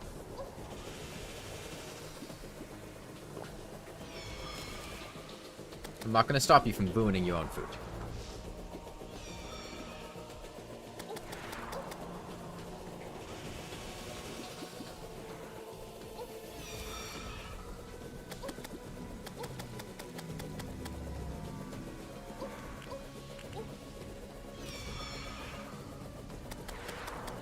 Phoenix Blaster is okay, but Pineapple is not. Well, one of them starts with a really cool F sound, and the other one starts with a P sound.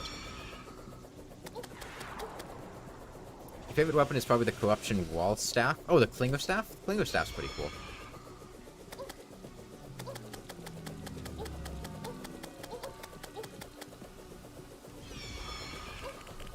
Alright, I'm gonna kill this wyvern, and then I think I'm gonna go see if my pizza's done.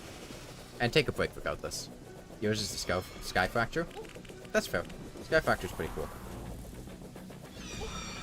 But nothing comes close to the raw satisfaction you get from spamming a Phoenix Blaster.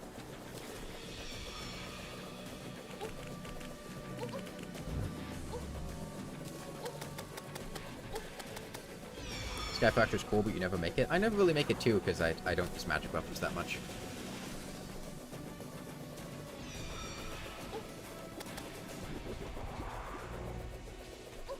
Okay, I think I can smell my pizza. Your favorite weapon is the North Pole. That's my favorite place on Earth. I like Santa Claus a lot. Santa Claus is cool.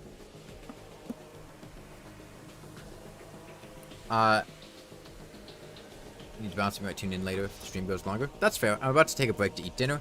I'll close this so that she doesn't get out.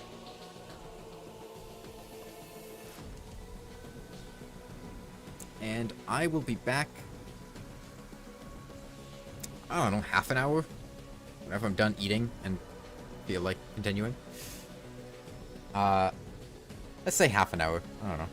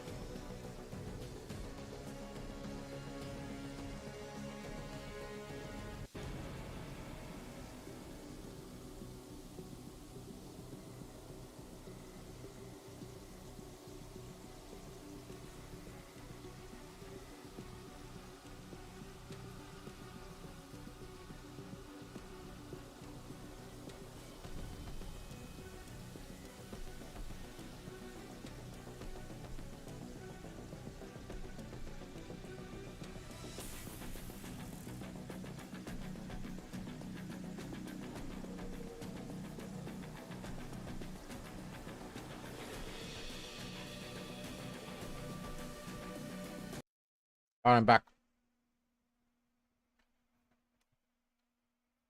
As I say, 2 Totino's Party Pizzas. They're very good.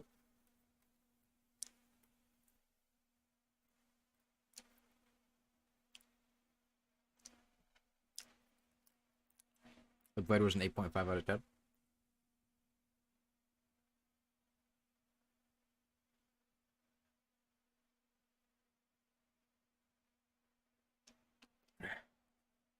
Okay. Let's see. No, I want that. That can go. That can go.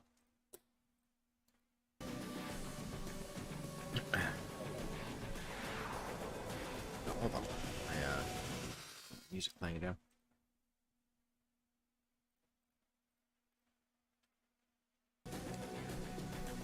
Okay. Back to it. I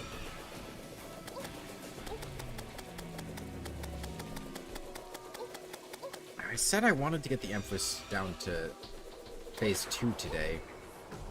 We'll have to see if that's going to be plausible.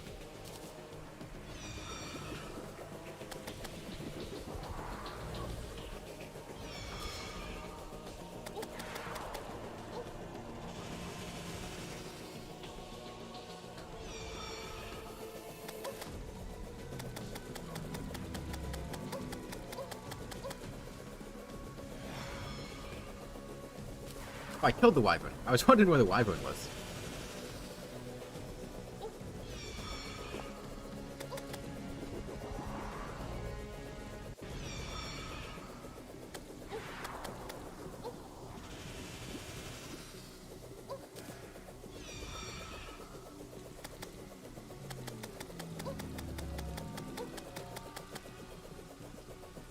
Let's see.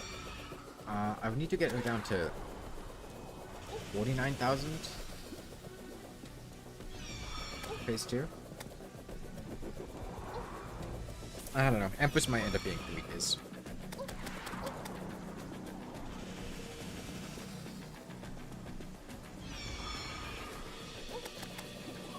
You cheat in 10 gel in your skyblock one. The beginning is really luck based.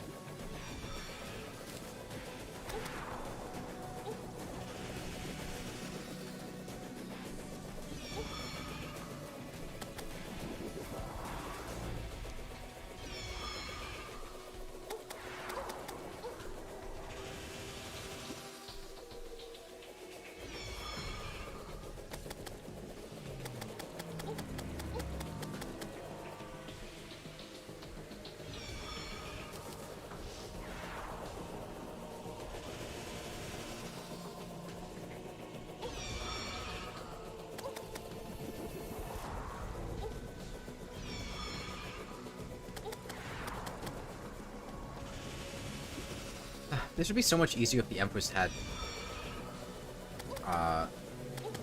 less evasive AI.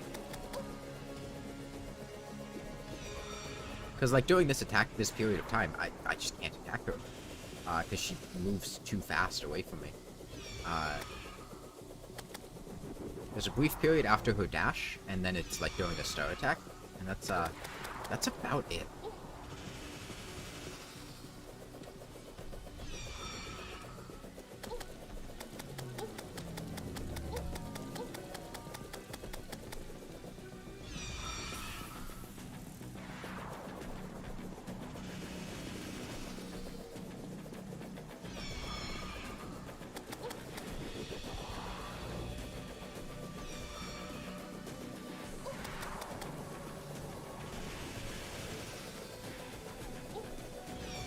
Yeah, I probably shouldn't have eaten so much food, because, that's gonna make me tired in, like, an hour or two. Oh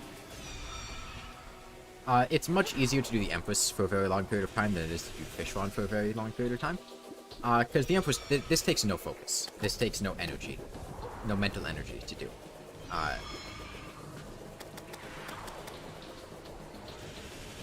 Yeah, something like Fishron, I had to be paying some attention to. This, I just need to, like, look at the colors and every once in a while go into attack.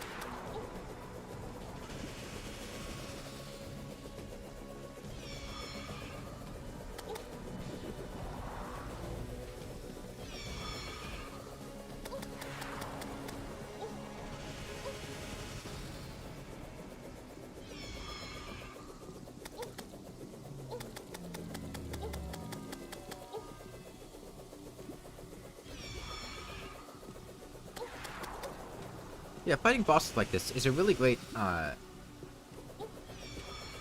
example for making progress one step at a time.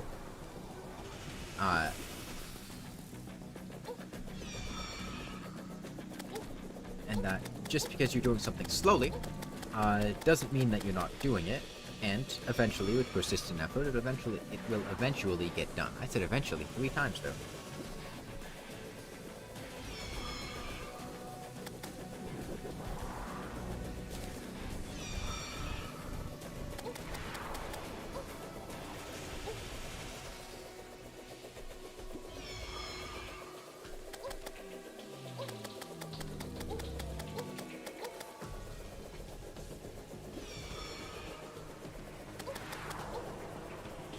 I imagine having better ascension speed would probably help with punishing these dashes. She's just a little faster than I can get to.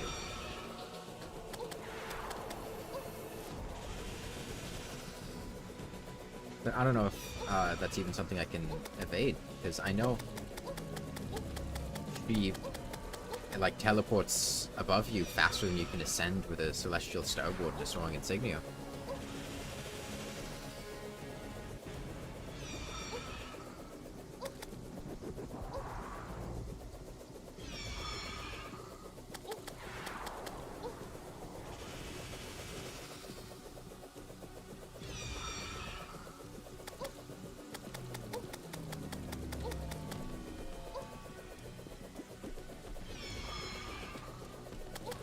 One thing I got out of the dungeon that I really liked that I got. So when it comes to the dungeon, there were a couple of enemies that I could kill very easily, and there were a couple of enemies that I had to put in a lot of effort to try to kill. And one of the enemies that I could kill very easily was the Skeleton Commando. And I killed, I think, like 20 Skeleton Commandos, something like that. Quite a few of them.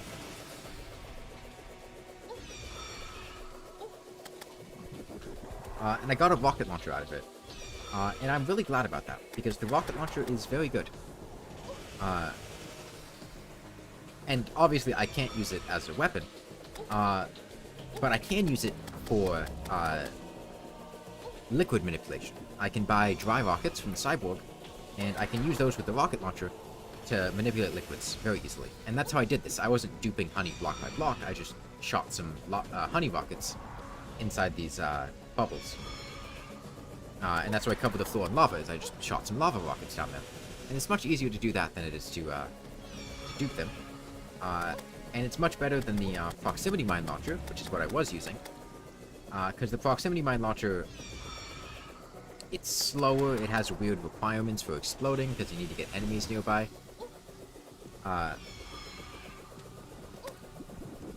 It doesn't fly straight. So the rocket launcher was a really nice help there.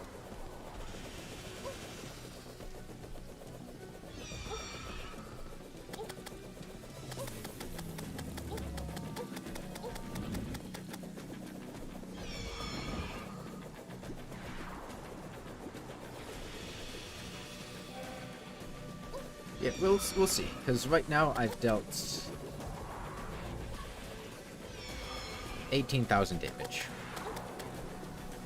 And in total I need to deal 4,900. Which means I would need to deal another 3,100. It took me, like, let's say 3 hours 45 minutes to deal that 1,800. So if I were to do that 3 times, which is going to be a little over 10 hours, that would get her into phase 2. I think I could do that today.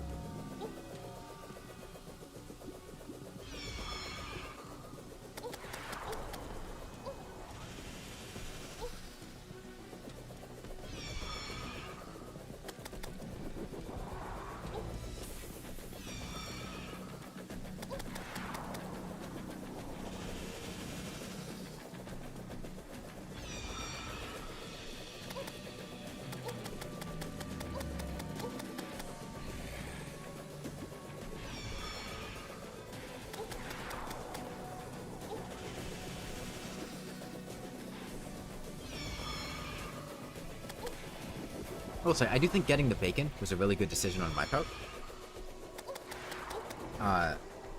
Because I was trying to think of, what food I could get that would be easy, and that I could get large numbers of. And it was between bacon and Golden Delight. Golden Delight would require building a whole farm for Golden Delight, though, and I think it would have taken a lot longer than getting the bacon. I had plenty of money, so getting the bacon was easy enough. And I was considering making a bunch of new worlds to farm for mushrooms in order to make a bunch of regeneration potions. But I decided against it. And I'm glad I did, because I don't need regeneration potions. My health regen is already fine.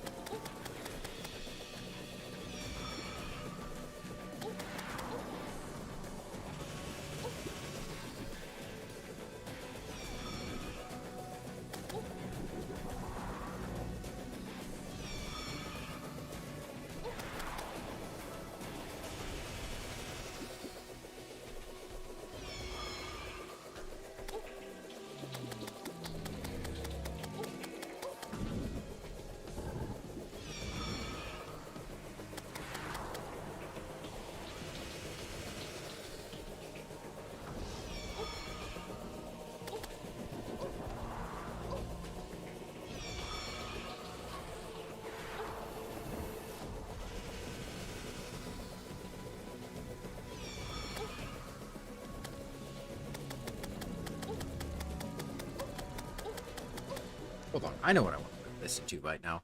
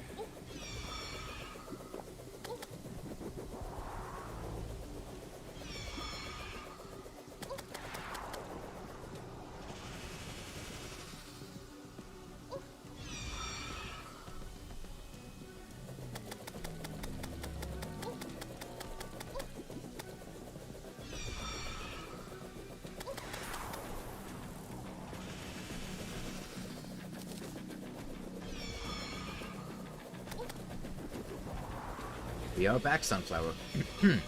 Back and full of, like, cheap $1 pizza.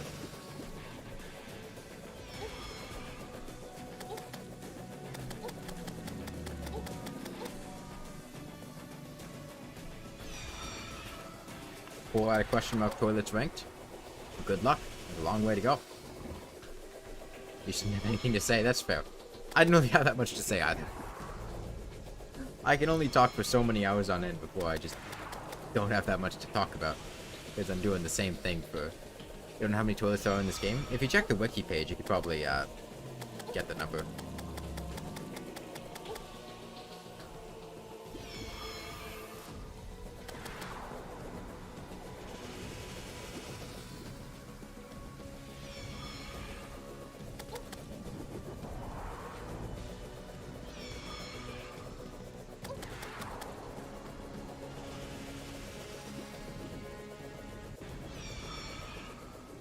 You got enough graves to make a graveyard and skyblock, so that's neat. What did you need to cheat in slime for?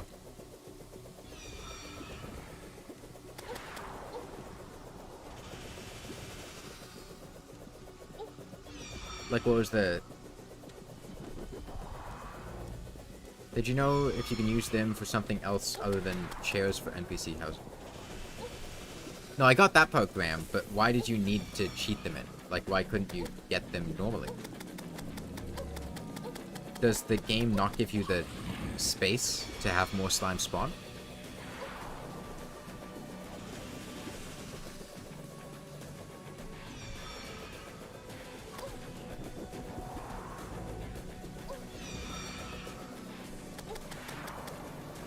Does it expect you to wait for a randomly generated slime rain or something?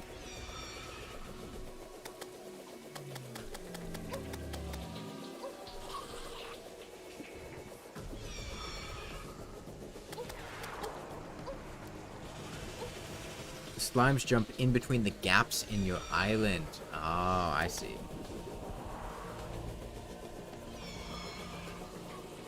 Well, you could have just set the difficulty to expert and waited a very, very, very long time for a slime rain.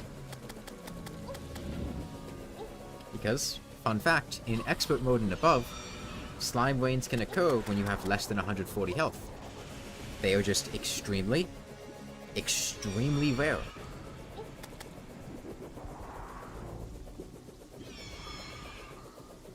I think in all the time I was doing 1 HP hardcore, I had a single slime rain occur.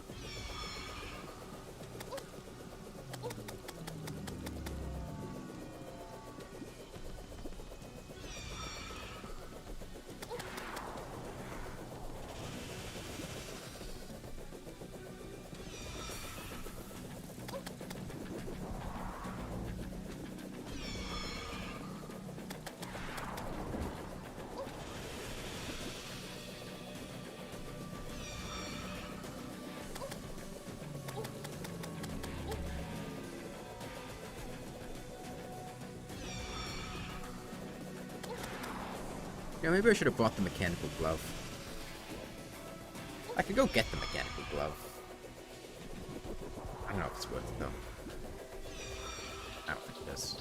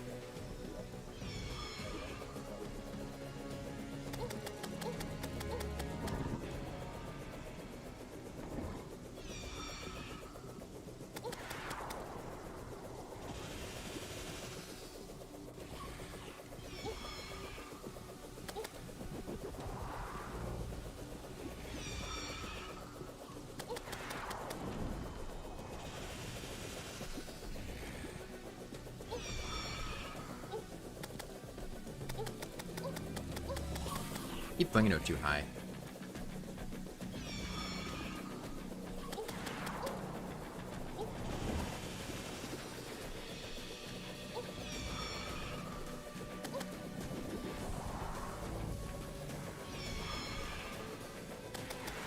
I do really like seeing the cute Fishron's eyes change as I switch biomes. It is a really nice feature. Nice little detail.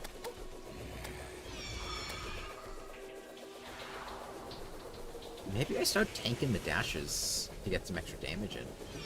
Because, I mean, she does no damage to me at all.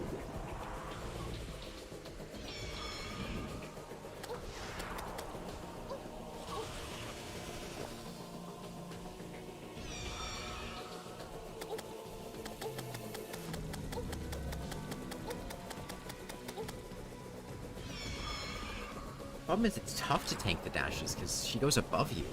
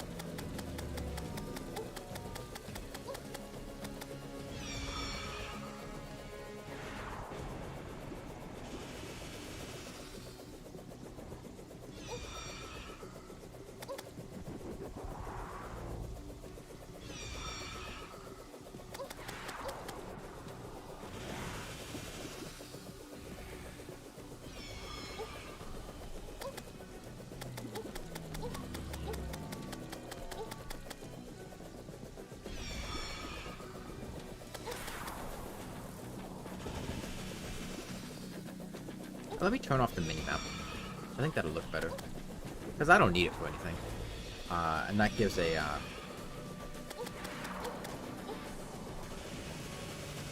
let me, get most of these on, too.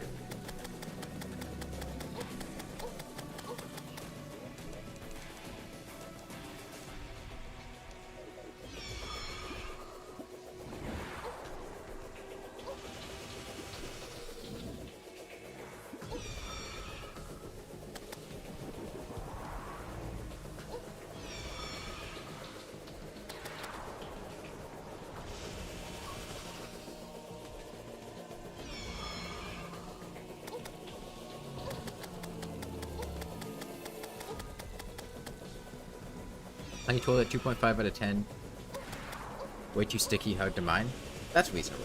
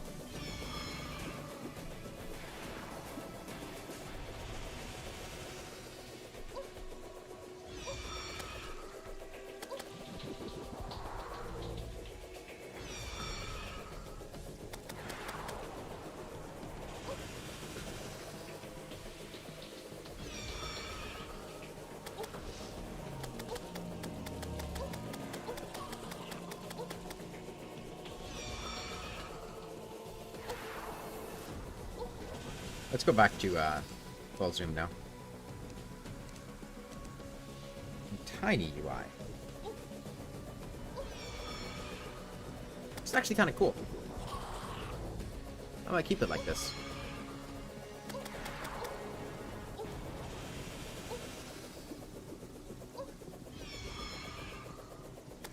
Is there a UI transparency thing? Hold on.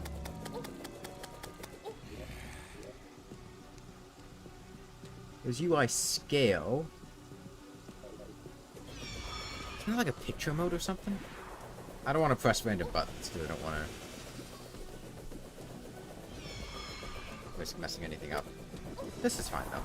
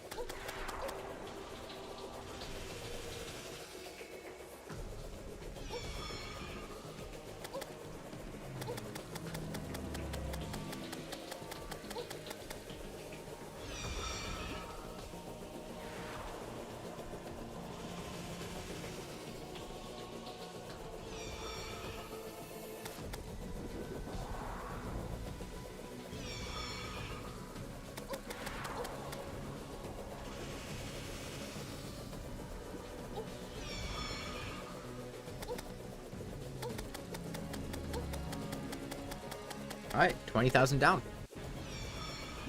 80,000 to go.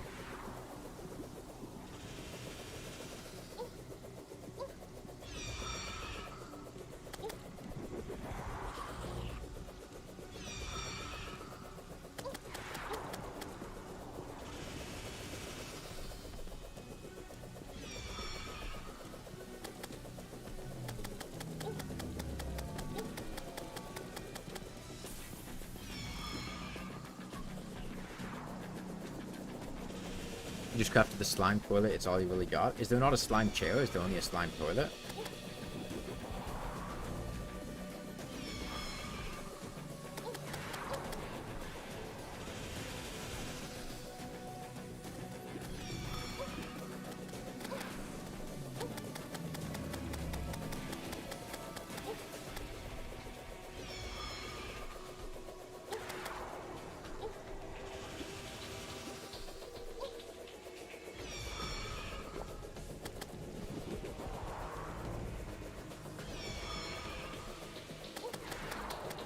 Oh, that makes sense. Yeah.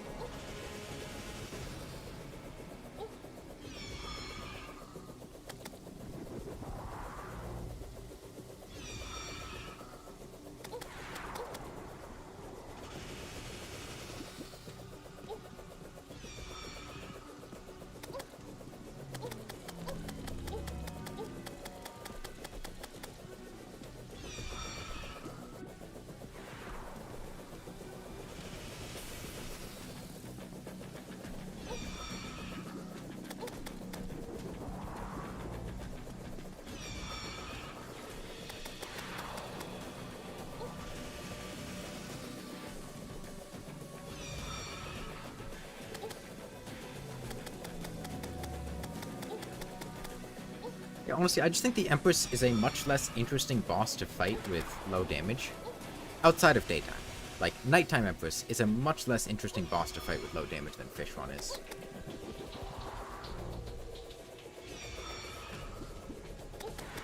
Well, she's kind of got this issue of, you know, she's got more going on, but none of it's threatening. So it doesn't really matter that she has, like, 10 different attacks. Or however many attacks she has, because she repeats some. Because they're all pretty much the same. And none of them are deal damage. Whereas Fishron, I actually had to, you know, come up with ways to counterplay and make some close calls and things like that.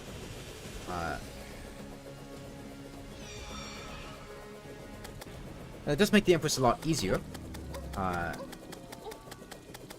And a lot less of a headache to do for long periods of time.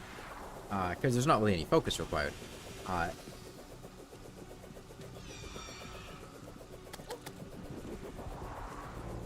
But it will be interesting when we get to Daytime Empress. And I'll have to actually figure out when and where exactly I can go in to get damage.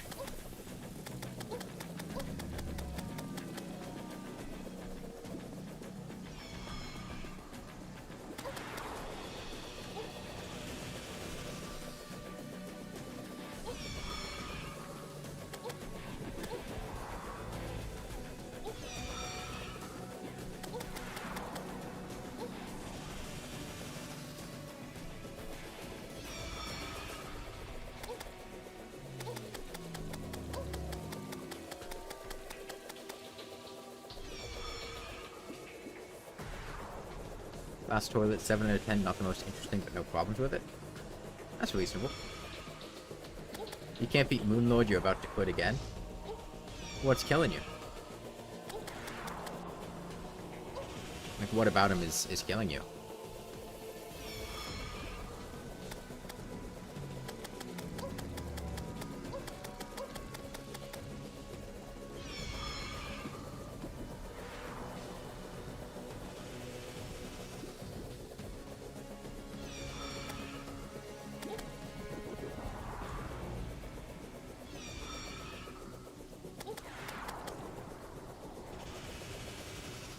In the second phase?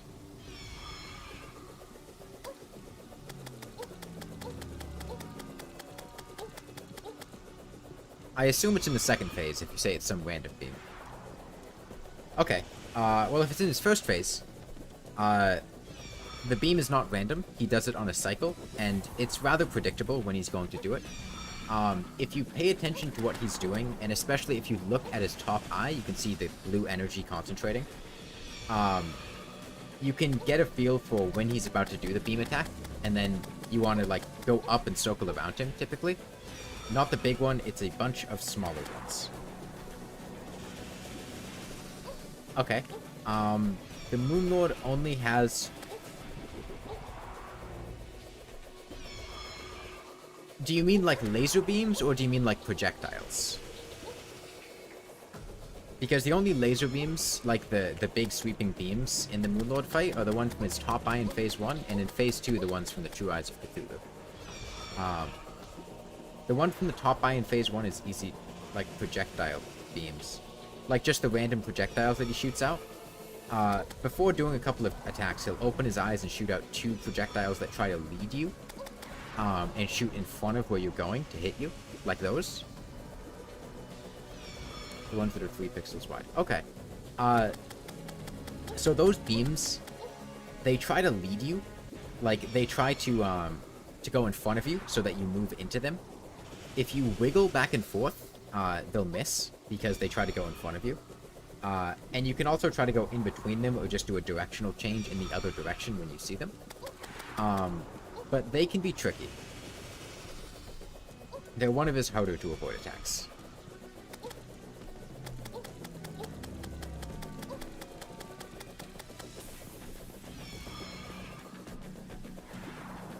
You're gonna get a bunch of potions first? That's a good idea.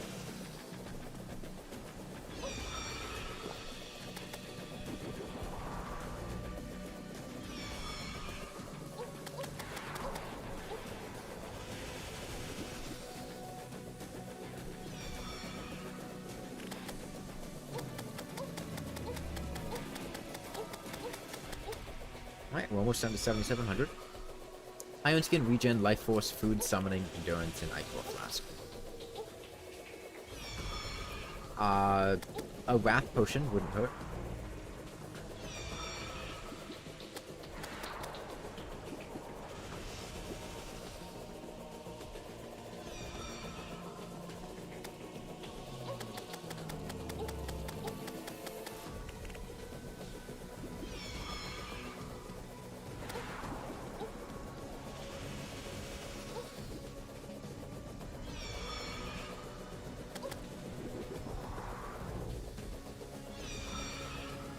Just realized your pickaxe has Ruthless, so it deals as much damage as your short sword.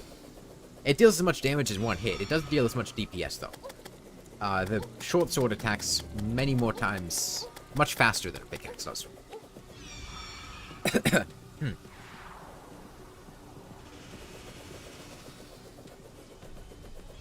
If you're fighting slimes, I think the pickaxe will be the better choice. If you're fighting like a zombie or something, and it's right in front of you and it's walking into you constantly, I would swap for the short sword, because you'll be able to hit the zombie much more frequently than the pickaxe. But since slimes get knocked back a lot, it can be tough to hit them constantly with a short sword.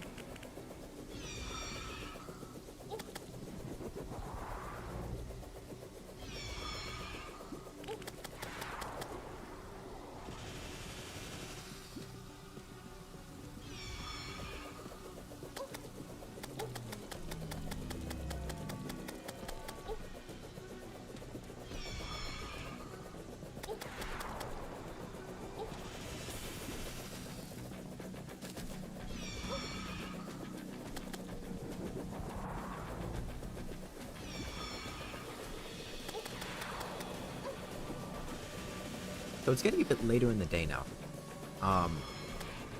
And it's getting... We're not quite there yet, but we're getting near the point where my gecko's gonna start being active. The issue is that I currently have quite a bright light on, mostly to make it so that she's visible on the camera. I'm going to be turning that light off relatively soon, and probably turning on auxiliary light. Man, my voice is cracking. Auxiliary lighting. And I'm not sure how visible she's going to be on that light. We'll see.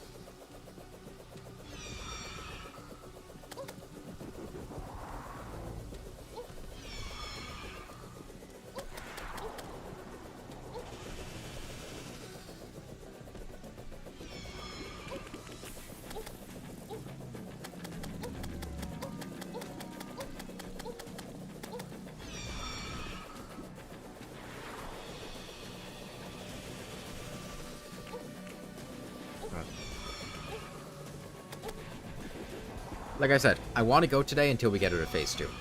And we're getting kind of near the halfway point. I might not end up going all the way, though, because I don't know if I'll be able to do enough damage in the time frame that I want to. Like, if I go for 10 hours, I don't know that that's going to be enough damage to kill her in 2 days, because I don't think she'll be halfway at that point. Which means I might go for, like, 2.5, 2 1/3 days, and then when I kill her, just do it on, like, a third day of streaming, and then switch over to something else after that.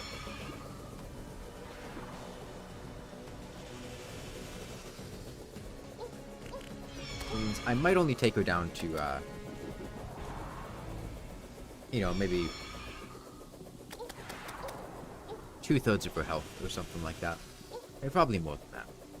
We'll see. We'll see what happens.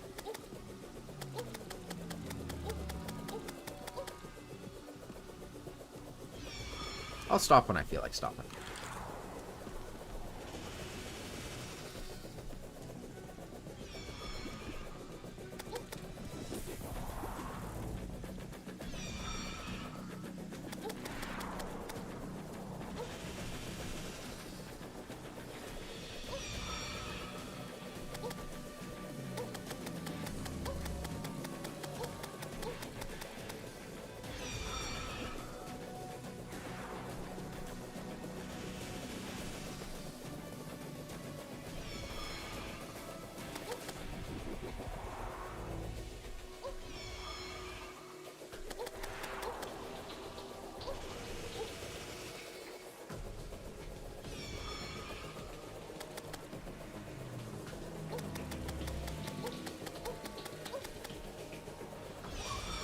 I know what it would help.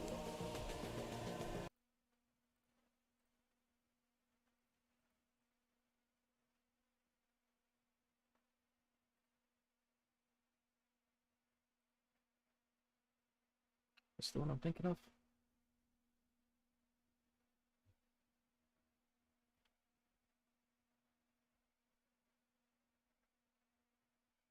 Yeah, it is.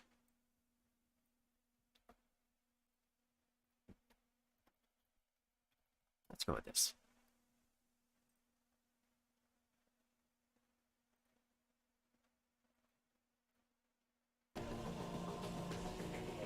It's so refreshing to use shuriken instead of your short sword and pickaxe. Did you get a merchant and buy them? That's a big upgrade.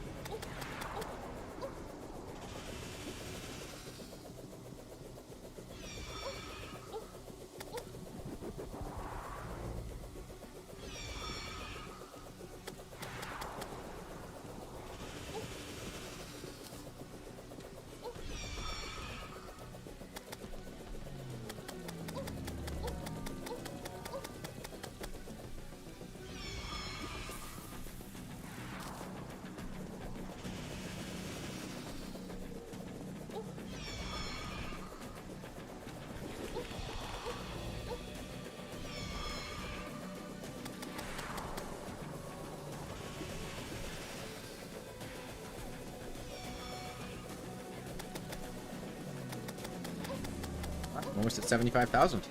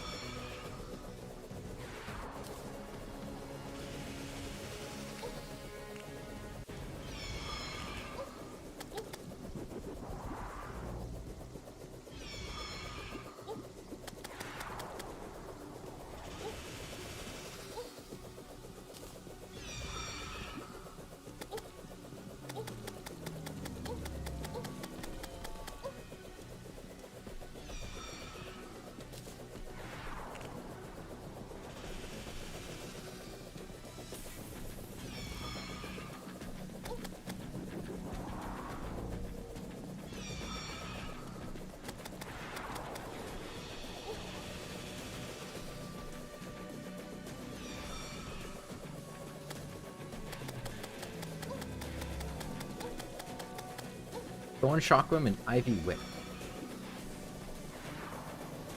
Ivy Whip's my favorite boomerang. I don't think I've ever used the Thorn Chakrams, like, as a legitimate weapon. I can't speak. I've crafted them, I've seen what they did, but I've never used them very much. How do they compare to the other boomerangs? I imagine they're better than, like, the Ice Boomerang and, Jet Boomerang.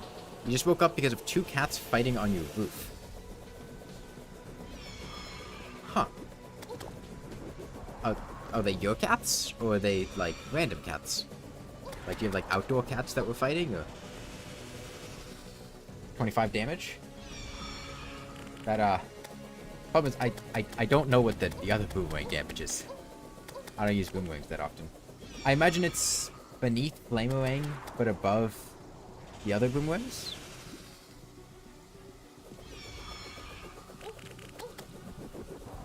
Your neighbor's cat. That's unfortunate. Is it late for you right now? Are you... I don't know what time zone you're in.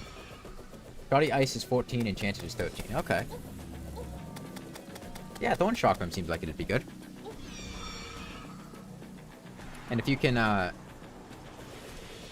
if you use the Thorn Chakram on either the Eater or the Brain, you could then get the Flamerang. And the Flamerang is pretty good for Skeletron, I think. was 5 a.m. That sucks.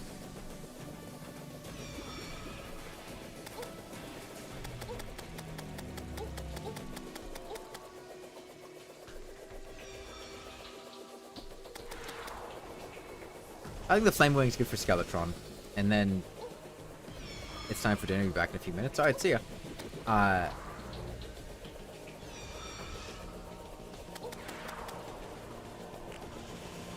It'd be nice if you got soaring insignia. That's the plan. Yeah, so to explain what's going on, Hex. Right now I have... Oh, Jesus Christ. 152 points of defense. I made the UI scale smaller to make the fight bigger. So you can't actually see what's on screen very well in my inventory. But I've pretty much optimized my defense. And doing that makes it so that the Empress of Light does virtually no damage to me. She hits much less hard than Fishron does. And I can just, sit on top of her and deal damage and whatnot. So despite the fact that she has more health, I'm dealing much more damage to her because I can attack much more often. But I've got the Hollowed Helmet. I've got the Beetle Shell. I've got the Valhalla Night Greaves. And I went to a new world and farmed the Tier 1 Old One's Army in order to get the Defender medals to buy the Valhalla Night Greaves. I've got the Cross Necklace, the Hero Shield, the Brain of Confusion, the Celestial Shell, the Berserker's Glove, and the Frozen Shield. And all of those are just straight up tank accessories. No mobility, no damage. All of it is just defense, iframes, and dodging. Dodging attacks, not like a dash. And with all of them set to warding, along with the Bast statue, the Iron Skin potion, and a well-fed buff, that brings me to 152 points of defense. Which is pretty crazy for this point in the game. Well, really just in general. It's really high. And as a result, I don't have to care about taking damage. She can't deal meaningful damage to me. This is on Expert. She hits for 110 with her melee attacks. Her contact damage. Every hit I take is getting reduced by like 115, 100, something in that area. So I can just sit on her when she does that. It's not a big deal. The things that are dealing damage to me, this wyvern's poking me with his head from time to time. That's hurting a little bit. And some of her other attacks are dealing like, 10, 20 damage. Her dash, I think, will hit me for like 60 damage. But the dash is super easy to avoid. And I've time paused at night while it's raining, and I'm using the cute Fishron to dodge everything. Because the cute Fishron is really great. And I pretty much had to make the decision early on whether I was going to fight... Well, before I fought Duke Fishron, I had to decide whether I wanted to fight the Empress of Light first, or if I wanted to fight Duke Fishron first. If I fought the Empress of Light first, I would have the Soaring Insignia to use for Duke Fishron, and if I fought Duke Fishron first, I would have the Shrimpy Truffle to use for the Empress of Light. And I ended up going for Fishron first.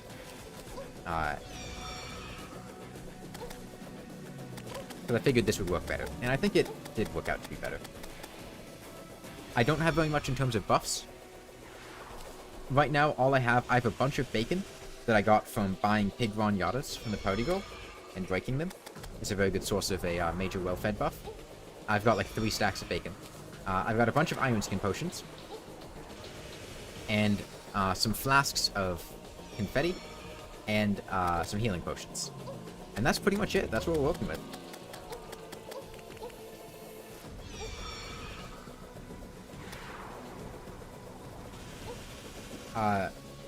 Yeah, for context, I've been fighting her for, not counting the break in the startup period, probably a little under 5 hours, maybe 4 hours and 45 minutes.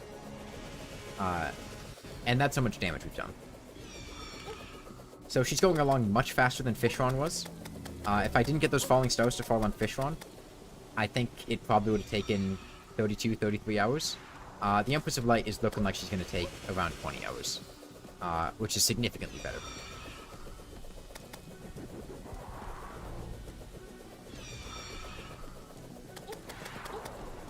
And then after the Empress, all we've got is the Lunatic Cultist, the Pillars, and then the Moon.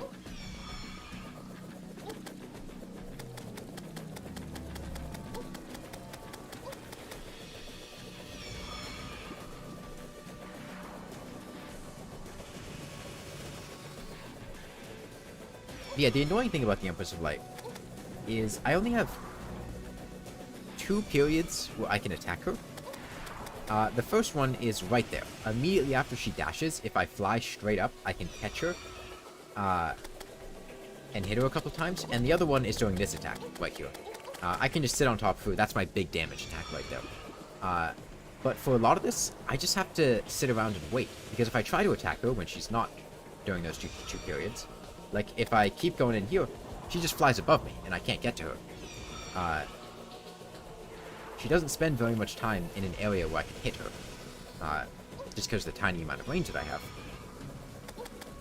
So it's pretty much just waiting for those 2 opportunities and then going into fight her during that.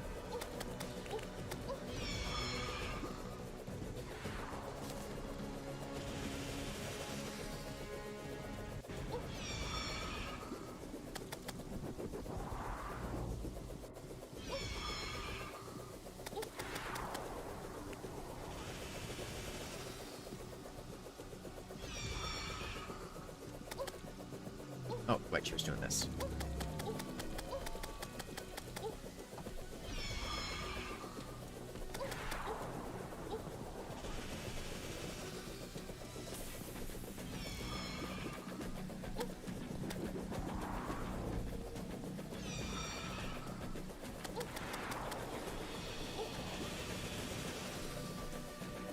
I shouldn't have eaten all that pizza. It's gonna make me tired. Hey, Graham.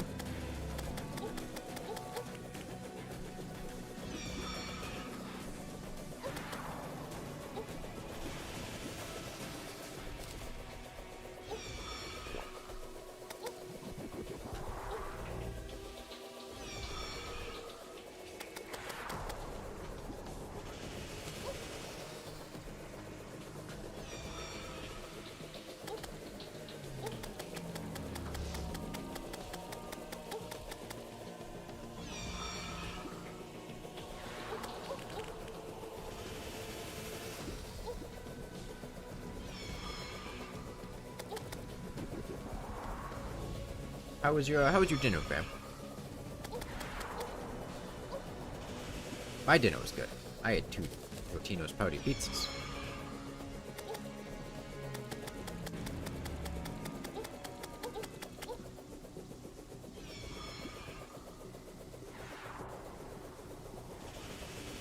It was average?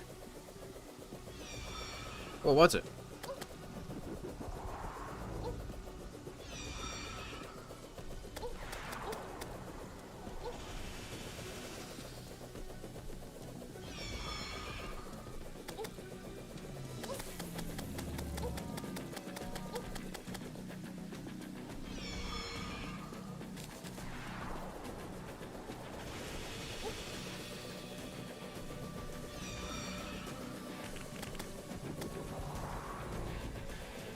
A panini? What was in it? Just to remind you, you are under oath, and any lies will be treated as perjury, which is a felony.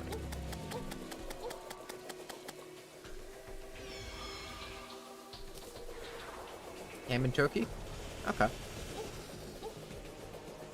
There used to be this panini press in the cafeteria at my university. And I would get paninis. I would make paninis all the time. Umbrella hat from your first umbrella slime. Nice. Now that's fashion.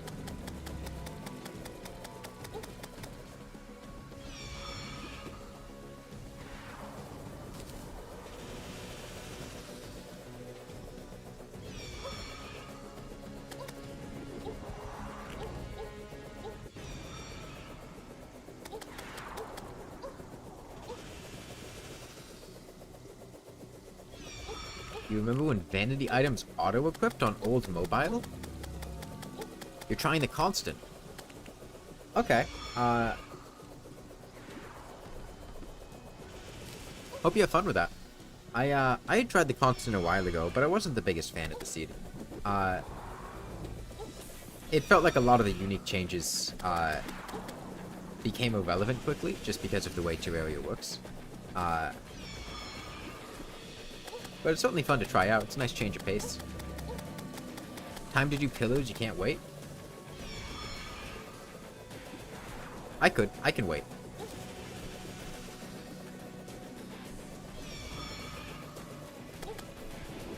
I think after you beat Moonlord, you're going to try ranged master mode for the worthy because you're really talented at the game and won't die. That's a good idea.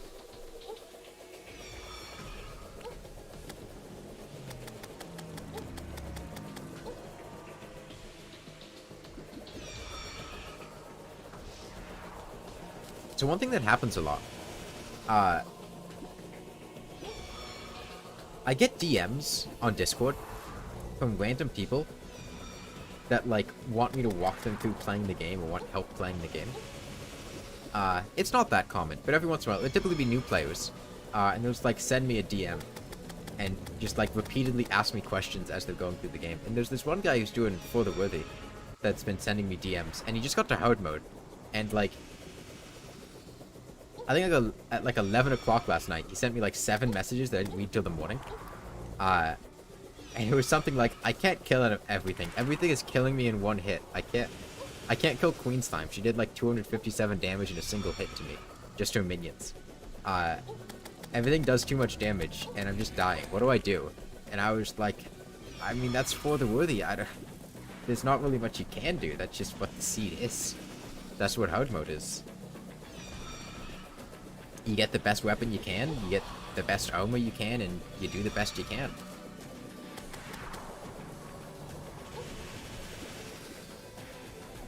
Only you can get obvious information from me? Only here. I'm not going to respond to you in Discord. I told you I'm not going to respond to anything you do in Discord.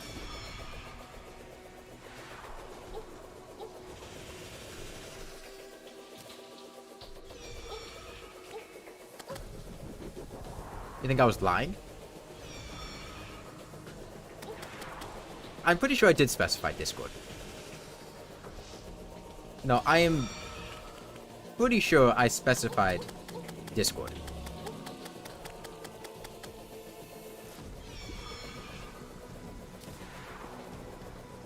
You can go look back at the message I sent. I'm pretty sure I specified Discord or this channel or something like that.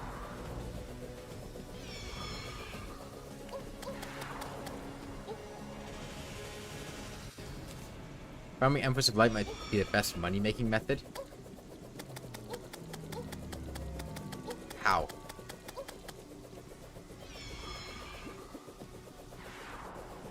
Good? Sure. Best? I don't know. I mean, farming Fishron. Fishron has less HP. Generally easier to kill. Truffle worms are super easy to catch, too. You suck at Fishron? Oh, okay. Can you do Pumpkin Moon? Pumpkin Moon gets you a bunch of money.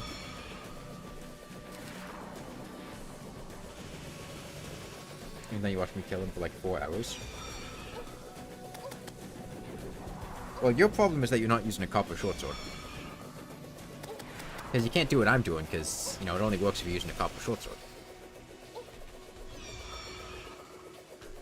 If you're using a copper shortsword, you probably get killed.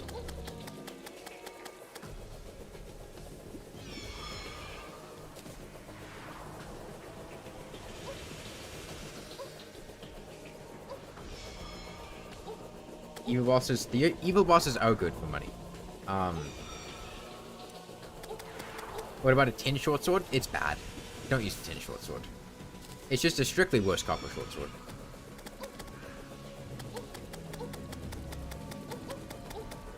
Not like in performance, but just in social situations. The tin shortsword is like...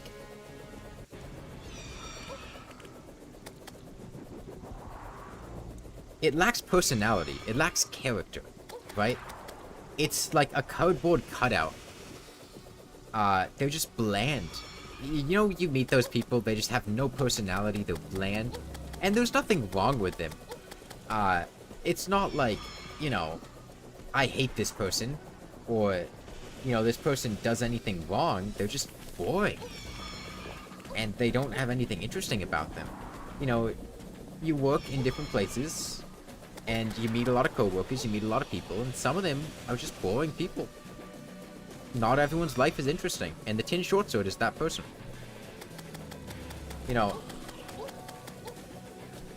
there were two types of people I used to work with. There was one guy, I used to work at a distribution center, a warehouse for Spirit Halloween and Spencer's Gifts. And I would spend time. This was like, you know, a summer after I graduated high school before I went to college, just getting some extra cash in. I worked there full-time as a seasonal worker for like a couple weeks. And it was pretty much just, you know, packing Spirit Halloween costumes into boxes. And that was it. And it was very uneventful. It was very boring. I hated it there. I didn't work there for very long. But I made a good amount of money doing it. And I met some very interesting people working there. And, you know, there was one guy that I remember. It was really interesting talking to him. It was really fun just, you know, talking to this guy throughout the day, right? He'd have all these crazy ideas and fun things to say. You know, talking about... Because when you're doing extremely boring things, you just, you know... you just talk about whatever with whoever's nearby.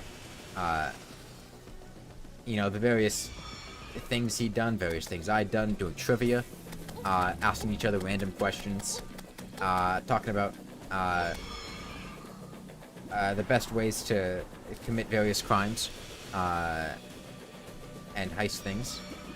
Oh, is this microphone on? Oh, whoops.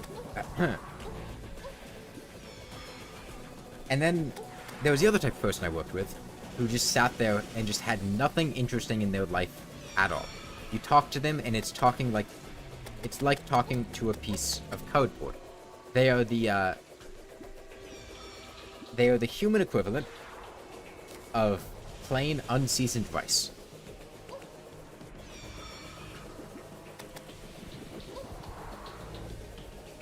And that is what the tin shortsword is.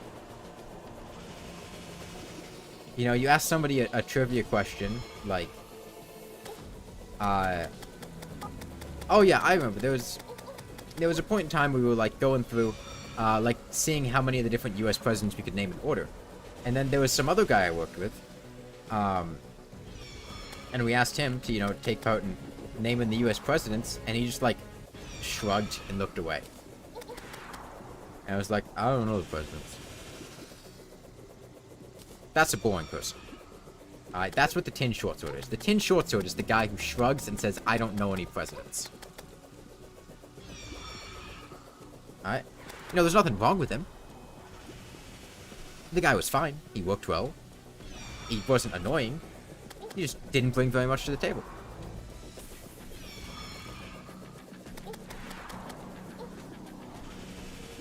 Yeah, no, when I say plain rice, I mean plain rice.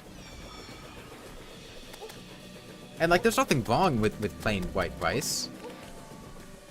But compare plain white rice to, you know, seasoned rice, fried rice, rice with just, like, literally anything on it. Yeah, no, it's not bad. That's the point I'm making. Like, plain rice is fine. It's inoffensive. But, you know, if I ask for dinner and you serve me a plate of plain white rice and nothing else, you know, I'm not going to be very interested in that. You know, I'm not going to be very happy. Similarly, if you ask me to beat the game with a tin shortsword, that's the equivalent of just serving me you know, asking me to eat just a plate of white rice. I'm not going to do that. The copper shortsword, you know, it's rice with seasoning. It's fried rice. It's rice that's paired with fish or with other food. That's the difference between the tin shortsword and the copper shortsword.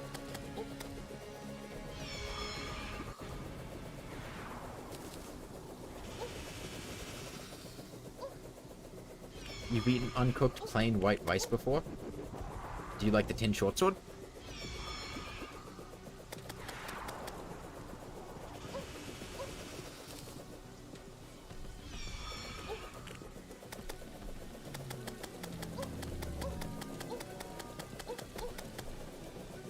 Well, yeah, Gabe, I need to put it in terms that everyone can understand.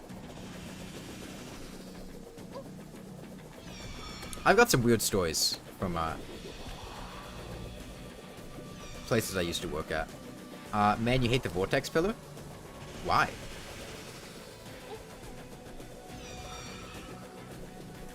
If you said nebula pillar, I could understand that.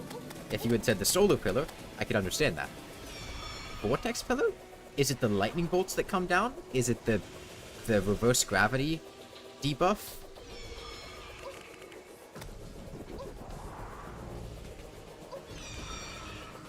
Vortex below nebula pillar? Really? That's an interesting ranking. The gravity and the lightning. Okay.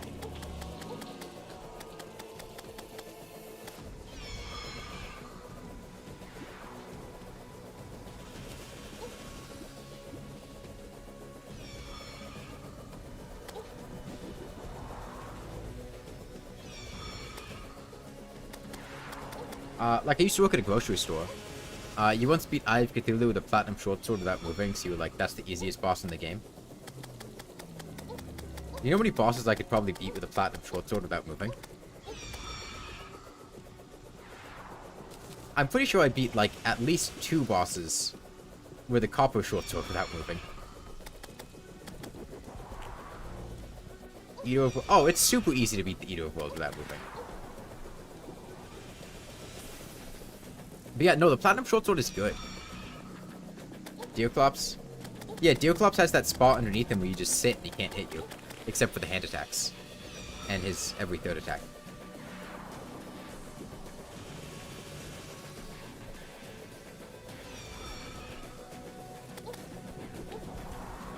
Yeah, I used to work at a grocery store. And there was a point in time where... So part of the grocery store's thing was that, you know, for elderly customers and pregnant women and stuff like that, it was the polite, courteous thing to do. To, you know, ask to take their groceries out to the car. Because, you know, they're older people. It's... well, they're people that are going to struggle to load their groceries into their car. So it wasn't an uncommon occurrence to go outside with one of those, you know, reflective vests, wheel the customer's shopping cart out to their car, and then load their groceries up into it. And there was a night where I was doing that. There was this little old woman who had wanted some help putting stuff out in her car.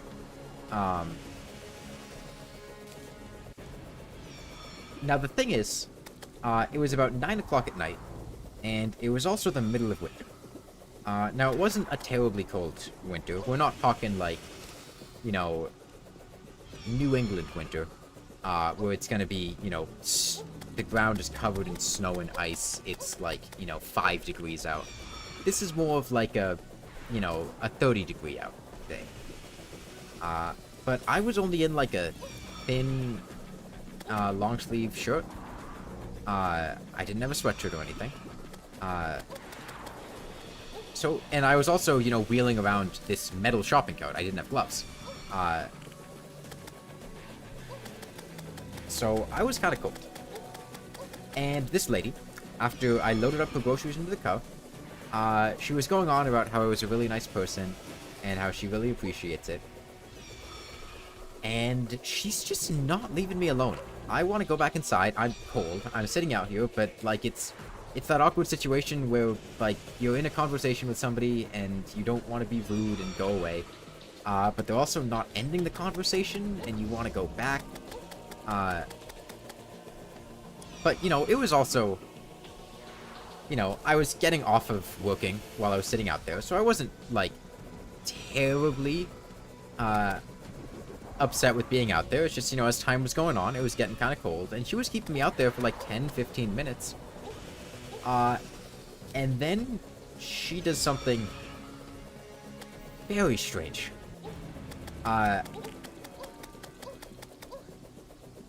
She looks me dead in the eyes, grabs my shoulders, and asks me, "Have you accepted Jesus Christ as your Lord and Savior?" And this completely caught me off guard. This is, like, out of left field. This is...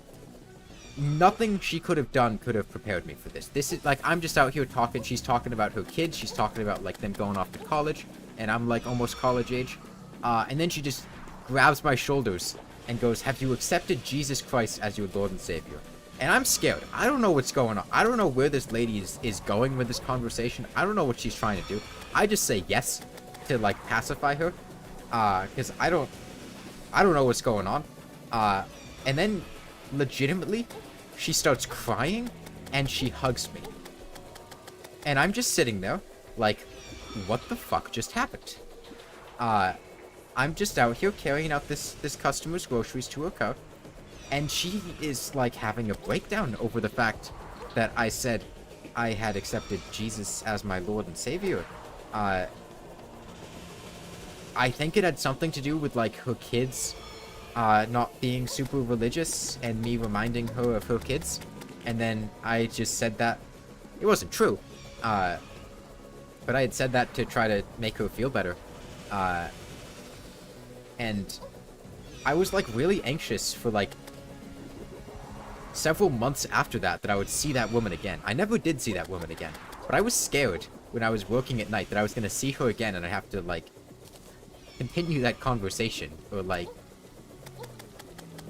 it's that awkward thing where, like, you say something to make someone go away, but then you have to keep going back to the same place, and you're scared of seeing the person again, because then you have to keep up, like, the ruse.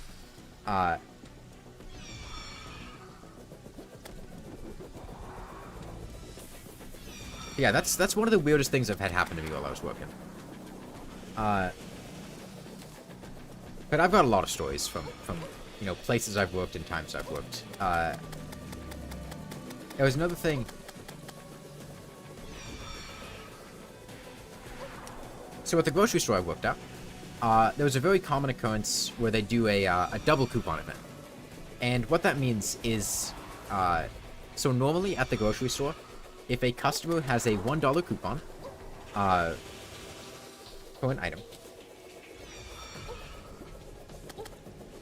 the store will match that coupon and double the value of it, right? So up to $1, if you have a $1 coupon, the store will go, okay, you know, we'll double the value of that coupon and we'll make it a $2 coupon. During the double coupon event, that price value would be doubled. So instead of being a $1 coupon and doubling it to $1, it would happen at $2. And this was an extremely busy time, because this is when you would get all the different, it was almost always middle-aged women that would come and participate in these coupon events. Now, not exclusively, there were definitely other people, but it was like this particular group of maybe the same 10 or 15 women. There was like this community online, I think on Facebook, where they would, you know, all get together, and they were like the couponing group, right? And that's fine. That's fine. The problem is, a lot of these women would be committing coupon fraud. And what that means is trying to use a coupon that is not for the item you bought to get the discount on it.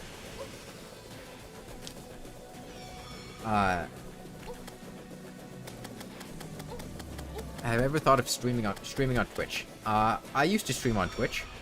Nobody showed up, so I stopped doing it.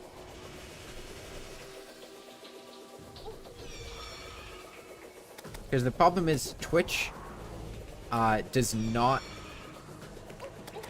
is absolutely terrible for trying to grow a channel or community from nothing. It's horrible. It's bad.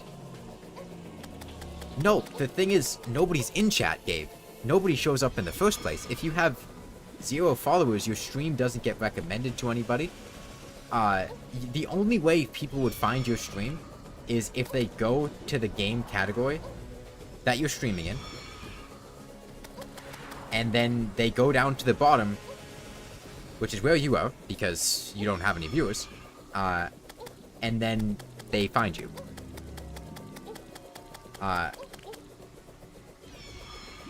As opposed to YouTube, which actually, like, recommends streams in videos and things for people to find, and it's also tied to my YouTube channel, which already is a basis for people to come by. Like, the vast majority of the people that are watching, that have been in the stream, are either people from the Terraria Discord, or people that were, like, already subscribed to my YouTube channel. And then I imagine the other people that have been coming to the stream since then are coming because the stream has been active, because there have been people here. And the problem is getting from nothing to something to hit that point of getting people to pay attention is absurdly difficult on Twitch. Like, I did stream. Like, I probably did 30 or 40 streams on Twitch. I did the flare gun run on Twitch. I did no NPCs on Twitch. I did expert mode on Twitch. I did a bunch of Dark Souls streams on Twitch. I was doing a no accessories run on Twitch. And just, you know, literally nobody showed up, and it just got extremely boring. Because if there's nobody to interact with, you're just sitting there talking to yourself, and you're on edge, and it's not a comfortable environment. And that's why I stopped streaming on Twitch.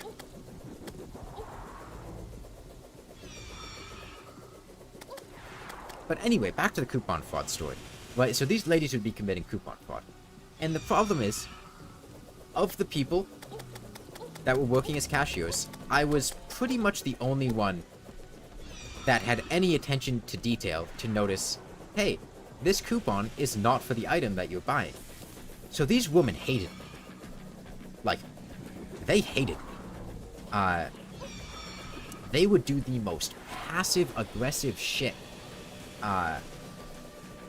Because I would basically go, hey, you didn't buy this item. I can't... Like, you're using this... One thing that would happen a lot is the coupons aren't always coded into the system correctly. Sometimes it'll be, you know, the coupon will scan, it'll work for various different items that are not the one that it has on the picture that it's supposed to be for. Like, a very common one is, like, Tide Pods, laundry detergent, Gain Pods, whatever. These come in a lot of different sizes, and a lot of the times, the coupons that are for, like, the, you know, the 50, 60 count would work for, like, the 12 count, and then they would get the 12 count for, like, free. And that's, illegal, and not something we're supposed to let them do. So I'd have to be like, hey, this isn't the item that you bought. You can't use this coupon. And they hated that. And it was basically, they knew they were doing the wrong thing. Because the second you would call them out on it, they'd just go, take it off. They wouldn't say another word. Their expression would immediately change. They'd go from all happiness and smiles, because that's what they would do. They would act all happy. They would be manipulative as hell. They would be there, they would smile, they would laugh, they'd act like they were your friend. And then the moment you call them out as, hey, you're not supposed to be using this coupon here, they would just immediately shift. It was all just a facade to try to lower your defenses and, you know, be lenient with them and let them get away with it. And they would just go, take it off, take the items off, I don't want to buy it anymore. And then if you did it enough, they would just walk out of the store. Sometimes they wouldn't even say a word. There have been times where I would be doing it, and the lady would straight up just walk out of the store. Leave her, like, massive shopping cart full of groceries just in the aisle. And just leave. And then at the end of these coupon events, we would have like 7 or 8 full shopping carts of groceries that we'd have to go put back. And some of it would go bad because it would be like frozen stuff, refrigerated stuff. And like I said, these women absolutely hated me. And I never saw this myself, but apparently they would send like one of the group, because I mentioned they were a Facebook group. They would send one of the group ahead to scout the store. Like, you know, it's maybe a dozen women. They would all come in together and shop at the same time. They'd be there for a couple hours. But they'd send one person ahead to be like, okay, who's working the registers? And supposedly, if I was working the registers, or like one of the other people that would do it, they just, like, they would make a post about that and be like, Oh, he's working the registers. Don't. Sorbet's working the registers. Don't go there. Pick some other time. Come in like 3 hours when he's gone.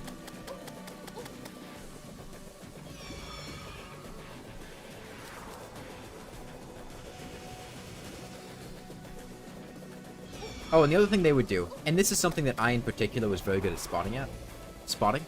Like I mentioned, I have a very good memory, and I keep track of things really well. And one of the things that I would keep track of well is seeing the same customer coming in multiple times a day with the same coupons, because, you know, that's also illegal. So this coupon fraud, a lot of times it would be committed with online coupons. The stuff you'd get off like coupons.com, where you print them out, right?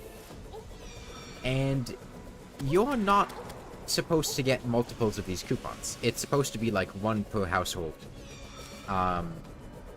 And what these women would do is they would make copies of the coupons, and they would come in like, you know, several days in a row during the coupon event. They'd come in several times the same day and use the same coupons on the same items, which is against store policy. It's against the coupon.com policy, and I'm pretty sure it's illegal because it's coupon fraud.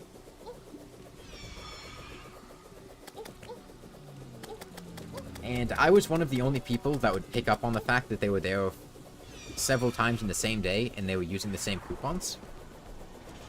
So they absolutely hated me because of that. Yeah, I've seen some wild stuff. It was a public restroom, and there was a point in time where I worked as a bagger at the grocery store. I didn't for very long. And part of that was, at the end of the day, they'd make us clean the restrooms. And I didn't clean the restroom when this was happening. I didn't see anything terrible when I was cleaning the restrooms. It was pretty tame. But when I was working as a cashier one day, one of the other baggers, who was incredibly lazy, this guy would just, like, sit in the break room the entire time on his phone, right? He would never do anything. We were closing, and apparently, in the women's bathroom, somebody had smeared just a bunch of feces on the wall. And you might have heard stories about this in public restrooms. You might have not known if that was a real thing that happens. That's a real thing. That happens. People do that. It's disgusting. I didn't see it. I didn't go in there. I wasn't going to walk into the women's bathroom when I didn't have a reason to. Because I wasn't going to clean it. And the guy who was supposed to be cleaning it didn't clean it. He left it there overnight for the guy who was opening the next morning to clean.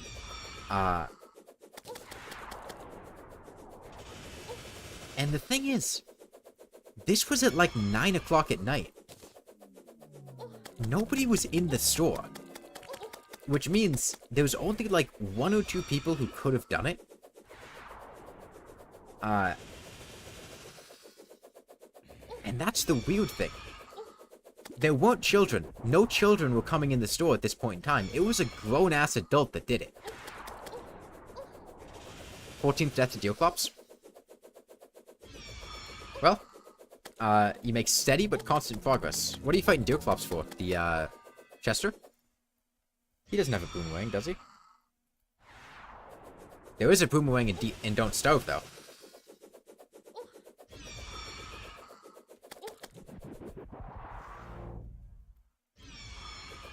You don't know the stupid attacks, but there's tiny blue projectiles on the top that chase you.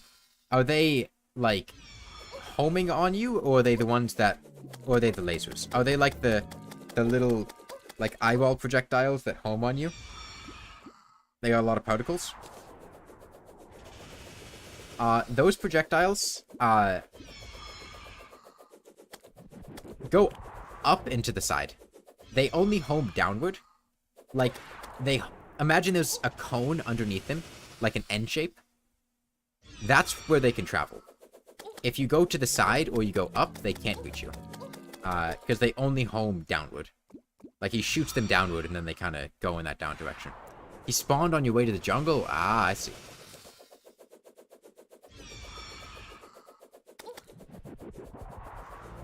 I do like fighting Deoclops first. I've only done it once on the blindfolded one, but it's pretty fun. If you're not playing medium core or hardcore, you can't mess it up. And you get some really powerful loot from him. And it's kind of the only point in time where Deoclops' loot is, like, really good. Because if you fight him later, like after Skeletron, the Weather Pane, Lucy the Axe and stuff. I was an ice biome on the way to the jungle. Might have been a drunk world. If it was a drunk world, I could have done that.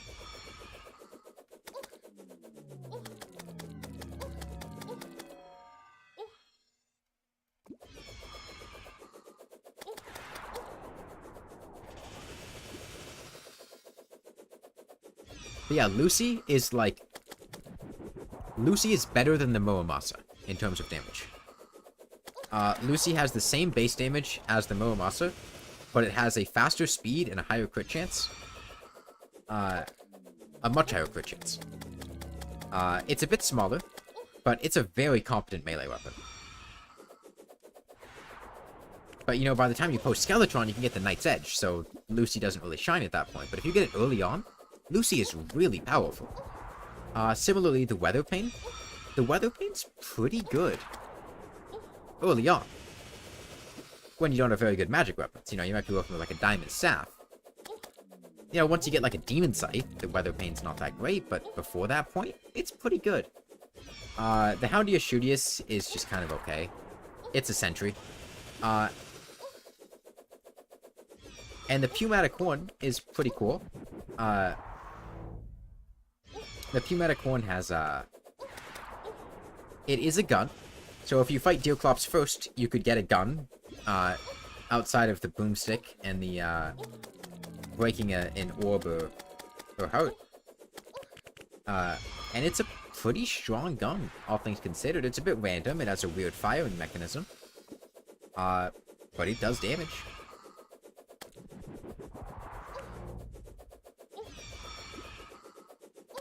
And I think the Shadow Hands from Deoclops are most powerful on earlier bosses. Like, you know, it'll get through the creepers from the Brain of Cthulhu. It'll get through the Eater of Worlds. It'll help with Queen Bee and her bees and stuff. It's not bad for the Eye of Cthulhu. But once you get to, like, you know, Skeletron, the Wall of Flesh, the Bone Helm isn't really as good. You know, the Wall of Flesh, you don't really want to be getting that close to it unless you're melee. And the Bone Helm damage is, like, that amazing.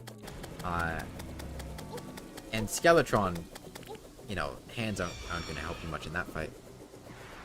So I do like doing Deoclops early.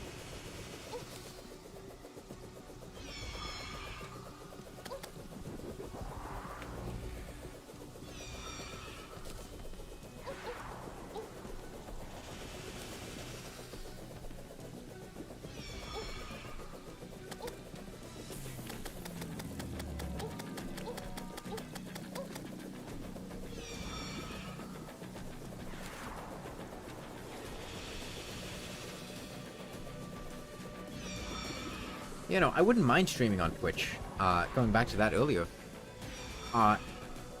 In fact, it'd probably be better on my end, I guess, compared to YouTube.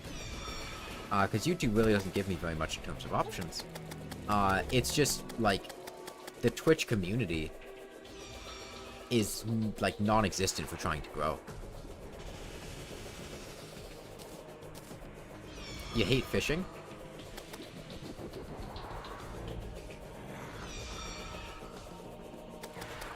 What are you fishing for? Like life force potions and stuff?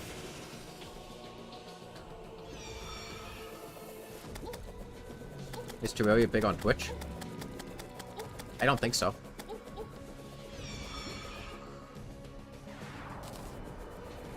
Who doesn't?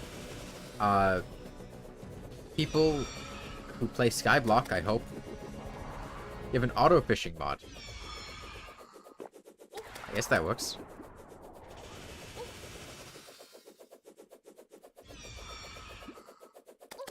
For context, I think the most viewers I ever had on Twitch at any given point in time was when I was killing the Moon Lord with a flare gun at the end of the flare gun run, I had 3 viewers. During the vast majority of that run, I had 0 viewers. You should give it another shot, because if you're one of the only good players streaming, that's easy views.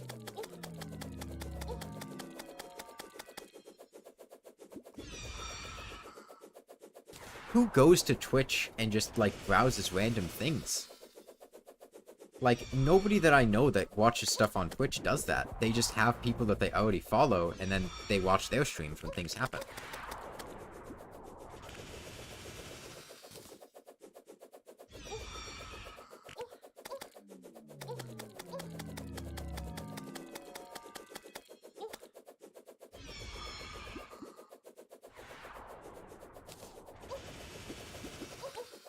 Did that a few days ago. Every once in a while someone will do it, but like the vast majority of people don't. And that makes it just such a nightmare trying to get anyone to watch your stream in the first place. Like, trust me, I put a lot of effort into trying it. I didn't give up after a small period of time. I was doing it for like, you know, several times a week for several months.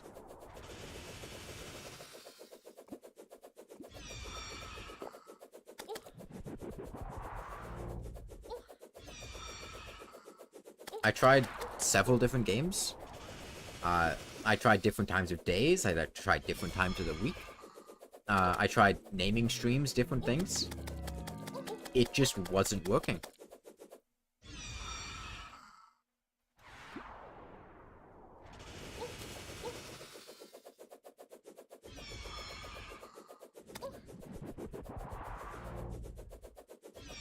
If I tried a foot camp.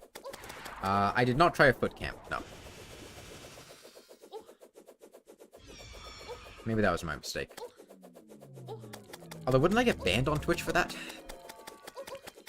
Will I get banned on YouTube for that?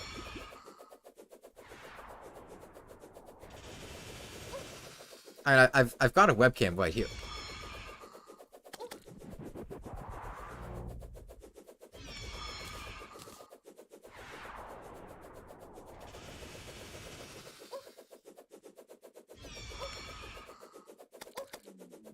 No, I did not try everything. I didn't try a foot cam. I didn't try being a VTuber. I didn't try...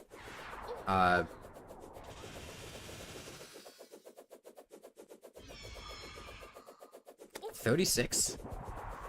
How... What do you have right now? You got the Thorn Chakram, and... Do you have, like, any armor, any health? Or are you just working with, like, base HP and stuff?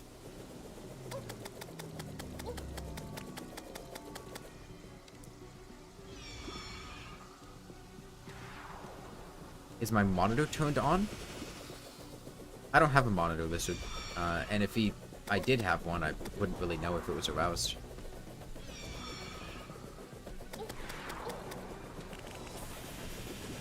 Oh. I do want a monitor lizard, though. I'd love an Aki monitor. Well, 2 Life Crystals Master Mode is, 2 Life Crystals, not a ton of defense, and it being Deerclops with low damage, it's gonna be tough to survive that. Because Deerclops' damage can be almost unavoidable at times. And he's got a lot of health. But, if you don't give up, you'll kill him eventually. How much damage have you done? I imagine with 36 deaths, you hopefully would have gotten a lot in.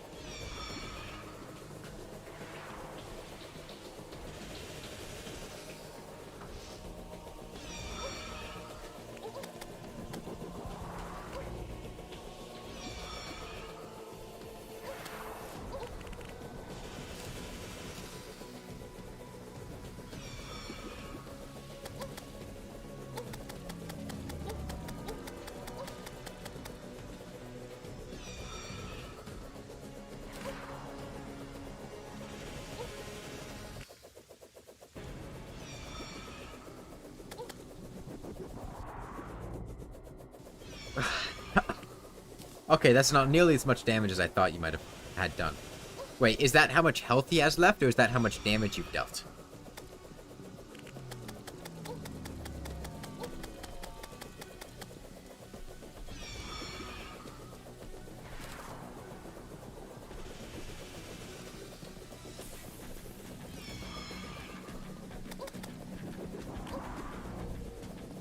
Dude, bail. It's not worth it. It's not worth it.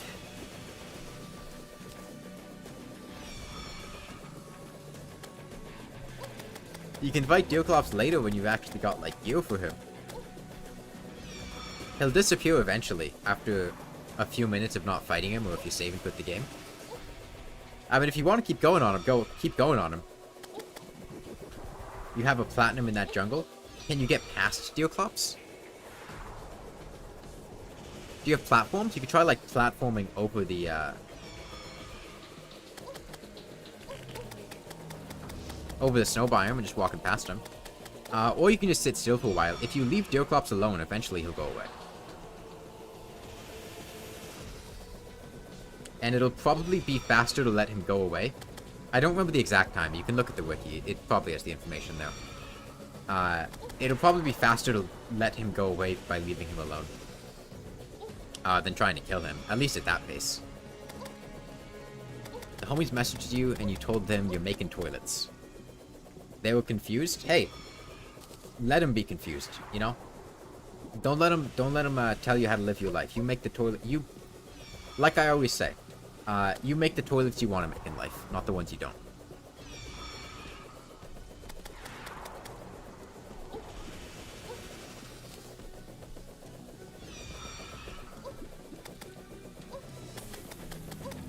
You have a close house, you're just gonna fight him? Alright, good luck. I mean, at the rate you're going at, if you dealt 1,600 damage and died 36 times,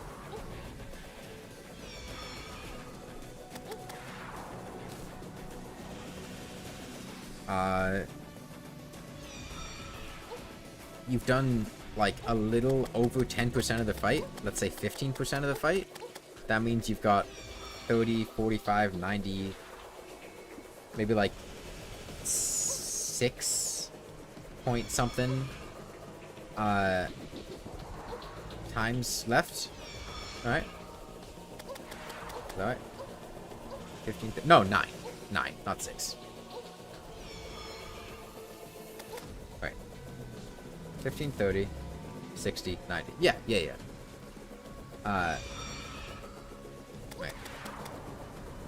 15, 30. 45, 60. Sorry. No, 6. 6. Yeah, 6. How to focus on math when you're watching a light show. And if you died 36 times, that means you're probably going to die 243 times. That's my guess.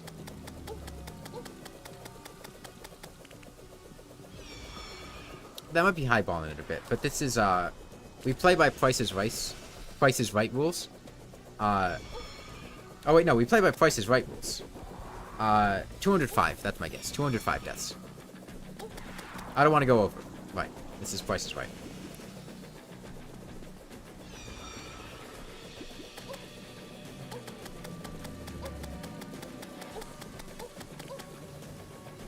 Everyone watching is also chatting. That's neat.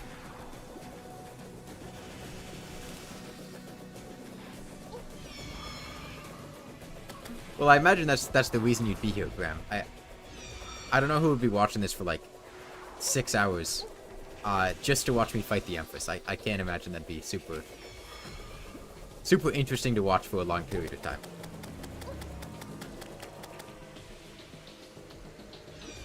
Like, ah, damn, we're on hour 7. I wonder what's gonna change this hour. Mr. Sorbet, why do you do this to yourself? I was bored. Okay, so I'd said I was doing this for 500 subs. That was just me misremembering things. I was actually doing the blindfolded thing for 500 subs. This is just because I felt like it. But the reason is, I wanted something to do between blindfolded stuff, because my friends were only available at like 7:30 at night. And I wanted stuff to do during the day.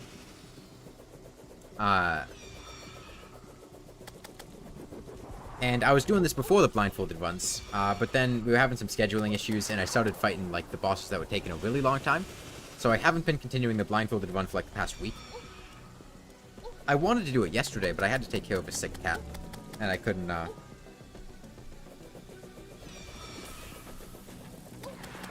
He disappeared? that's unfortunate. Did you leave him alone, or what? He was just afraid. He ran away. What was I talking about? Oh yeah, blindfolded. Yeah, I want to finish blindfolded. It's just, you know, it's not the easiest to coordinate, and it's also very slow to progress. Much slower than Copper Shortsword. And it's also exhausting to do for long periods. I can only do a couple of hours.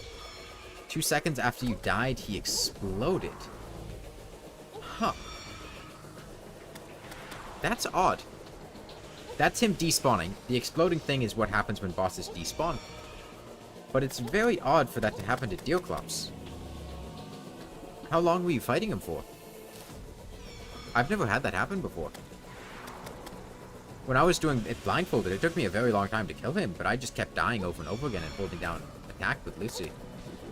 And, before that, I think the, gold broads. Yeah, I think I killed Deerclops like a gold broadsword, just, attacking continuously. Maybe it was an ice blade. You don't like this game? It hit 12 the next day. Huh. Maybe the naturally spawned Deerclops has something weird going on with that? Like, maybe the natural Deerclops spawn only sticks around for so many days? You got a Divine Crate, and your line randomly snapped. Well, you didn't miss very much. A Divine Crate is the hollowed crate. What it has is the regular Biome Crate stuff, and then, like, some Crystal Shards, Souls of Light. Stuff like that. You didn't miss very much. What did you miss? You missed however much damage I did to the Empress of Light. I told a couple stories. I told a story about, I gave a wonderful analogy about how the Tin Shortsword is a very bland, uneventful person, and is also, plain, unseasoned white rice. Whereas the Copper Shortsword is an interesting person, or white rice with a compliment, or seasoned rice. I told some stories about the warehouse I used to work in. I told some stories about the grocery store I used to work in, about coupon frauds, about this old lady that hugged me in the parking lot after I said I had accepted Jesus as my Lord and Savior, and then broke down into tears. And I got more stories too. Back at that warehouse. You'd like some bait or potions? You could get those from crates, yeah. That's the... You would be getting those. Like at that warehouse I used to work at, like I said, it was a Spencer's Gifts and Spirit Halloween warehouse. I mostly worked in the Spirit Halloween section. I didn't deal very much with Spencer's Gifts, but it was a warehouse, so all the stuff was stored there. And the way that things work, you would just, like, walk down an aisle, to go, you know, pick up the costumes or whatever. And there would just be labels. And the thing is, Spencer's sells some very interesting products. Including, like, sex toys, a lot of, like, drug paraphernalia, like, accessories dealing with drugs and stuff. They sell a lot of interesting things. And you would just be walking down the warehouse, and you just see, like, piles of boxes labeled, like, vibrator, or, like, unicorn horn dildo, or something. And man, I saw some really weird stuff there. And another thing that was happened, like I said, I worked in the Spirit Halloween section, right? So I dealt with Halloween costumes. And if you're not very familiar with Spirit Halloween, they're the ones that have, like, you know the costumes that you buy in, like, Powder City that are shit? Those are the costumes that Spirit Halloween sells. Now, don't get me wrong, some of Spirit Halloween stuff is really cool. They have some really cool decorations. They have some stuff that's really high quality, and then they have some stuff that is incredibly low quality. And the best part of it was every costume that we would package was had a model on the front, right? Like a stock photo model. And they would be wearing the costume. But it was very obvious that these people were not paid enough to model these costumes, because they would just be sitting there like completely blank-faced, and just looking like depressed kill me now. And they would just be sitting there in like a super shitty Thanos costume. Or like oh, it's Mario. It's like some guy that looks nothing like Mario. I think it was like a Hispanic guy. That just had like a red hat on and like something that vaguely looked like Mario's clothes. Just sitting there, looking like he was just told that his car was towed. And he'd have to go pick it up from the lot. Those are the kind of people that were modeling these costumes. Well, like, it's the Infinity Gauntlet, and it's just like a yellow piece of felt. With a couple of, like, colored pieces of felt in there.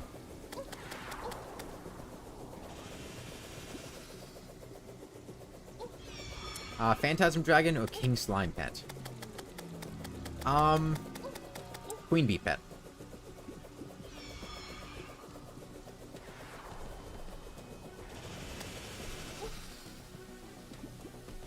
You're too sober for these kinds of discussions? That's your problem, not mine.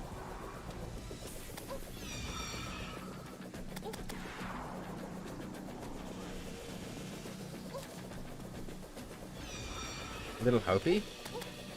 No, that's not a Master Mode pet, though. I thought we were talking about Master Mode pets.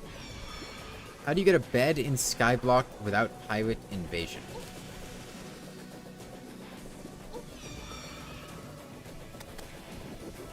I'm running it through. I'm running it through.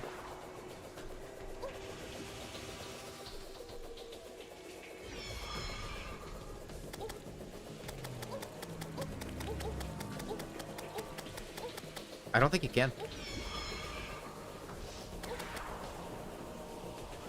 I'm thinking of other non-craftable beds. Or beds that you can scavenge, but the thing is, they are in, like, the underworld. There's obsidian beds. There's the gold bed from pirates, of course. There's, like, dungeon beds. But, like I said, those are scavenged. They're not going to be in a Skyblock world. And I don't think there's any way to get cobwebs aside from naturally generated spider walls. And the ones that are naturally generated in the world. Graham started playing Skyblock, Mia.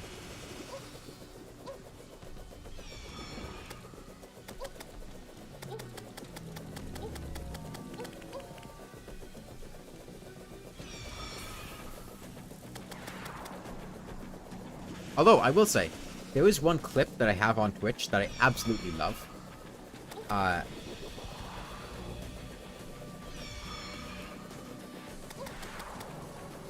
actually going to find this and show it, because I really like it.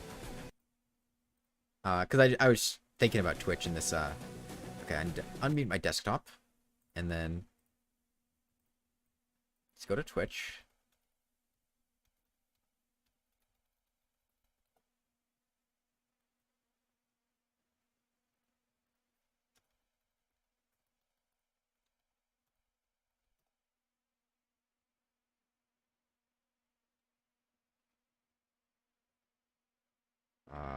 Where are...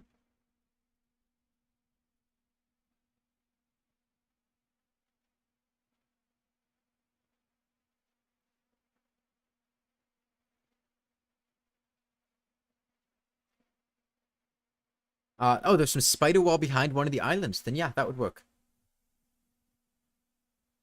Let's see. Display capture? Where's my display capture? There it is. This is a clip from a very long time ago. But I really like this clip. Quality's not too great, but, you know, we work with what we got.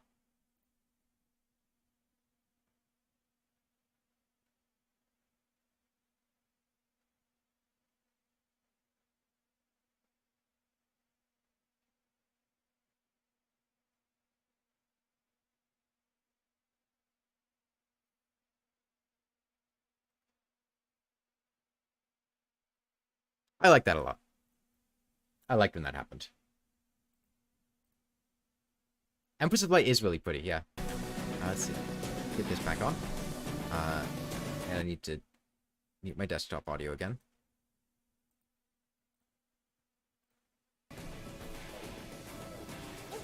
Okay. There was no sound? What? Hold on.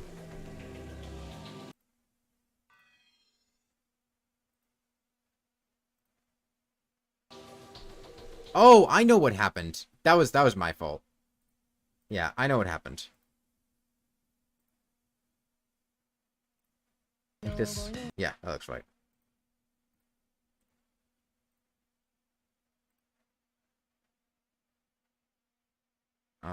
Means I need to reopen Twitch.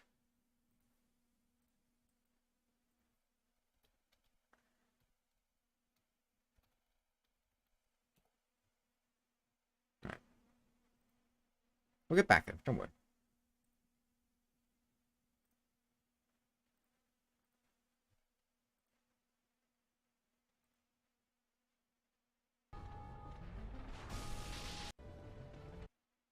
Okay, now it should be audible, right? Alright?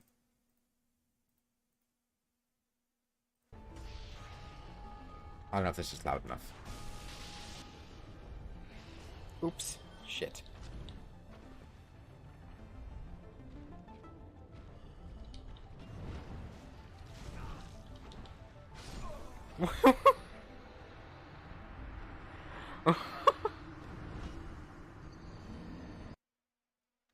You know, so what happened there is, Alright, let's get my setup and everything fixed now.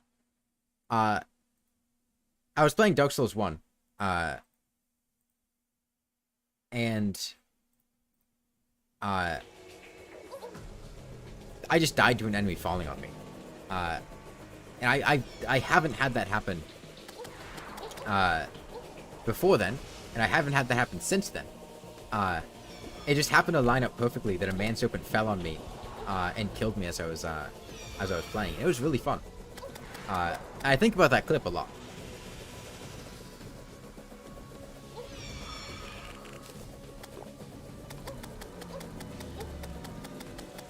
Alright, she's almost down to 70,000.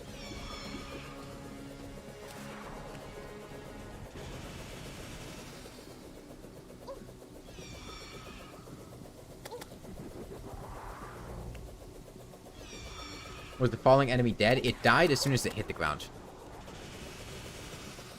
It wasn't dead before it fell. So what happened was I was using a Demon Spear. At this point in time, I was playing Dark Souls 1, and I was doing a Demon Spear heavy attack only challenge. Which meant I could only use the Demon Spear, and I could only use the heavy attack. And I fell off the cliff into the bottom of Sen's Fortress. But I didn't die. But then I got hit by the Titanite Demon down there, which didn't kill me and left me with just a sliver of health, and I run away, I'm safe, and then a manserpent falls on me, the one that I'd hit earlier, and just kills me. And the thing is, enemies falling on your head, they do no damage. They do like 4 damage. You have like 700 something health. I probably did at that point in time. If not like 1,000 something health. So I had been left with just the perfect amount of health in just the perfect spot as just the right enemy fell on my head to kill me. Like, so many things had to line up there perfectly. Okay, she's down to 69,000. Hold on. I'll see if I can inspire her to be active.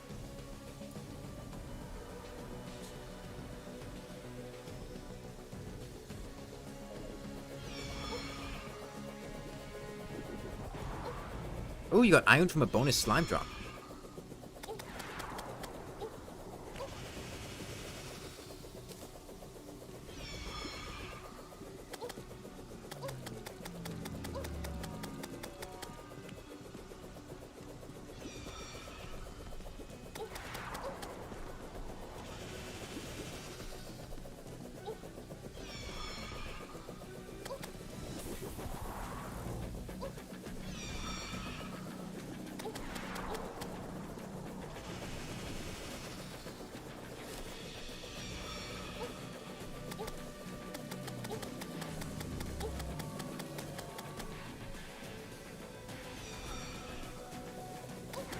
You know, I realized I could have made this arena so much uglier to fit with the rest of the world. This actually looks like somewhat okay.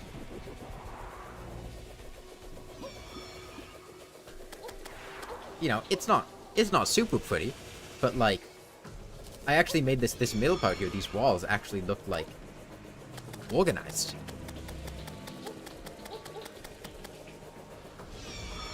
Well, I'm not going to do it mid-fight. Okay, you have A? Nice, I don't have A. I only have, I can never get A. I opened a bunch of packs to try to get an A, but it was printed at Mythic Rare rarity. And I never got one. One of my friends opened an A during a draft of Double Masters 2x2. Oh, Summoning Potion, Food, Iron Skin, Regen, Wrath, Endurance, Ichor, and Life Force. No way you lose. With you being the master of Terraria that you are, no way.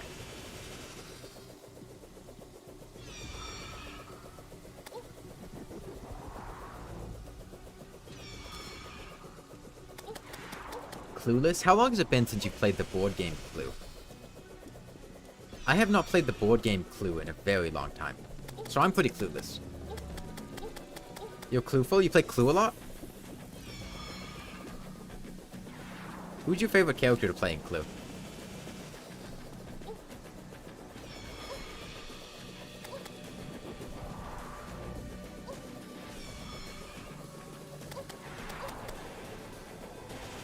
I think 5 years, dude. I'm thinking like 15 years since the last time I played Clue.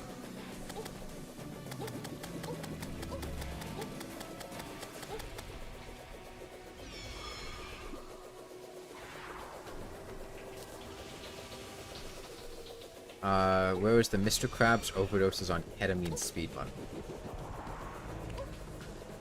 I'm assuming that's referencing something. I don't know what it's referencing. I mean, I know Sponge Dude? Sponge Dude. But the overdosing on ketamine part. Oh, okay. Yeah, Mr. Krabs is from that Sponge Dude thing.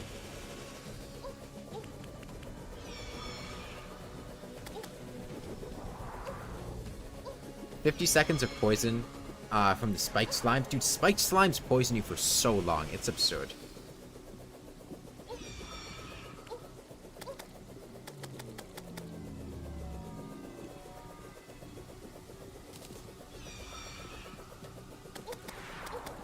It's SpongeBob? Yeah, sure.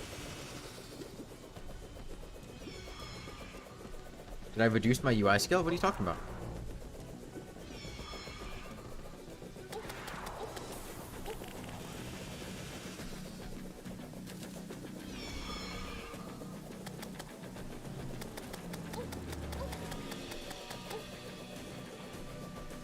Yeah, so if you look at poison, you can calculate... So poison does 2 damage a second, and it also nullifies your natural life regen. If you have other regen sources, they can counteract it.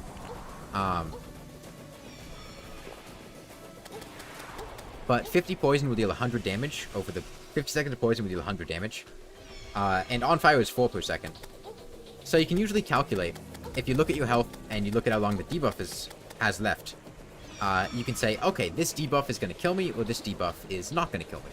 And if it is going to kill you, you can just like try to rush out and get what you can while you can, or you can try to stabilize. If you're poisoned, you can try to get some honey. Honey halves the damage you take from poison and gives you life regen to counteract it. If you're on fire, you can try to get extinguished. You can try to break pots to get life heart drops to get them back. But yeah, it's a pretty awful feeling when you've got like 50 seconds of poison and you've got like 50 health and you're just like, cool, I'm gonna die in 25 seconds and there's nothing I can do about it.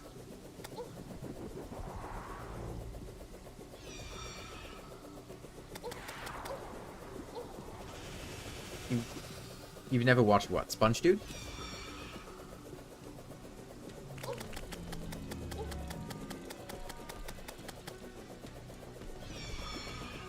Like I said, I have thought about doing a Path of Pain speedrun in Hollow Knight. Because like I said, I used to speedrun the Path of Pain. I know the routing, I know what you need to do. And I know I'm capable of it. And I might try to get a decent time on that.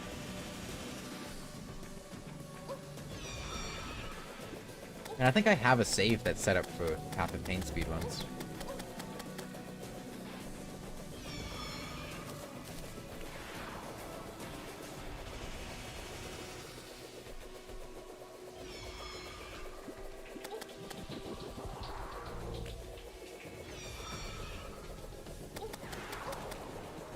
Harpies are the bane of your existence.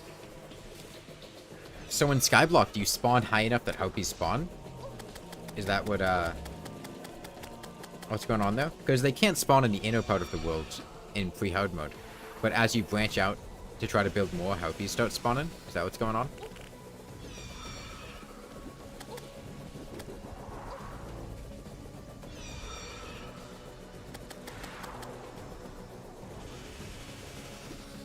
Yeah, that sucks. So, is your only source of life crystals fishing up golden crates? Because holy hell. That sounds annoying.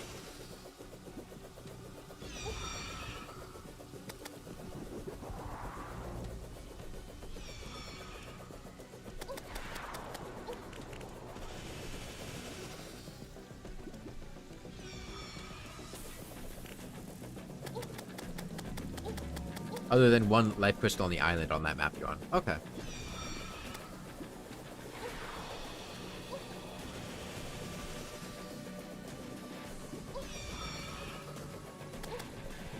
You should do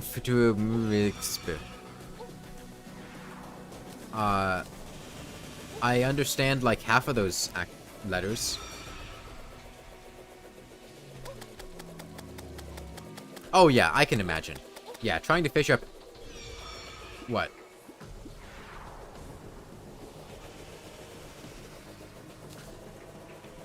$15? Pinky in a balloon exists? Yeah. The way Pinky works is Pinky, replaces normal slime spawns. Master mode for the worthy, true melee, hardcore, skyblock.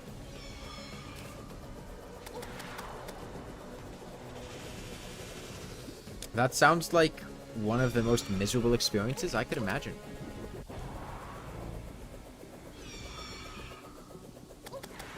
Hardcore skyblock? Having to do all that fishing? All that time investment? With the potential of dying? That would be annoying. If you play modded, use magic storage like a massive chest that shows all the craftable items. Yeah, I had heard of magic storage.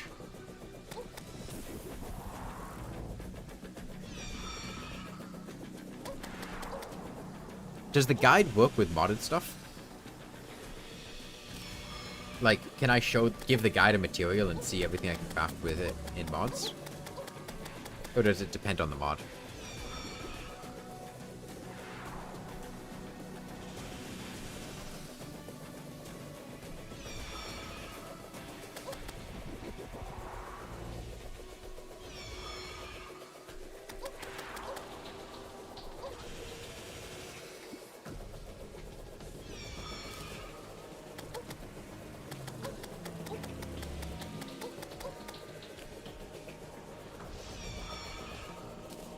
Use recipe browser. Ah, I've heard of that one too.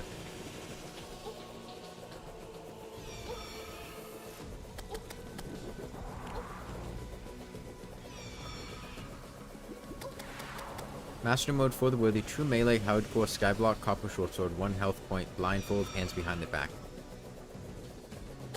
Sure, I can do that. It would probably last about half a second, and then I would die, and then the video would end.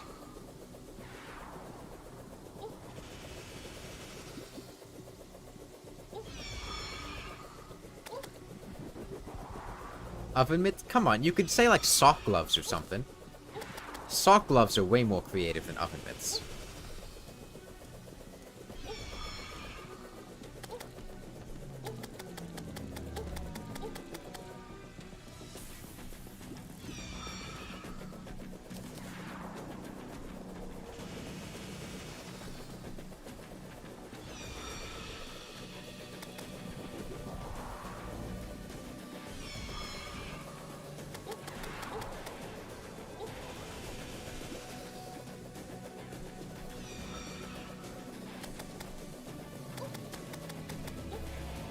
Alright, she's below 69,000 now. Which means we've almost dealt 30,000 damage today. The only mod you play with is helpful hotkeys. Oh. Yeah, that sounds like it would be nice. I think the dash keybind is terrible. But my response to that isn't to get a mod to make the dashing keybind better, it's just to not use dashes. Well, the difference is, Mia, Terraria's dodge is not Dark Souls' dodge. Dark Souls is designed around the dodge.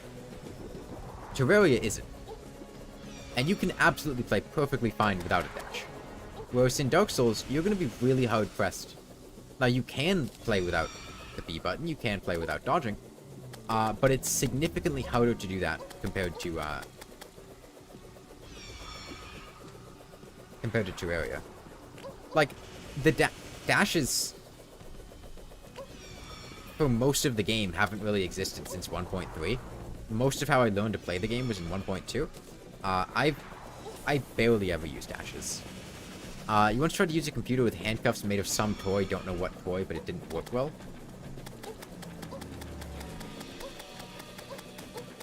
I can imagine. Not very much movement, though. You're gonna go eat dessert, and if you come back and you lose to Moonlord, you're gonna start Master Mode for the Worthy Ranger.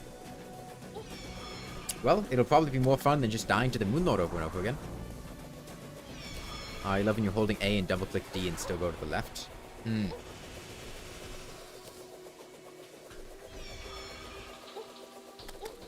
know, I'm pretty vocal about the fact that I don't like dashes in Terraria.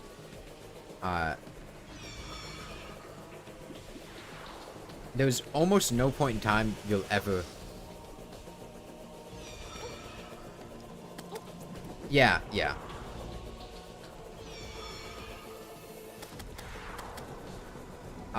There's almost no point in time you'll ever see me using a dash in Terraria.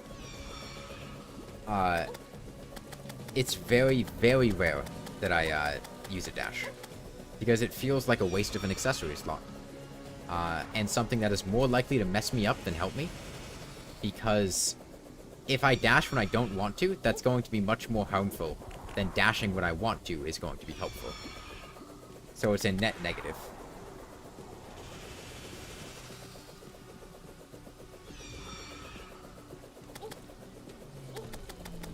Like, at best, dashing is going to let me do something that I could already do in a slightly different, possibly easier way. At worst, it's going to get me killed.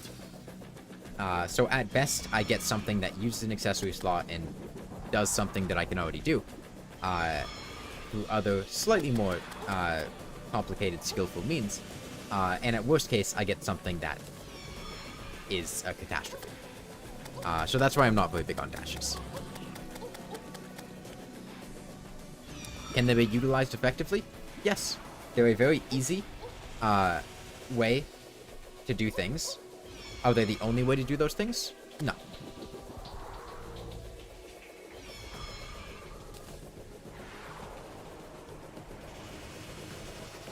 Yeah, it's one of the most annoying things I find in Terraria, is dashing when you don't want to. Especially when you're trying to make precise movements, right? You're just making tiny little taps to go like, okay, I want to make a little tiny amount, go in this direction just a little bit, and then you go flying in that direction.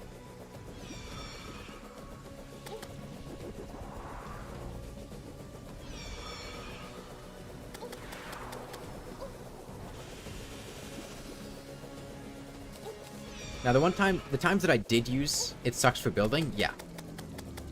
The times I have used dashes, the one that sticks out in my mind is when I was doing blindfolded no-hit for the Worthy Golem. I needed a dash to be able to get me horizontally in his second phase over top of his head without getting hit by it, because I couldn't find a way to... Okay, I'm gonna turn my UI scale back to normal, because it's really messing me up.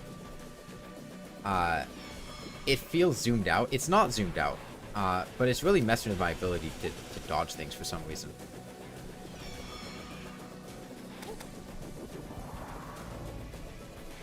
It feels harder to keep track of everything.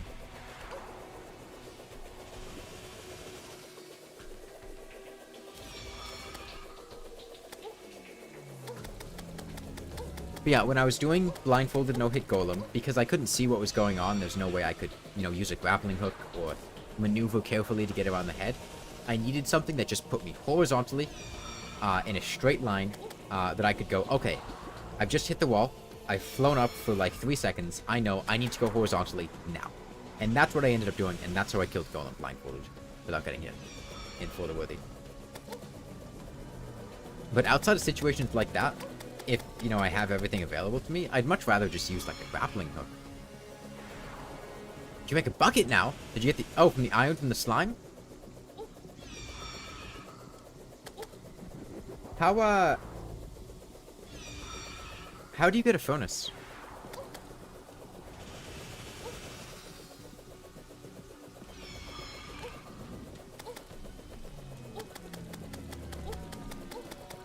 Oh, the merchant sells a furnace in a jungle biome, right? Yeah. Yeah.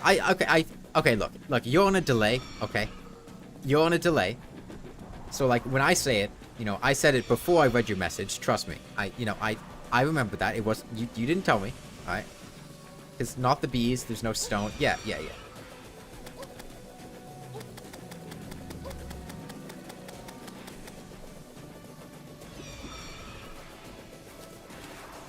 So yeah, I guess that's one reason to get jungle early on.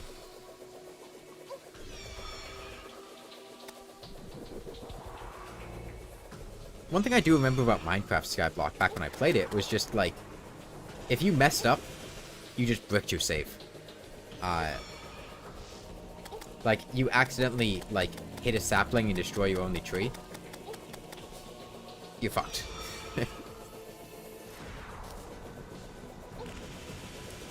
Or like, oh, I messed up my water dupe.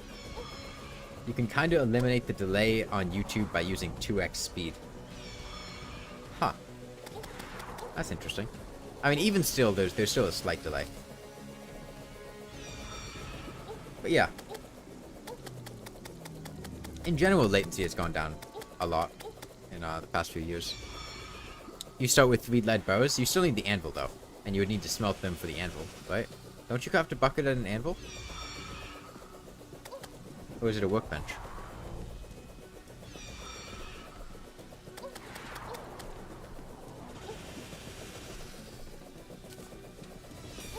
Oh, merchant sells anvil. Yeah, that makes sense.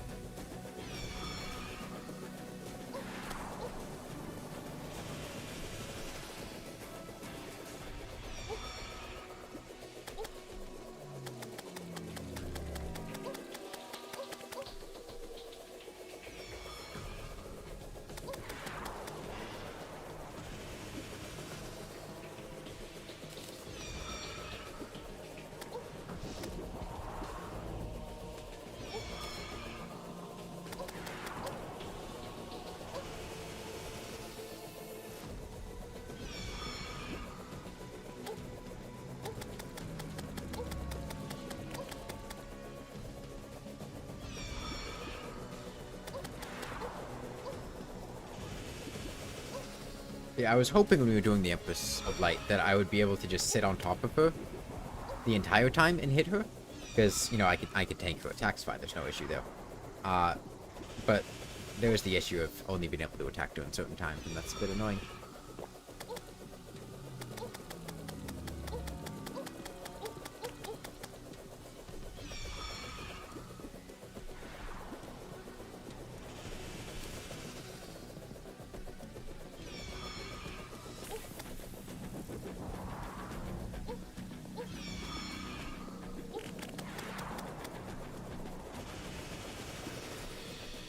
Why is there no watch? I turned it off so that more of the screen was visible. I mean, it's 7:35. Time is paused. I don't... I don't think there's much value in having the information accessory there.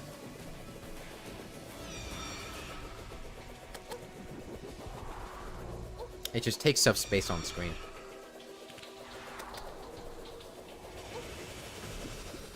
There are explosive minecart traps, Parasite. All of the traps have a minecart variant. There are boulder minecart traps, there are dart minecart traps, and there are explosive minecart traps. And minecart traps are particularly bad because minecart pressure plates do not show up on a danger sense potion. Which means if you're riding a minecart track, it's going to be really difficult to identify that there's a trap in front of you, even if you have a danger sense potion. Because the pressure plates don't glow.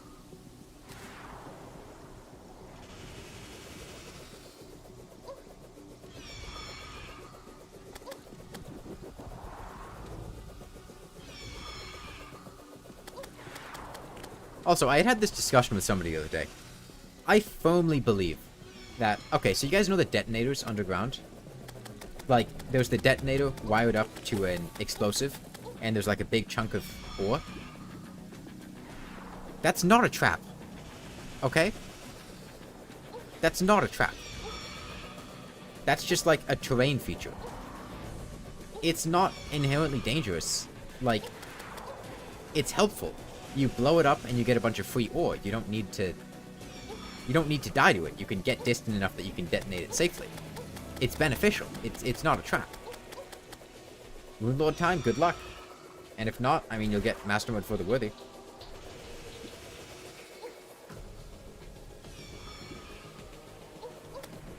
Yeah. It's not a trap, and if you die to a detonator trap, like, accident, like, there's no part of a detonator trap. Sometimes World Gen is weird and the explosive doesn't show up. But they should show up. It's just World Gen bugging out.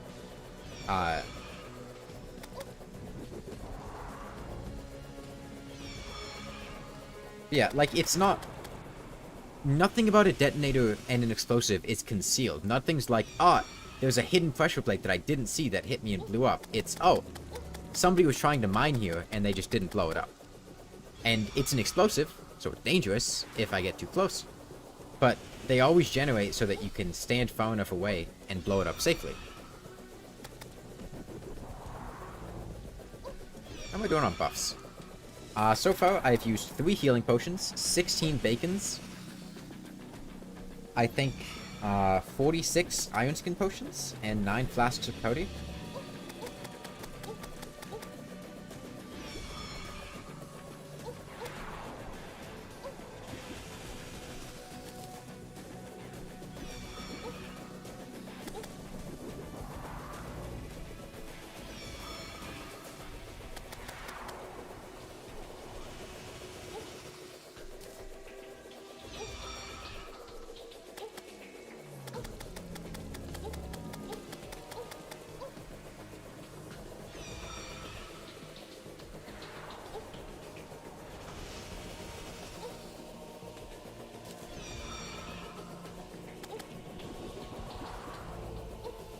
Yeah, the problem with my gecko is, it's very difficult to get her on camera when she's active.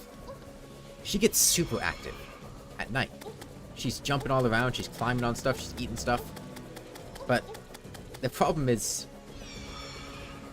it's very difficult to catch that on camera, because you need light to be able to record things, especially at a high frame rate. And she's just not active when it's bright out. Like, if I try to feed her crickets, or, like, dubia roaches, or something like that, or, like, a hornworm or something, she sucks at hunting if it's light out. Now, she's not great at hunting if it's dark out, but she's much better at hunting. She just, like, won't even acknowledge the food is there if it's bright out sometimes. You got 2 shackles with the same prefix. Let's go. Where are you going? You're the best player ever created. That's probably true, yeah.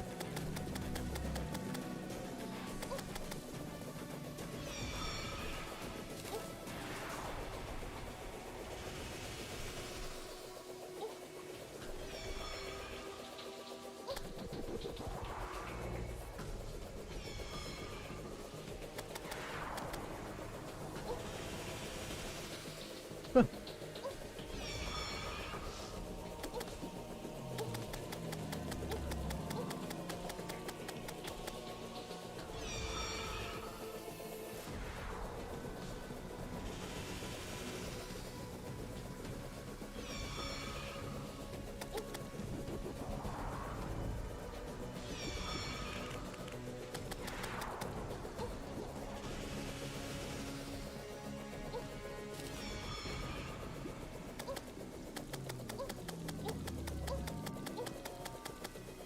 Am I going to be streaming for a while? I'm getting kind of tired, and I think I might end soon.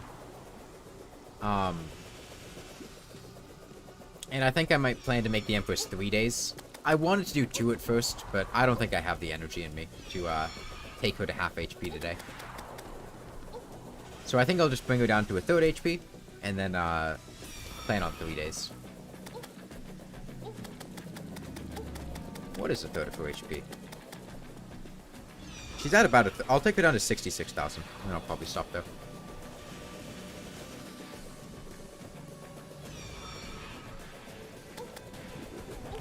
I might try to feed my lizard on stream, though.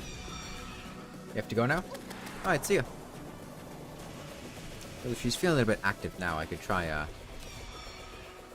Moonlord legs better than Platinum Greaves with Platinum Armor? Do you have the full Platinum set? If you have the full Platinum set, I would use Platinum, because that's a lot of defense you get from the set bonus. If you don't have the full set, I would use Moonlord legs.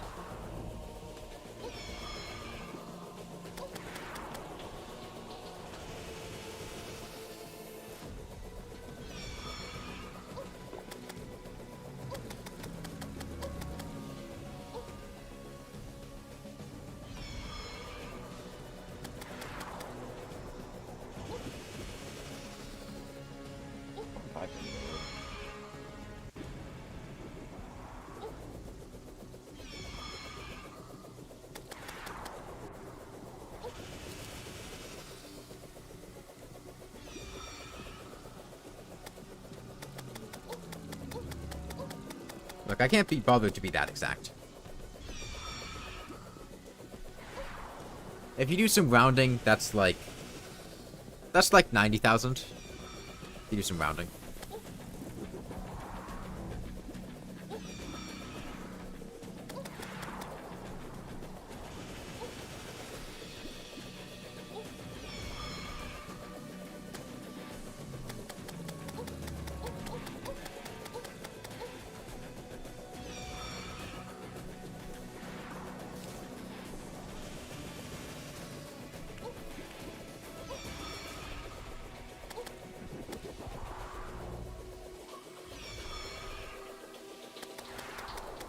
Because Moonlord legs are what?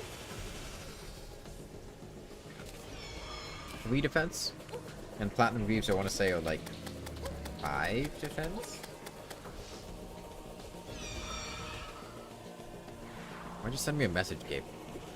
Phone buzz. I can't see what it is. Just that you sent me something on Discord.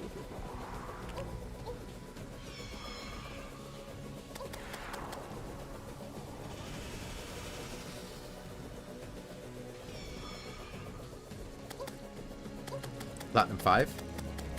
Yeah. I think the mobility boosts from the Moonlord, like, pick of you beating Moonlord? Did you think I didn't believe you or something? Why would I think that you would lie? 46% corrupt, 10% hollow, and 6% crimson.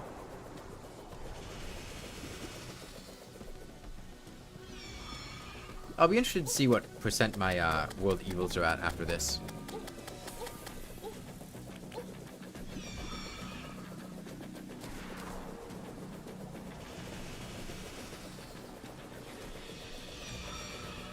Who's the Jan, and why do they need to accept that you're better?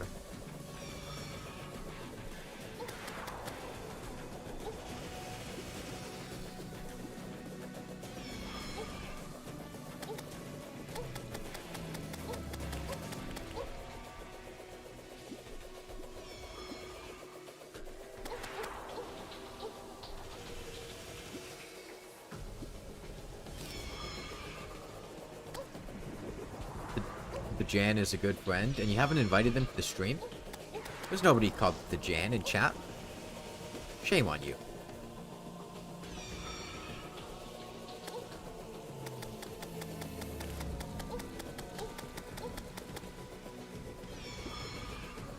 Okay, so it kind of seems like whatever I did to blacklist those porn bots worked. Because I haven't seen those spam bots since I set up that blacklist.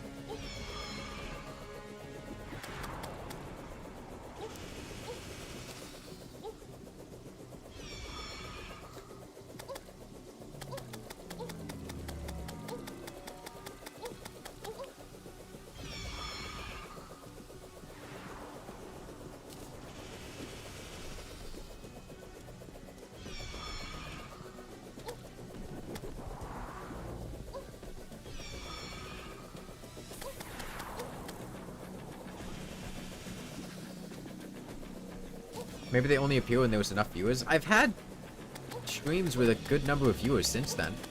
Like, I think I had a pretty good number of people watching when I was playing Hollow Knight and stuff. The last time I saw them was when I set up the blacklist that included the words in their name.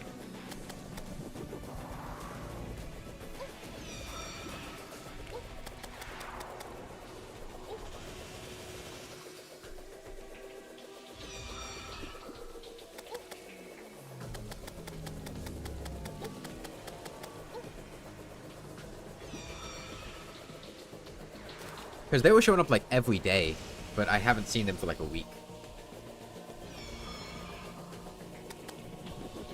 I mean, I might be wrong. It's just, I haven't seen them, so...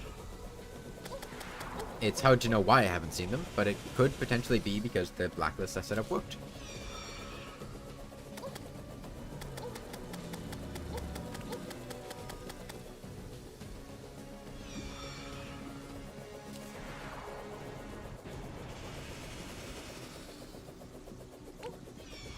You need to get an adamantite furnace. Excuse me, it's called an adamantite forge.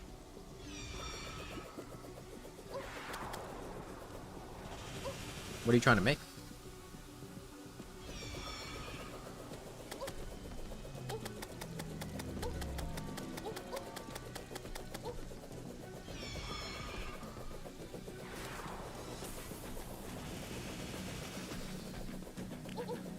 Oh yeah, luminite. Yeah, that's an ancient manipulator. The titanium one does look better.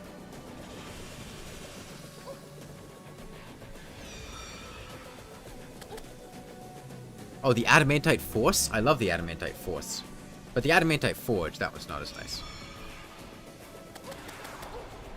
Okay, she did 66,000. That's close enough. I'm tired. But I want to see about hand feeding my gecko. So I'm going to turn off the lights, turn on some auxiliary lighting, and I'm going to see if she shows up on camera.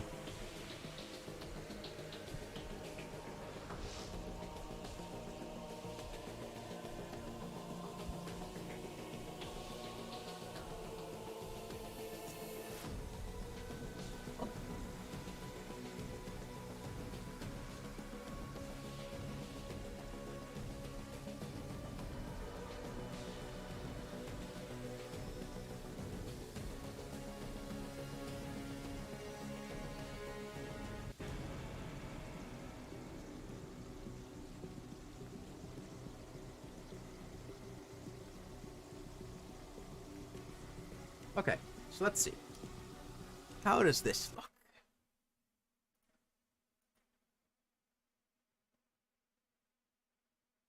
I'm not very good, but I also don't have the lights right here.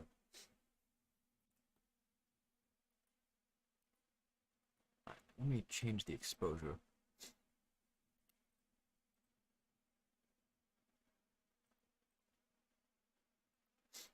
Let's see. Properties, configure video. Let's turn on auto exposure. Okay. That's probably doable.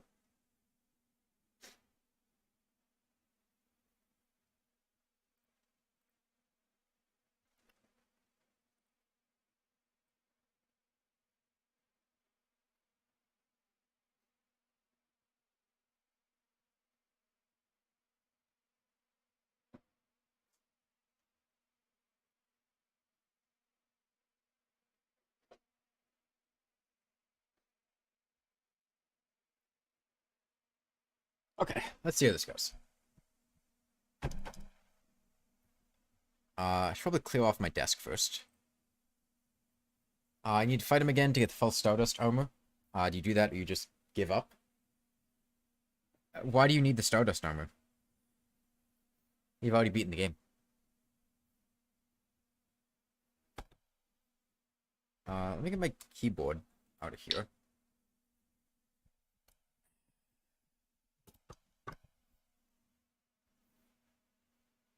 Let's see. This. Oh god, it's so bright. Hold on. And it's zoomed in. Hang on. Master mode for the Willy Ranger time. Good luck. Where is zoom? Zoom. Zoom the hell out.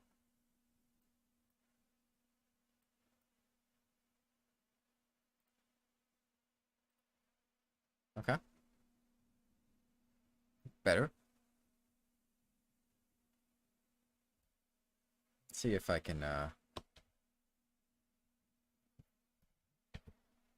move my microphone. That's fine. Okay. Alright, this seems fine.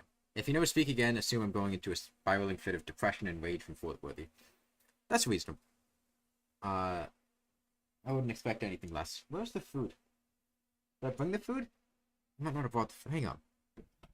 This is the water. Where's the food? I think I left the food behind. Hold on.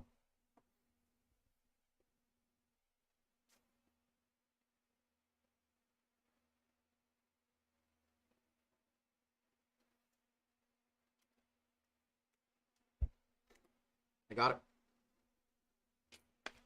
Okay. Food.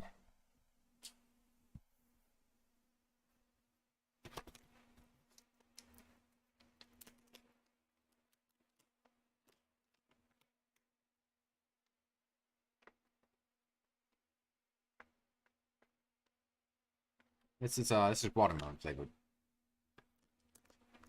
Let's see. Hold on, this focus is off. Let me turn on. Change the focus. Configure video again. Autofocus. How's that? That might be better. Yeah. Watermelon. You woke up at 6 a.m. to see something very interesting. That you did, Electric Essence. That you did. Alright. So water. We take your water. Add it to your powdered watermelon food.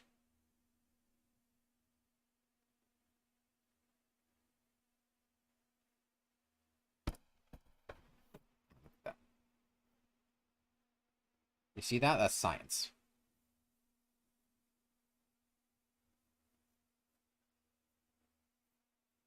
Mix that up.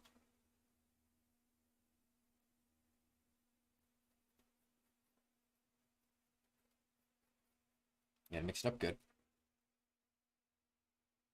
And you got some lizard food. Alright. And now I need to acquire the lizard. Hold on. That's fine. Shit. Okay, we're fine. We're fine. Everything's good. Everything's fine. Now, acquiring the lizard. It's going to be the tough part. Thorn Chakram is amazing in Underground Desert. What makes it so good? Just like being a boomerang, it's good. Does it have any particular properties that make it particularly good?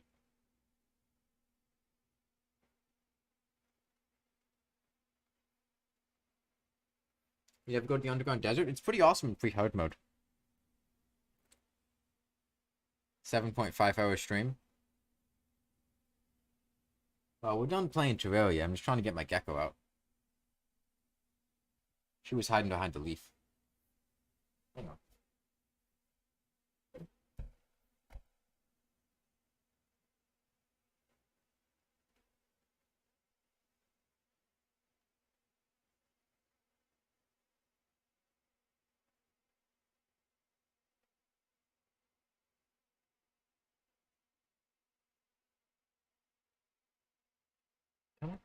There we go. Okay. She was not very happy about this one. Stream is longer than your sleep time. You gotta sleep more. Okay. See if I can get her in focus. Uh, that seems fine. See if I can get her to eat this. The problem is, it's not bright out, so let me adjust the focus here to keep her in focus.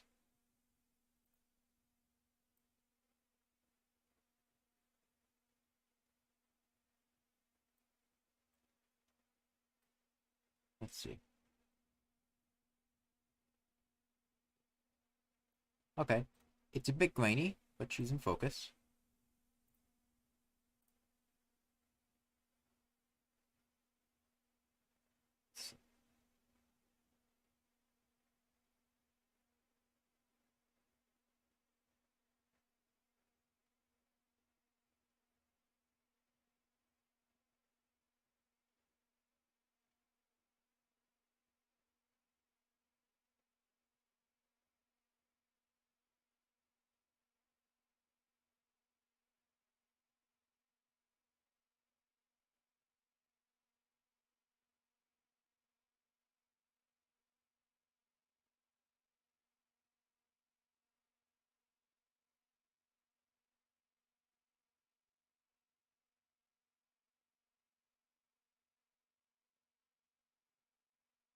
Now, normally I don't feed her by hand. I just, put it in her tank. But,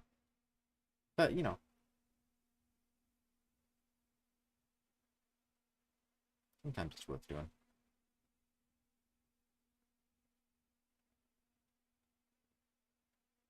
She doesn't tend to eat too much when she's in my hand. I can also just see how well lit am I? And I'm decently lit. I could try oh, yeah, come on, come on.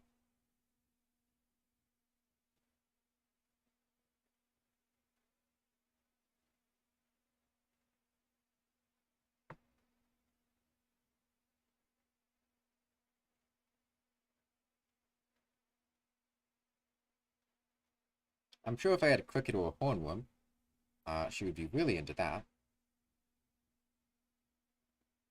I'm a terrible cook. You take that back. I'm an amazing cook. No, no, no.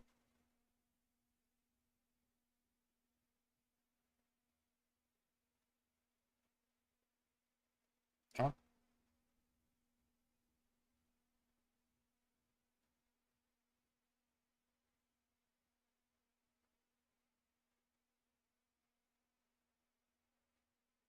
What I could also do, she's probably not going to like this very much, but now that I have her out, if I kick this with my foot,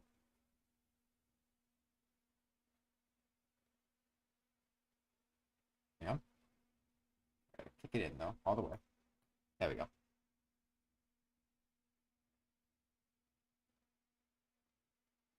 See, oh no, don't come up there. You can see she's actually in focus now.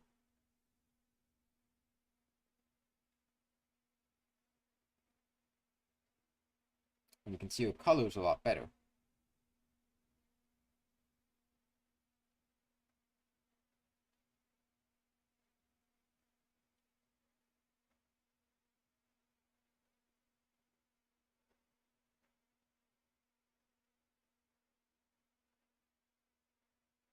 And this is how much difference just having lighting has.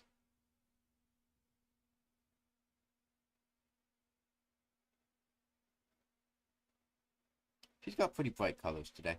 If you don't know, reptiles tend to, oh, it looks like she might be shedding a bit. I don't usually catch her when she's shedding. Well, you can see on her underbelly she's got some shed coming off. Well, I'm gonna put it back now. This is her, this is her tank. Right now, it is not in the best shape. I am going to be bringing her... Well, I've got a new tank coming. This is the one she's been in for the past few years. You can see there's isopods and stuff. Their springtails are eating some of the decomposing matter down there. I'm about to take out all the substrate in this enclosure and replace it with new substrate because I had been getting some mold in the drainage layer. And nothing I did seemed to work for getting rid of it, so I'm just gonna take it all out and get rid of the mold. You can kind of see the mold down there. Well, not really, because it's dark. I'm gonna see if she wants to jump back in. Go ahead.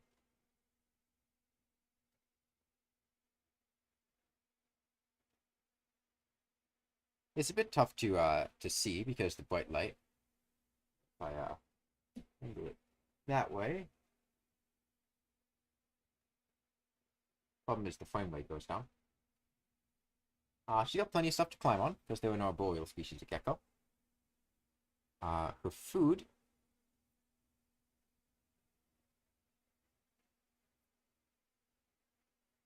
goes up here on this little feeding ledge. And she climbs up there and eats it in the dark. And also, crested geckos live in very humid environments. And they drink water. So I have a spray bottle here. You just go ahead and mist the place to raise the humidity and give her something to drink. Now you want to be careful not to mist your lizard because it'll stress them out. But you want to mist around them. And this is a bioactive enclosure, which means these are live planted plants. These are pothos. I had tried some other plants, but nothing seemed to fit in an enclosure this small other than pothos that I could get my hands on. But yeah, there are plants, and there's also a cleanup fruit, some white dwarf isopods, and some springtails that break down decomposing matter. And like I said, you can see a couple of them down here. They're not in focus. There's one right on that thing right there. Let's see. Get it in focus.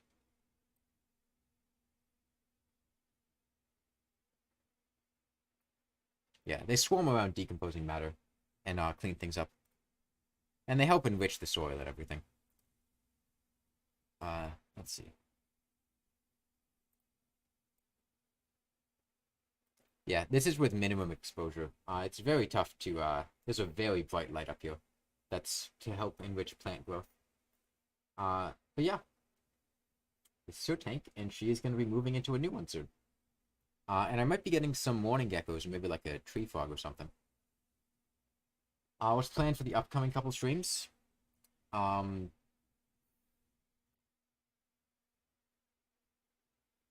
don't know, all day.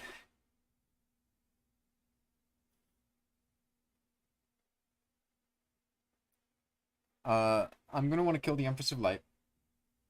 And I'm probably gonna be streaming same time tomorrow. Afternoon to night EST.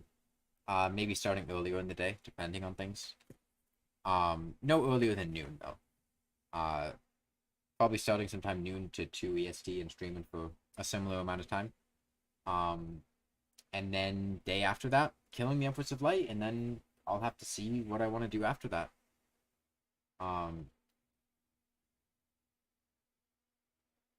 Yeah.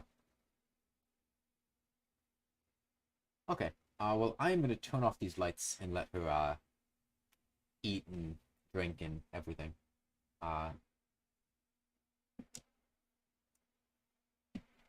Yeah, I need to clean this tank a bit, because they're starting to get some calcium deposits on the glass.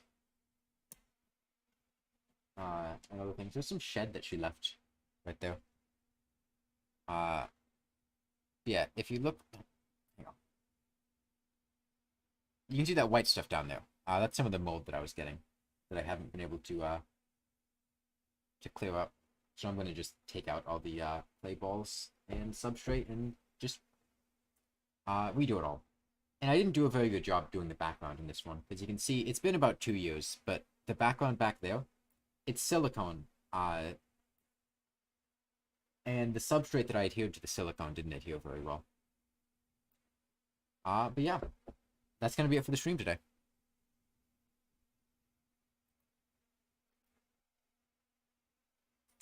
So I'm gonna go ahead and get something to drink.